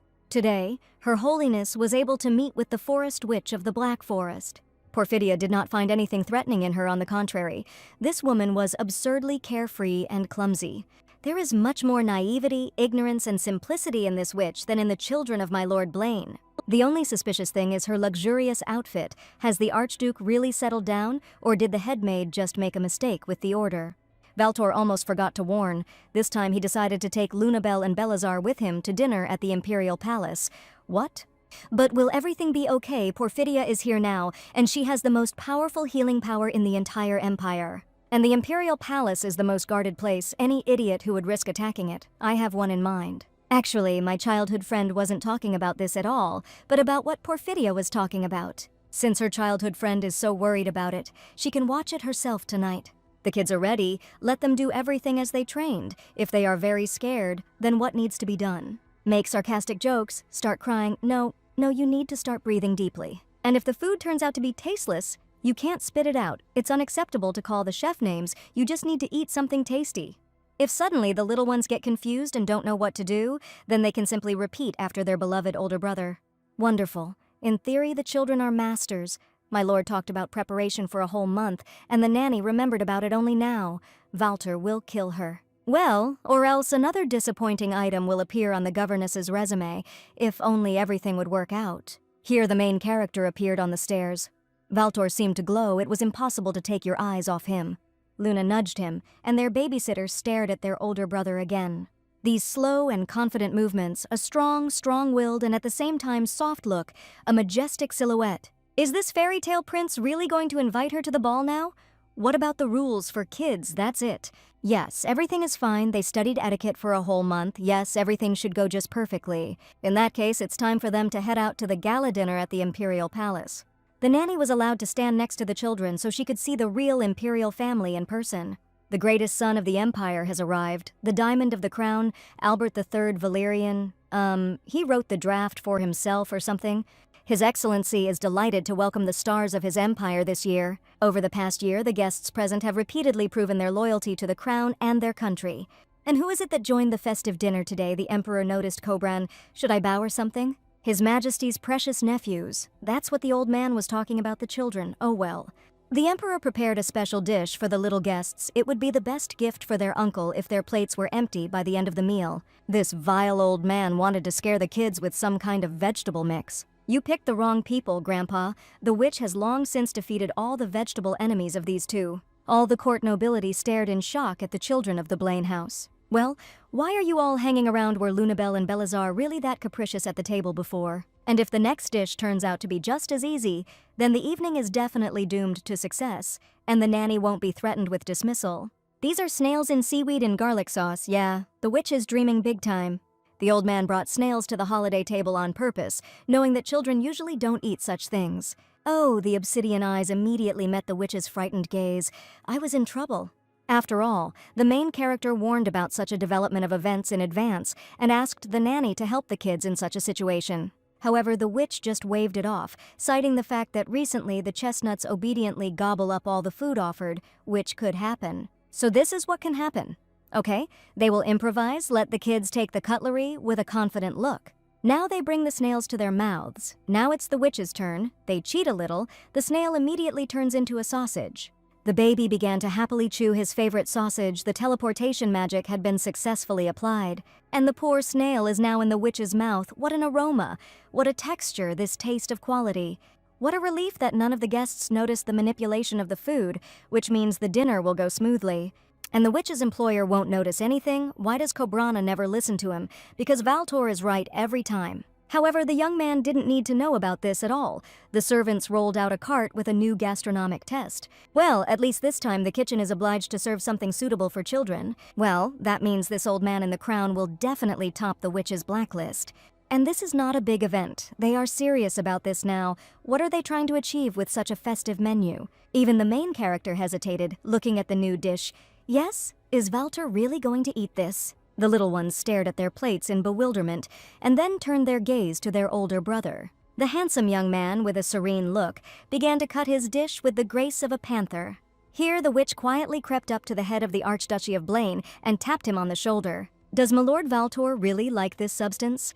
No, not at all. The witch can exchange it for her sausages. My lord had seen the nanny do the same thing to the children, but he would be grateful for it now. The main dish is fried beef offal. It's been a long time since she's eaten kopchang. The taste was simply divine. How she missed it. Now she would also like some pickled onions or garlic and a shot of soju after. Pathetic and useless brother is disgracing his family again? What the hell is this idiot doing? The crown prince just spat out his food right at the table in front of all the guests. For the second year in a row, the court nobility has raised the issue of removing this negligent prince from the title of heir. Well, the nobles present clearly despise that unpleasant boy who wipes his mouth with his sleeve. Prince Gerald then made matters worse by dropping his cutlery on the floor. The head of the empire immediately turned a metallic gaze on his stupid son.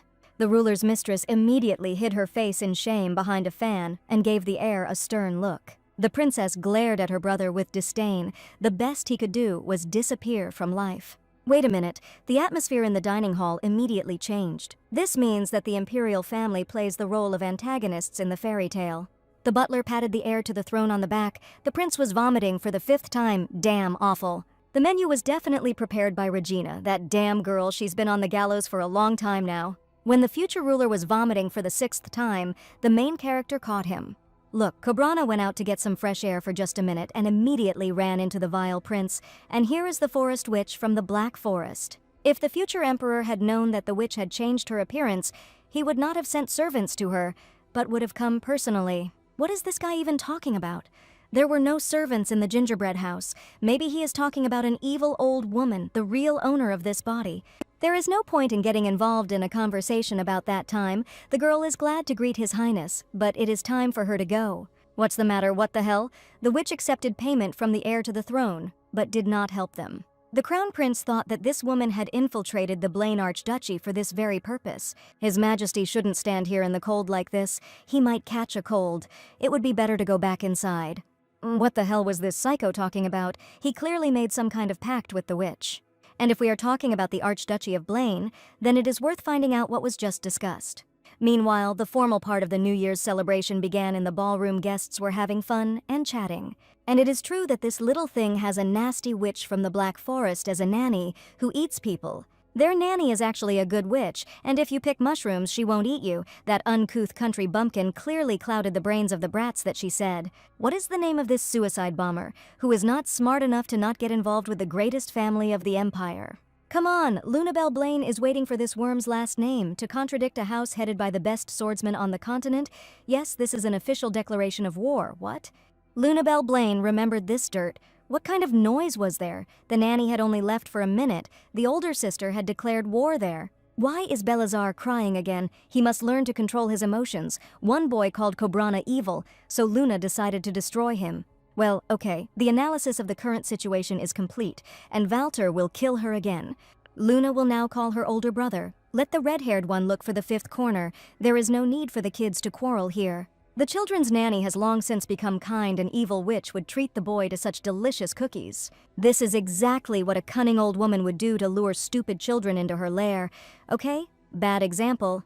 The nanny has no pride at all. You can't be such a wimp. Vanilla told her the same thing, and Bali has a treat. He's happy. The boy's estate employs the best baker in the empire, so let the brats enjoy the burnt witch cookies themselves. Here Mr. Pachenkin waved his hand, letting the beautiful milady tell him her name. The clock had already struck 12, and exactly at midnight milady must return home, but she will remember the wonderful prince. These gingerbread men act out a scene from the Cinderella fairy tale, but is it possible to perform magic in the imperial palace without permission? No one will know about this, it is clear to these little ones, because whoever blabs will turn into a frog. Miss Lunabelle Blaine, you can't bully your peers, especially not with your nanny. The witch doesn't have a very good reputation as it is. The children started trying Cobrana's cookies. They were sweet and crunchy, nothing special. So Cobrana is an ordinary governess, only she can turn the boors who are objectionable to her pupils into frogs. A nice bonus, because this red-haired guy has understood everything well. He will come back again. With this, the girl managed to figure out what she would do if it weren't for her beloved magic. How spoiled must the children be that the older brother decided to fix them with witch spells. What did she say? The emperor's mistress decided to take it out on defenseless children. Who is she pretending to be here? Everyone knows that she is just a servant pleasing an old man. Lunabelle Blaine can say with absolute certainty that no spell was cast on her. Or maybe the auntie decided to put her position and the position of the Blaine family on the scales. Not at all a pretty child. Now it's clear why all the nannies of the empire ran away from this girl. This rotten thing just called the moon terrible. The poor little thing immediately lowered her head. What the hell was this hyena even allowing herself to do? No one dares to offend the chestnuts of Cobrana, humiliating children. This dirt will not become cleaner or better. The magical flow hit the door on the lover's little finger, and the woman immediately roared in pain. The concubine began to jump on one leg and curse, "Well, low grade cannot be covered by any outfit. It will not be enough to please the emperor." A nasty laugh immediately spread through the crowd of court guests. There was no need to offend little children, and why be so angry at all? There was a holiday, fun, and pure joy all around. Let him just yelp one more time. The witch already crossed the line when she turned the mercenary into a frog, so she has nothing to lose. And so the New Year celebrations in the imperial palace were over. The Blaine family members returned home. The witch remained at her work and was happy. The kids did great during the holidays, so they deserve a reward. Their older brother is so proud of them. They ate all the vegetables without any complaints. All the guests gasped.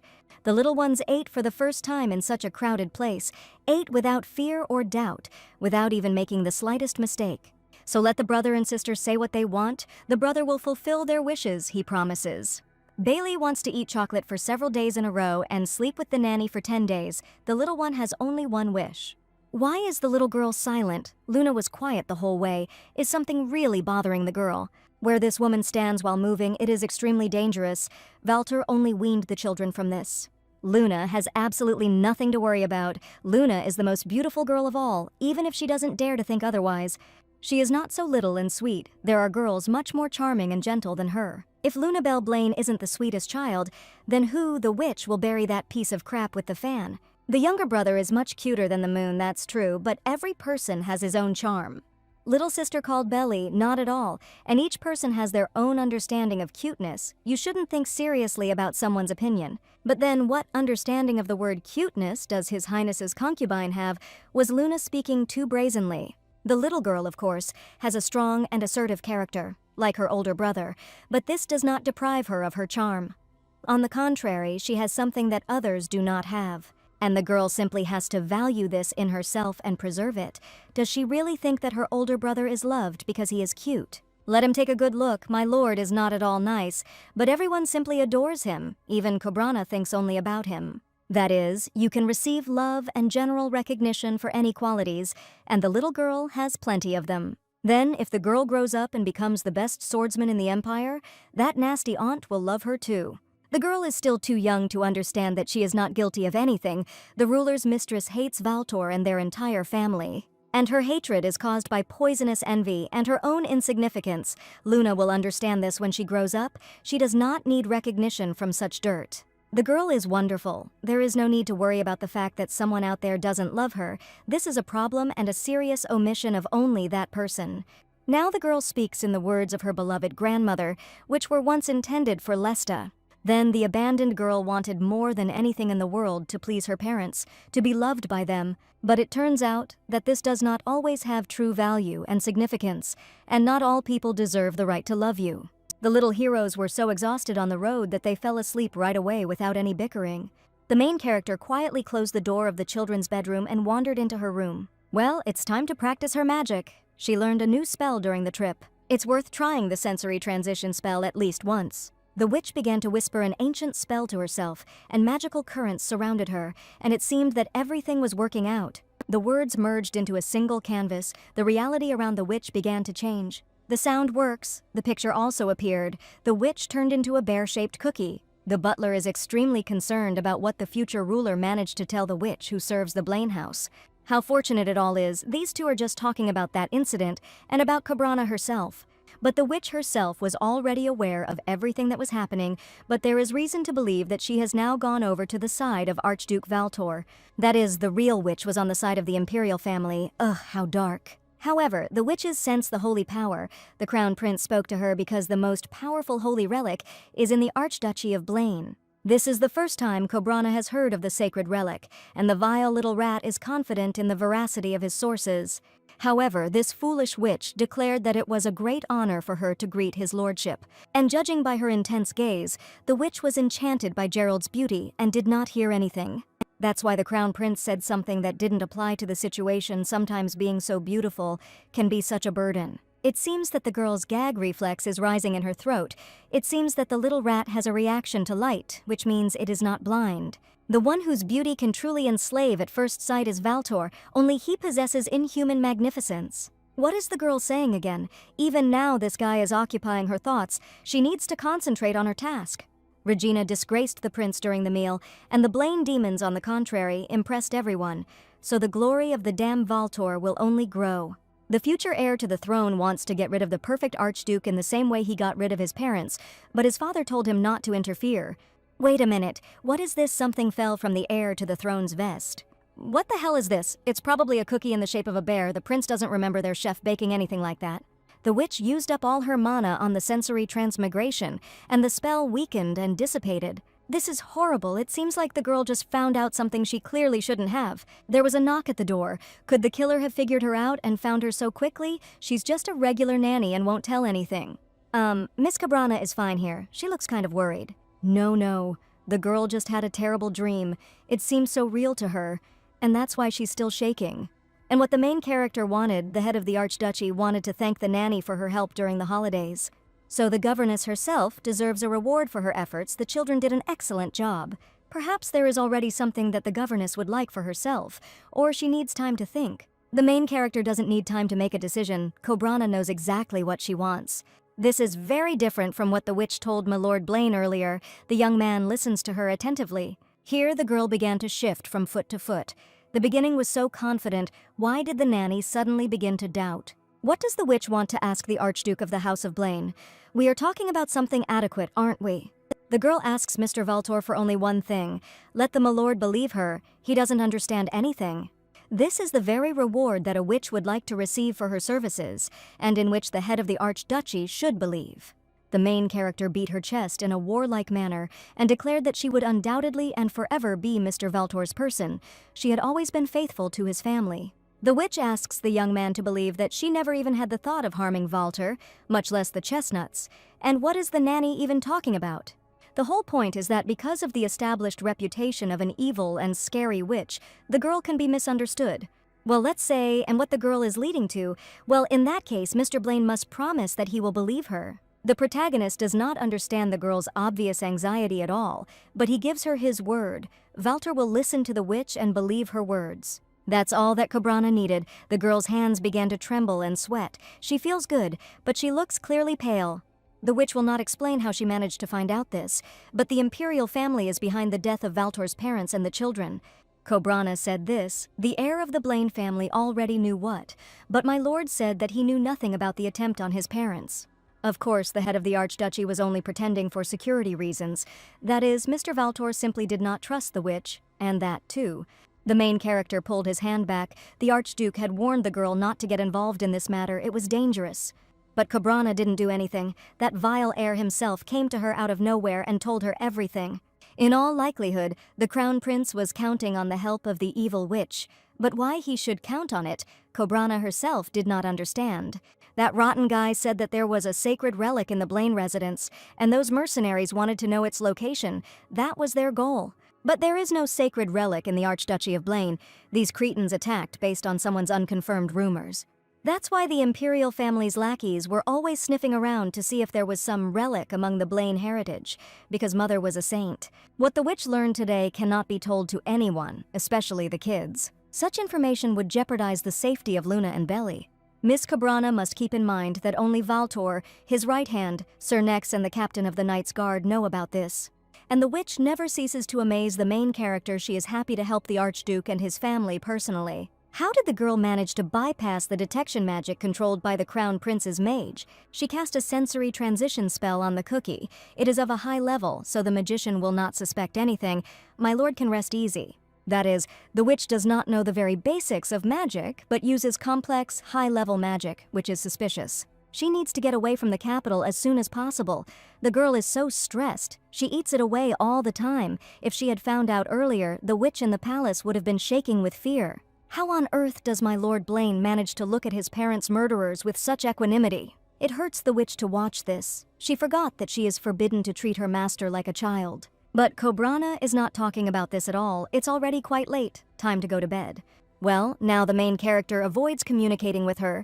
The young man hastily closed the door behind him. It was very strange. Why would a witch swear eternal loyalty to Valtor, being evil? Of course, this could dull vigilance, so that later the Archduke could be stabbed in the back. But still, the emotions and words of that woman look more like a sincere desire to be useful to him and prove her loyalty. The night passed slowly, and the sounds of coughing and sneezing were constantly heard in the witch's bedroom. Well, now the heroine has fallen ill, and all this happened because of the chestnuts. A shrill scream echoed throughout the children's bedroom. Belly had already told the maid that he would not eat. The baby doesn't want to eat without his older brother and nanny. Cobrana said that this is their tradition, which cannot be broken, and he won't take the medicine. The main character told the governess to introduce her innovations wisely, but it didn't work out very well.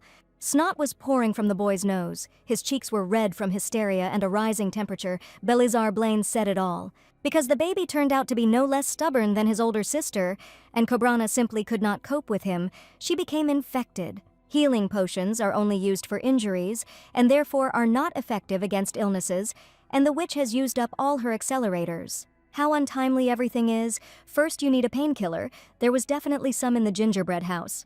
The main character opened the cabinet doors and teleported to her house in the Black Forest, and here is the necessary bottle of medicine. The painkiller potion tasted extremely disgusting, but the effect was felt immediately, and she immediately felt better. Vanilla and Cinnamon are now looking after the kids instead of the sick nanny. It's so unusual that her house is completely empty.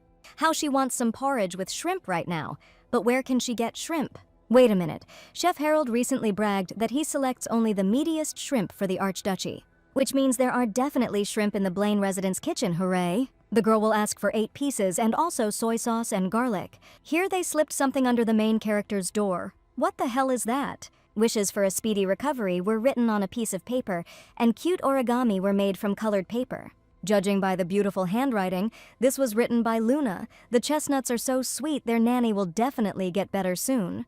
Then the witch's bedroom door creaked and opened slightly, and a small bag lay on its threshold. The girl immediately took the bag in her hands, and what was there? Probably this was also from the kids. Having unwrapped the bag, the heroine discovered 4 vials of power-up accelerators and lemon candies inside. Who could buy this? These accelerators cost a fortune. It's so thoughtful and sweet. I need to try it soon. And now it's time to try some porridge with shrimp. The witch is already on her way to get her favorite delicacies. The girl quietly entered the kitchen of the residence. Fortunately for her, there was no one inside. Great. The witch will quickly cook herself some porridge, clean up after herself, and return to her room. What gorgeous shrimp, it's crazy. The nanny will only take 6, otherwise her conscience will gnaw at her. Now you need to wash the vegetables, then chop the carrots. It is better to take younger ones. Now you need to thoroughly fry the green onions, carrots, shrimp in a frying pan, and add the garlic sauce. Afterwards, you need to mix everything thoroughly and add it to the boiled rice. Here it is, rice porridge with 6 magnificent shrimps, simply a sight to behold. Now it's time for the witch's most secret ingredient. And this is hand-pressed oil from roasted sesame seeds, homemade sesame oil. You just need to add a drop of this wonderful liquid gold, and you can enjoy the extravaganza of taste. What is Miss Cobrana doing in the kitchen? A sick person needs rest and peace. Why is the nanny not in her room? The girl immediately blushed. She had not seen the handsome young man for several days, and it seemed she had already missed him. Well, the witch's thoughts immediately became confused. But what's the matter? Cobrana always loved to have a treat at night. Why did she tell Valtor that there are cooks for cooking? There was no point in getting out of bed. But now all the chefs at the residence are already asleep, so the girl will cook everything herself. This won't do. The main character crossed his arms in front of him, which Miss Cobrana had just prepared. The perfect hero began to roll up the sleeves of his shirt and let the girl tell how it was prepared. And so the main character obediently sits in her bed and waits for the young man of her dreams to cook food for her at night. This guy is just something. He already has so much to deal with, and he still takes care of the sick nanny at night. The author did a great job. The protagonist carefully pulled the sesame oil out of the girl's hands and told her to go to her bed.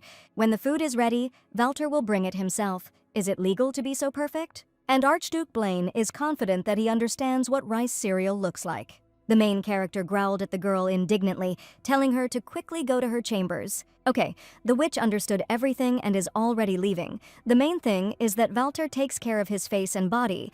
That is, let him be careful with fire. So the witch was forced to return to her room. There was a knock at the door, and here came her porridge. A perfect young man entered the room with a tray in his hands. My Lord Blaine could have sent a maid in his place.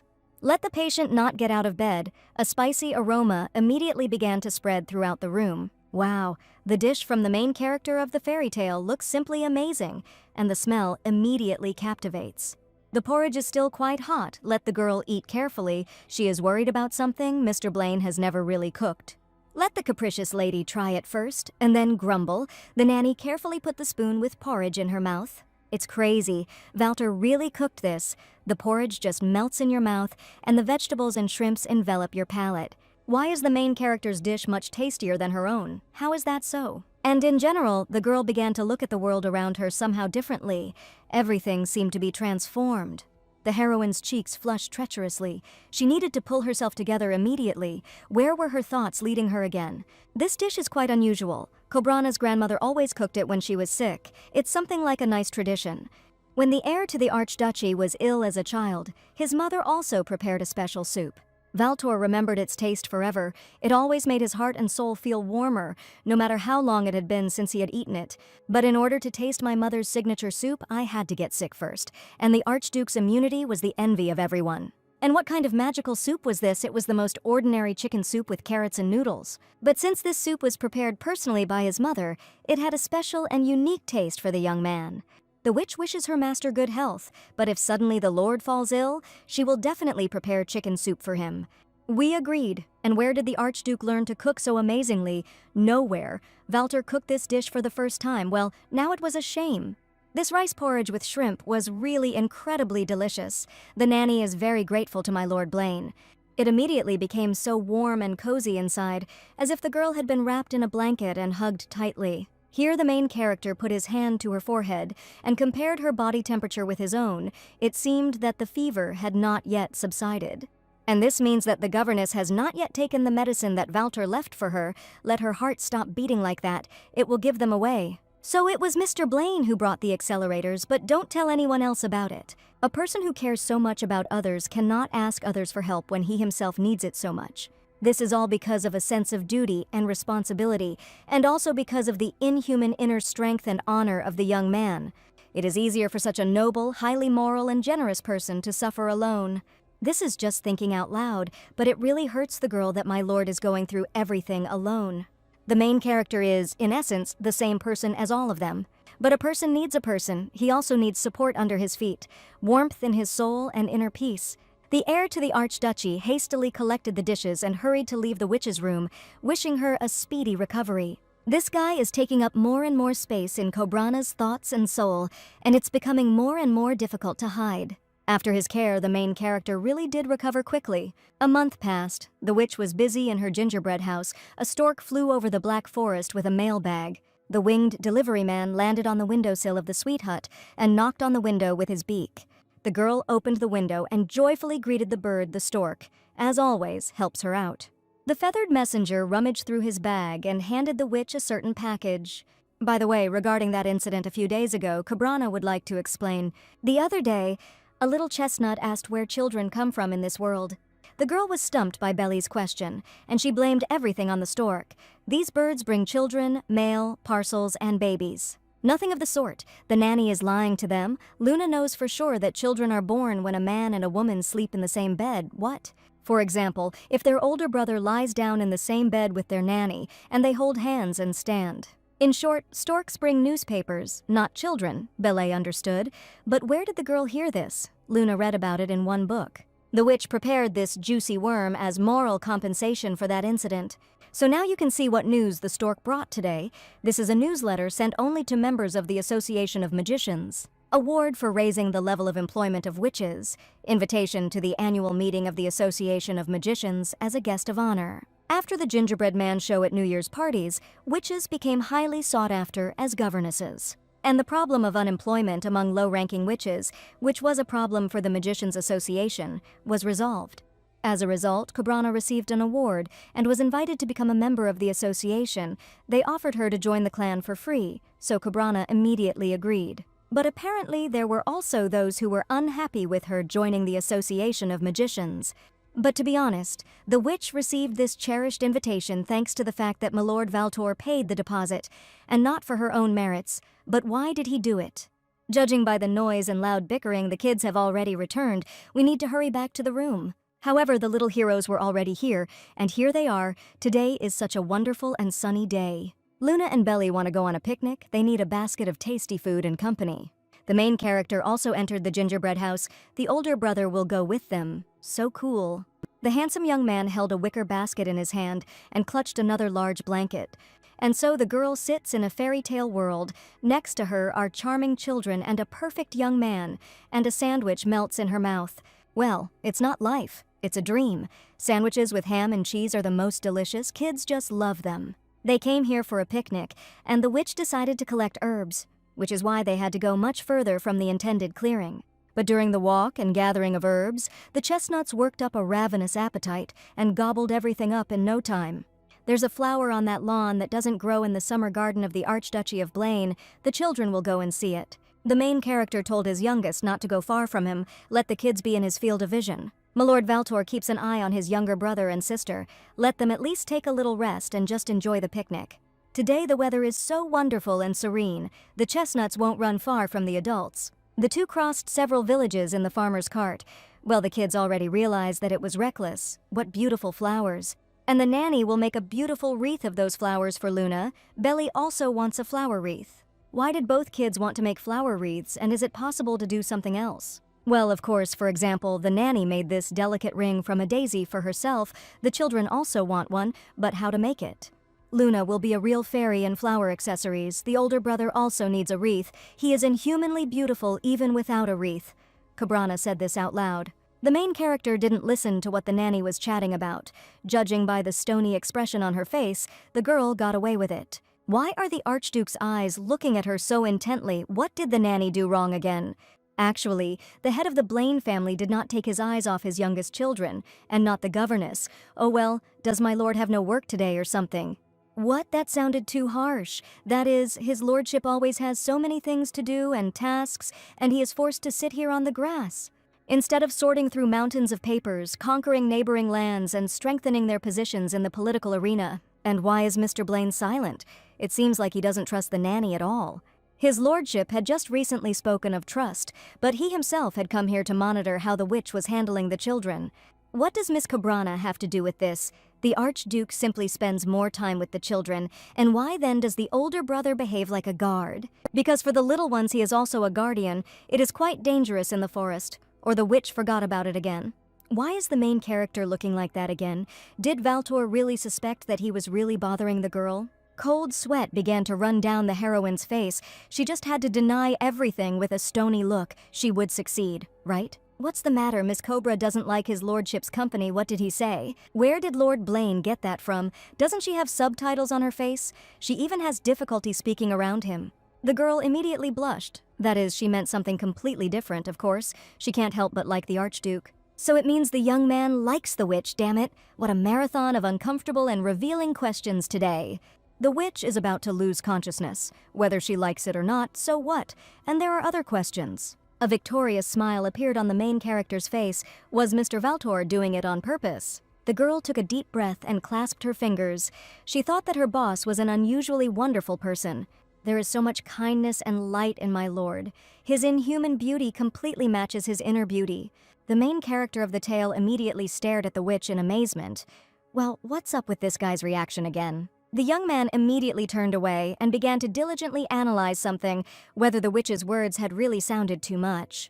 Meanwhile, the little heroes picked the most beautiful flowers in the meadow and made decorations out of them. Well, the weather has gotten worse. It looks like it's starting to rain. We need to quickly find a secluded place. The head of the Archduchy brought his children and their nanny to the abandoned Blaine Temple. The young man easily got hold of some dry branches and lit a fire. Fortunately, the abandoned temple turned out to be very close to the clearing. The clouds are too thick, so it doesn't look like this rain will be short-lived, the witch agrees. And the drops are large, so they will get stuck here for a long time. Let the children dry their clothes thoroughly. The kids don't want to get sick again and drink tasteless healing potions, so why is the girl so downcast? Noticing that the witch's dress was very wet, the Archduke threw his jacket over her shoulders. It would be much warmer that way. The girl immediately thanked Mr. Blaine, but what about him? Valtor's clothes were not very wet. This place is so similar to the main temple, you should definitely play pontiff here. Mind you, Belly is a pontiff. And what do priests do in general? What exactly do pontiffs do? They mock their cousins. Valtor and Porphydia are also second cousins. No, but yes, pontiffs usually conduct ritual services, blessing ceremonies. The boy no longer wants to be a pontiff, it's so boring. They also see visions, but Belly doesn't know how to do that. And pontiffs conduct wedding ceremonies. Well, if it's the ruling family, then yes. That's what was needed. The girl immediately rushed to the pedestal and let the wedding ceremony begin. In the name of the priest Lunabel from the House of Blaine, the girl declares her elder brother, Archduke Valtor Blaine, to be her fiancé, and the bride will be the forest witch. Cobrana? What did the little one say? Well, everyone get up quickly, the wedding is coming. Let the baby marry Vanilla and Cinnamon. The tailed ones immediately looked at each other and bared their teeth. It didn't work. The adults didn't hear something. Everyone stand up quickly. Pontiff Luna will bless the young couple getting married. And my Lord Blaine warned that power spoils this trifle greatly, and Cobrana has already noticed it too. In the name of the pontiff of this abandoned temple, Lunabel pronounces them husband and wife, and now the young couple can kiss, which the little girl said, Cobrain does not need to be told twice. They will get by with a simple handshake. Maybe Mr. Blaine will at least kiss the witch's hand. Let them kiss. Let them kiss. You can't put adults in such an awkward position. There should be a measure in everything. The main character's face instantly lit up as soon as the handsome young man's gaze touched it. Why has it suddenly become so stuffy here? There's absolutely nothing to breathe here. Well, Luna has already brought her nanny to the point of fainting. Both heroes blushed. Cold sweat ran down their faces. It was so strange. They both felt it. After all, this is just some kind of children's game, and adults could simply refuse to dance at the behest of this little girl. However, the two main characters came close to each other, and this closeness became fatal for both of them. Too close, the girl can't afford to give herself away. We need to save the situation immediately while she still has control of herself. The forest witch clenched her fists with all her might and began to call upon the weather. Let this damn rain stop right now, and the little ones will leave the temple forgetting about the wedding ceremony. Why is the nanny clenching her jaw and muttering something under her breath? Even Belly knows that kissing is not like that at all. Phew, it worked. The rain stopped, and the witch said that she couldn't use weather magic, but Cobrana succeeded for the first time. The main character said with a stony look that the witch must have tried very hard. Well, the young man completely misunderstood everything, but explaining his true intentions would be even worse for Cobrana. And the witch never wanted a younger brother or sister. Where did this question come from in the baby's head? Why is the boy suddenly asking? The witch senses a catch. If she marries their older brother, she will have a brother and sister. It was a mistake to ask, then Luna and Belly will be her youngest, it will be so great. So let these two get married immediately, wedding, wedding, wedding, enough? The younger sister knows very well that the head of the archduchy can never marry a witch. Just like with the governess, in their empire marriage does not have romantic and warm origins. The marriage of aristocrats is a political tool. They do not marry for love, but by contracts between noble families. It sounds so depressing, which means that their beloved brother will marry some snake, not for love. That's right, even their great family needs additional support and useful connections. Their position in society and security depend on it. Why is everyone looking at Cobrana? She had no intention of getting married at all. She is an introvert, and especially not to Archduke Blaine. But their older brother is the strongest and most handsome on the entire continent, and any woman would like to become Valter's wife. Although if she were the nanny, Lunabelle wouldn't have married her older brother either. Uncle Nex used to say that he sucked his thumb in his sleep and snored. What the hell did that bastard say? It was Nex snoring, telling everyone in the area about their location. And the great warrior doesn't put anything in his mouth while he sleeps. In fact, only Luna does that. Stop. That little brat just made it all up to annoy her brother. Is it really impossible to make an exception to the rule? It's not up to them to write new laws for the entire empire. The older brother really doesn't care about Cobrana at all. Luna puts her nanny in an extremely awkward position. The girl should be ashamed now, but Governess Valtor really likes that her younger sister says such things. When their crew was attacked by a pack of Yetis, the nanny said that their older brother was truly incredible in everything. Luna definitely heard it then. Cobrana then looked only at Valtor and even froze, saying that he was inhumanly beautiful.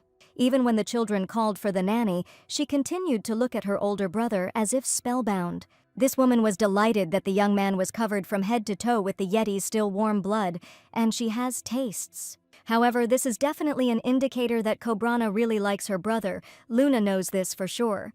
The girl noticed the confusion and embarrassment on the face of her eternally imperturbable brother, and a victorious smile shone on her face. And her beloved brother's face turned red from embarrassment. The little one mustn't tell anyone about this. That Cobra likes Archduke Blaine, or that the great warrior blushed when he heard about it from his sister.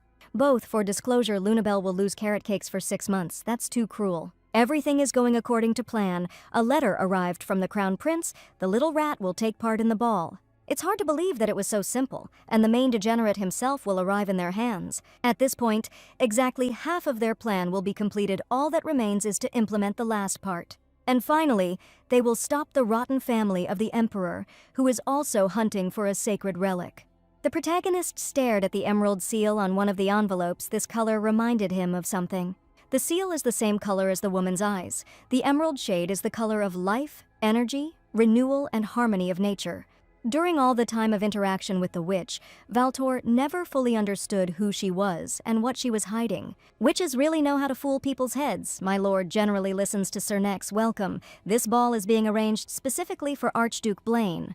It was high time for Mr. Valtor to find a suitable match for himself. He needed to concentrate. They were already very late in finding a bride. As a friend, Nex understands that this reason only serves to support Valtor's reputation, but it really wouldn't hurt him to find a worthy life partner. This will also put a long-awaited end to the rumors about the relationship between the head of the Archduchy of Blaine and the Witch of the Black Forest. If these rumors continue to spread, it will have a negative impact on further marriage negotiations, but Valtor knows everything. In that case, it's time to put an end to this stupid and inconvenient story with the witch. During the entire festive event, the witch will have to stay as far away from Mr. Blaine as possible. Meanwhile, the gossip witch was eagerly giving orders to the maids to take these boxes to the kitchen. Chef Harold asked the maids to hurry. These ingredients can't sit in the sun for long. The friend might not have told Valtor anything. He knows everything himself. It's not news, come on. Meanwhile, a vile family from the imperial palace arrived for the festive reception. And here is the vile offspring of his lordship. Everything is going according to plan. Now we just have to wait. I wonder if Archduke Blaine really does look old. What's going on in the lord's head? His lordship has completely stopped visiting Adequacy. The gentleman understands where he is now, what his name is, how many fingers he has on his hands. The day the young man broke into the forest hut to look for his little ones, the witch thought he was their father. Well, it's all clear. Years of war and stress have done their dirty work. My friend has completely lost his mind. He needs to write a letter of resignation. The Archduke looked gloomy then. In addition, he slept and ate poorly. That is, Valtor looked terrible or something. His Highness, with his appearance, could not possibly look terrible. It was clear to him. Even in the mornings, my lord is perfection itself, damn him, so the Archduke will easily find a match for himself. The old friend really doesn't want to say this, but Walter is so handsome that it's infuriating. Now let the person of the year concentrate on their business. The servants announce the arrival of the Crown Prince of the Empire. Gerald is so happy to welcome the great Archduke Walter. The main character is so happy that the little rat came here. He can't even imagine how happy he is. The heir to the throne took a whole month to get here. They say that the further relatives are from each other, the better the relationship between them. And it is true, the glory of the next unthinkable exploits of Archduke Walter once again flooded the entire capital. Speaking of personal achievements, the Crown Prince would like to introduce his companion, a girl named Lady Bella. The main character gallantly extended his hand to the stranger and kissed her hand, which means this is that very Miss Bella. Yes, the beautiful heiress of the Monetti family. The girl has heard so much about the great head of the Archduchy. His beauty really goes beyond all bounds. At that moment, a witch passed by the main character and the charming lady, and everything inside the girl froze. She shouldn't feel anything for this guy, because she knows perfectly well that she is not destined to be with him. And even in this body, Cobrana does not correspond to the most beautiful and truly fabulous young man. Here, the main character was called out by someone's unfamiliar female voice. It was that same witch. The girl turned around and 3 disgruntled ladies in fluffy dresses were looking at her point blank. And what are they protesting about? This girl's name is Cobrana, let's say. Something happened when the evil and vile witch dared to approach the most beautiful young man on the continent. What? A pathetic villager decided to bewitch the greatest swordsman of the empire and become an archduchess. That title belongs to Lady Bella Monetti. Where does this clumsy and low-class girl climb? Let him brew potions in his forest and envy silently, but Cobrana never aimed for the place of the bride of Milord Blaine. Is it possible for an ordinary nanny to whisper in her master's ear like she did during the New Year's dinner? Everyone saw the witch's low and indecent behavior. How can you disrespect yourself so much? What a disgusting thing! The witch just wanted to steal Mr. Blaine's dish. The girl simply adores intestines. Ugh, you can tell by her. And how dare an ignoramus from a village wear such luxurious clothes? Only ladies from noble families can wear such clothes, but why does everyone keep quiet? These clothes were given to her by his lordship, all questions to him, but if the ladies decide to do this, then they thereby acknowledge his feelings for the witch. In fact, it was the head maid's mistake, but these girls don't need to know about it. Cobraine wants to punch them in the nose too. This low-class girl dares to transfer all responsibility to her master. Well, yes. Now she interrupted a little for her own interests and set up Walter, but the young man won't know about it. And now the indecent girl just runs away. Where has the nanny been for so long? What are the chestnuts doing here? They didn't hear anything that those evil ants said, right? The kids really want to see the fireworks. Their older brother said that this year it will be especially beautiful. But it was already so late, and then the romantic song started. Cobrana wanted to spy on their brother a little. The witch was so busy preparing and dealing with those girls that she completely forgot about the children. Wait a minute, all this can be combined. Cobrana will show these girls they will go watch the fireworks together with Archduke Blaine. In fact, Walter gave strict instructions that the kids should not be here as it would be unsafe because of some guest. But what can happen? There are so many people around here. All that's left is to find a handsome young man and play along with the false rumors. Among the crowd of guests, the witch spotted the captain of the Knight's Guard with her eyes, and there was Sir Victor. We need to find his lordship. It's time to light the fireworks very soon, the nanny called out to the captain. And what is Miss Cobrana doing here? She shouldn't be here, just like the little gentleman and young lady. They ran into the ballroom for a short time. They need to find the head of the Archduke's office. Maybe the captain can tell them where to find their master with the children. Milord Walter is over there in the company of his future bride. Wait a minute. Who is her Walter, that is the main fairy tale character, with the girl immediately narrowed her eyes angrily. Wow, this girl is like the main character of a romantic novel or a female reflection of Walter himself. This Lady Bella is incredibly beautiful. They really are the perfect couple, not to mention the clumsy and stupid witch from the village. The heiresses of the noble houses clicked their tongues in displeasure. This lady from the Monetti family really was ideal for the most prominent groom. How infuriating. That's true. Cobrana is also already annoyed by this perfect girl, but she can't do anything about it. You need to control your face, otherwise it will give away all of Cobrana's true feelings. Sir Victor couldn't look after the children for a bit. Cobrana needed to light the fireworks. She decided to do it herself. Miss Cabrana needn't hurry. There are still 3 songs left before the fireworks, and in the meantime, the governess can dance. But the girl doesn't know how to dance at all. The captain will regret it. Everyone has to learn sometime. Now it's the nanny's turn, and Uncle Nex will look after the kids, as the red-haired one promised. She and Sir Nex are workers just like Cabrana, and hired workers can dance at their employer's banquet. If Archduke Blaine's right hand allows them, of course, Sir Nex nodded his head reluctantly. But it will be done so that this couple does not come close to the head of the Archduchy. The witch feels that this will be another humiliating scene in her biography. She cannot be so pessimistic. This is called healthy realism. The captain of the knightly guard deftly turned to face his partner. The witch began to repeat the movements of her companion, constantly looking at their feet. The girl has an excellent teacher. Everything is not so bad. That's exactly what Sir Victor was talking about. Here the main character stepped on her partner's foot. Oh, it didn't work out very well. It's all nonsense. The witch will see what her companion will say after 10 such collisions. The captain has only 2 legs. The first time Sir Victor trampled all over his partner's feet, after which no one wanted to dance with him anymore. So Miss Cabrana is fine. She has nothing to worry about. Then the dance was interrupted by someone's strong hand.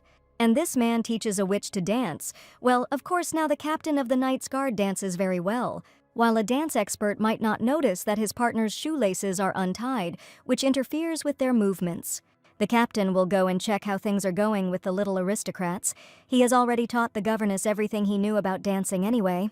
Miss Cabrana now has an excellent teacher, to whom Sir Victor is not fit to hold a candle, so he takes his leave. What a traitor! The girl's cheeks immediately blushed. Could it be that even Victor noticed Cabrana's feelings for their master? The main character immediately recoiled from the kryptonite that was enslaving her. Its aura was depriving her of her will. Well, it was time for the nanny too. The handsome hero looked at the witch with a questioning gaze. And what was that anyway? Phew. It seems the girl managed to escape from the ballroom unnoticed. She can't stand to watch Walter talking to another girl, with the one that Cabrana would never become. If she stayed there, her face would look as hurt as those dissatisfied girls. It's time to go down and get everything ready for the fireworks, because the chestnuts are so looking forward to it. Damn it, the witch completely forgot to tie her shoelaces. The girl immediately lost her balance. Why is she so clumsy and awkward? Why does she stumble and fall every time? Why does she always do everything wrong? Then someone's strong hand grabbed the witch's waist and prevented her from falling to the floor. The main character told her to tie her shoelaces and watch her step, but Miss Cabrana listens to him every time.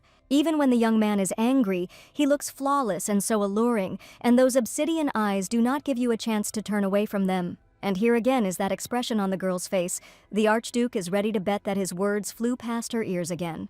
And so it was. Here the main character sat down on one knee in front of the witch and began to tie her shoelaces. She looked just like a little girl. What is Walter doing? It's hard enough for the witch to control the sudden rush of feelings that has washed over her. Why doesn't Miss Cabrana answer my Lord Blaine? Opa is perfectly fine. The gentleman has absolutely nothing to worry about. The witch was very grateful to Mr. Blaine for such care, and now it was time for him to return to the hall. It's not time to go back yet. And does my lord have any business besides the gala ball? The handsome young man must prove to Miss Cobrain that he is a better dance teacher than the captain of the knightly guard, and the Archduke's reputation is at stake. Otherwise, Mr. Valtor's reputation would suffer, but the girl's outfit is completely unsuitable for dancing. What's wrong with the witch's dress? It's just the right amount of fluff and won't restrict her movements.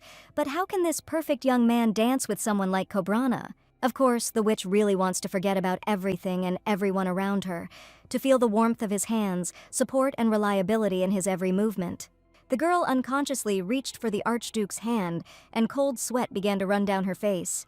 Their hands almost joined, but then the witch froze. She had no right to enjoy the company of the main character of the fairy tale. Everyone around her does not let her forget that she is a witch who has no right to even look in the direction of the handsome Valtor. And it's true, this guy deserves only the best, and Cabrana is not that. The witch clenched her hand and stopped short. She asks for forgiveness from my Lord Blaine, but she needs to prepare everything for the fireworks. The girl wishes her master to have a pleasant time at the gala ball, but it's already time for her to go. The witch immediately rushed to run away, with difficulty suppressing the tears that were coming to her eyes. Why did she have to be reborn as a witch? Why is she doomed to only look at the man of her dreams? Why can't she touch him? The main character of the fairy tale is truly beautiful in every sense, so Valtor must dance with the lovely princess. But certainly not with the forest cannibal who frightens local children, and besides, Cobrana is only a minor character in this story. And not the main character, worthy of the Archduke. The girl had difficulty catching her breath, her chest was constricted with bitterness. Valtor Blaine is not for her. The witch must drive away feelings and desires from herself before her heart is finally broken. Why was it so hard for her to breathe? Her whole body was burning and did not obey its owner. Salty tears were streaming down her cheeks. After some time, multicolored flashes thundered in the sky, marking the end of the festive evening. The main character picked up his little ones in his arms so that they could see better. The older brother saw this. It's just incredible, so beautiful, everything sparkles before your eyes, how many different colors are in the sky. So Duke Monety approached the right hand of my Lord Blaine with a question. Which one exactly? Valtor could guess himself. Sir Nex had warned his friend to stay away from the witch, so why was he approaching her? To be honest, the young man himself does not understand this. He only remembers how the witch danced with another man. Then the young man saw that the witch was smiling at another man. Damn it! Did this forest witch really mess with my Lord Blaine's head? He needs to pull himself together. There's a lot at stake. It would have been much better if this girl had simply bewitched Valtor with one of her potions. The main character must remember his position and responsibility. His family needs a strong and powerful union. A family that does not have imperialistic views, that does not lose out in either the military or financial spheres to the position of the House of Blaine. Of course, Duke Monety's daughter is the most suitable candidate. Brother does not marry for love. It's so sad. The main character cannot afford to take such risks. He must provide the children with a safe and happy future. The little characters shouted and clapped their hands with delight, vying with each other to point at the multicolored flashes of the fireworks. How does this woman see him? Judging by her words, Valtor is a paranoid person with delusions of grandeur and also a terrible guardian for the kids, an irritating and capricious employer, and at the same time the witch called my lord a poor young heir of the Blaine house. She hated Archduke Valtor, and she certainly attributed all these words to him at the beginning.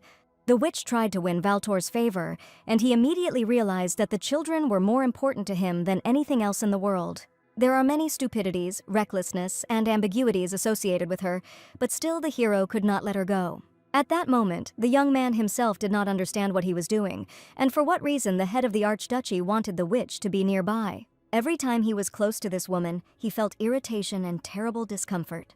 There were so many arguments and bickering between them, but despite everything, this woman called him a wonderful person, the kind that any woman dreams of. However, when the main character invited the witch to dance and extended his hand to her, she immediately recoiled. But at the same time, Cobrana's expression was as if she really liked Valtor. And then the girl simply decided to run away from the milord, which is exactly what he doesn't understand. No matter how much the Archduke thought about this woman, he still could not fully understand her motives. The witch is definitely looking at him. Sometimes it even seems to the young man that Cobrana enjoys his company, maybe even joyfully. But on the other hand, her behavior completely contradicts her words, so where is the sincerity here? Little Luna must have simply made a mistake or misinterpreted her governess's words. The witch could not have transformed her hatred for Valtor into such a bright and warm feeling in such a short time. So it would be better for the main character to focus on his mission and forget about all this nonsense. The little brother screamed with delight. There in the sky was a pink rabbit. It was his little bunny Lulu. Wow, the girl was mesmerized by the fireworks. This is the most beautiful fireworks display in all this time. The head of the Archduchy is now happier than ever in his life, but he still lacks something. It's as if the young man is just one piece short of full-fledged euphoria. And this detail is right in front of the hero's eyes, but he can never reach it. So the two heroes silently lived out their feelings, believing that they were not meant for each other. Tears continued to flow down the witch's cheeks, and she bitterly realized that this young man would not leave her heart. At this time, the main character of the tale was stealthily looking at her, realizing that something completely new had been born inside him. So, to the sounds of festive fireworks, two characters from the fairy tale found themselves in love and unhappy. After the fireworks, many of the distinguished guests left the Blaine residence, while the rest stayed for the social reception. The noble ladies continued to exchange the latest gossip from the capital, as a disgruntled female scream was heard in the hall. "What the hell? This is already going beyond all bounds. The knight is very sorry." He hopes for the ladies' understanding. Why do the knights of the Archduchy of Blaine drive away guests without any explanation? They say that the sacred relic that was in the very heart of the Archduchy was stolen. Let the knights find all the guests who left the ball before the others. Meanwhile, the rotten heir rode peacefully in his carriage back to the imperial palace. The protagonist quickly caught up with the ruler's offspring and ordered the little rat to immediately leave his carriage. What impudence towards the crown prince! Either the failed offspring will come out on his own, or Archduke Blaine will throw him out of the carriage. What does Milord Valtor even allow himself? Does he think that the best swordsman on the continent can do absolutely anything? The head of the Archduchy said in a steely voice, "A sacred relic, what, which the father of this little rat coveted." The heir's face immediately shifted, cold sweat began to pour down it, and this is what Archduke Valtor was talking about. Everything was resolved so simply and pleasantly, the friends could not even imagine that everything would go so easily. It was much more difficult to entertain Valtor's kids than it was to carry out their mission. Nex chuckled. This pathetic offspring did not even try to hide his joy when he heard that the Blaine family heirloom existed. The entire army became witnesses to its true nature. And then he denied everything so stubbornly that by that moment no one present had any doubts about him. It was such a pitiful sight. However, the rotten imperial family will never get their hands on the relic of their family, because Valtor is the most powerful sacred relic. The fireworks after the gala ball were so wonderful, especially the pink rabbit fireworks. If the little girl wants, the witch can make the same fireworks for her birthday. Belly wants it too. And now it's time for the little ones to go to bed. If they stay awake, the ghost will come for them. The kids want to sleep with their nanny. They are scared and bored here alone. The older brother is against such overnight stays. Because of his stubbornness, the older brother has neither a girlfriend nor a wife. The witch is sure that she will appear at Milord Valtor's soon. The kids have heard about Lady Bella from the Monetti family. No. According to rumors, their older brother is going to marry this girl soon, and they really are perfect for each other. But Luna wants her beloved brother to be better suited to their nanny. They would have so much fun together. The kids are sure that Cobrana and her brother like each other. They just carefully hide it from others, what they said. And how then will the nanny explain that she can't take her eyes off Valtor, and her brother jokes so much only with her? They just feel comfortable communicating. Why did the elder brother then tie the laces on the nanny's shoes, and did not my lord ever tie the ribbons on Luna's shoes? Well, that's right, the older brother loves Luna, that's true, but in the case of the witch, it's just a manifestation of male politeness. So the kids should accept and become friends with their older brother's future bride? The kids don't want to be friends with the new aunt. They already have Cobrana. Let their brother marry her. After all, then they can become a real family. The world cannot be built only on the desires of these two. Aren't they already a family? Of course they are already a family. That's not what Luna meant. Sooner or later, these children will grow up, the main character will get married, and then the witch will have to leave for real. Cobrana would like nothing more than for this girl's words to come true, but alas. This fairy tale has a completely different plot. The kids are finally sleeping soundly in bed. The girl began to carefully pull her hand out of the baby's palm so as not to disturb her sleep. Doesn't the nanny like her older brother? Luna knows that for sure. Valtor is a wonderful young man, even though he is naughty sometimes. Maybe even the best. Yes, the girl herself has been thinking about nothing else lately, but she is not able to change anything. But if the governess is really uncomfortable with this topic, then the girl will not ask anymore. The witch urgently needs to clear her head. She no longer knows where to hide from thoughts about the main character. How shameless and insatiable people are. As soon as their life gets better, they immediately want more. After all, last year the heroine's only desire was to make at least one friend. And this year she found her purpose, became truly happy next to the chestnuts, but now she noticeably misses him. Why is my Lord Blaine here at such a late hour? Something has happened. That's why when a girl tries to forget about Valtor, everything literally screams about him. Both characters' cheeks immediately turned red in embarrassment as soon as their gazes met each other. The protagonist quickly blurted out that he would like to apologize to Miss Cobrana, and that was for a reason. The handsome young man's face immediately flushed. He was overcome with heat. He was talking about a festive banquet. Mr. Blaine has nothing to apologize for. He saved the girl from falling. It is she who should apologize for her clumsiness. Valtor really regrets, which means the witch imagined it, which means there is nothing between them except her desires. Miss Cobrana was not hurt in the hallway that time. She is fine. And why was the witch so scared now? After that raid by the mercenaries, anyone would have been scared to see a person at night near their room. You need to make a serene and relaxed expression on your face, but what's wrong with the nanny's face? Well, the heroine simply had a busy day and she was tired, that's all his lordship wanted to say. The main character nodded. Well, in that case, the witch will go to sleep in her luxurious chambers, which is what the milord wishes. By the way, the kids wanted to sleep with their nanny. Maybe the gentleman will reconsider the rules, that's it, she left. The girl immediately slammed the door behind her, leaving the main character completely bewildered. In Korea, Lesta met fans of some idol. You can't be that handsome. His return is just something. This young man is so handsome and beautiful that in real life these girls did not even want to date anyone. His face is simply perfect. His fans are ready to look only at him for the rest of their lives. I think this is called fandom. That's what's happening with the heroine now. The main character of the fairy tale will never be with the witch. It's time to stop dreaming. She came to the fandom, and she will leave it. Well, judging by those ladies, the fandom is forever. Is it possible that Lesta was reborn in a fairy tale to write her own plot? But then the girl would be reborn and become the main character of this fairy tale. Why is everything like this? The witch just wanted to take care of the chestnuts, but became obsessed with the main character, and what will happen next?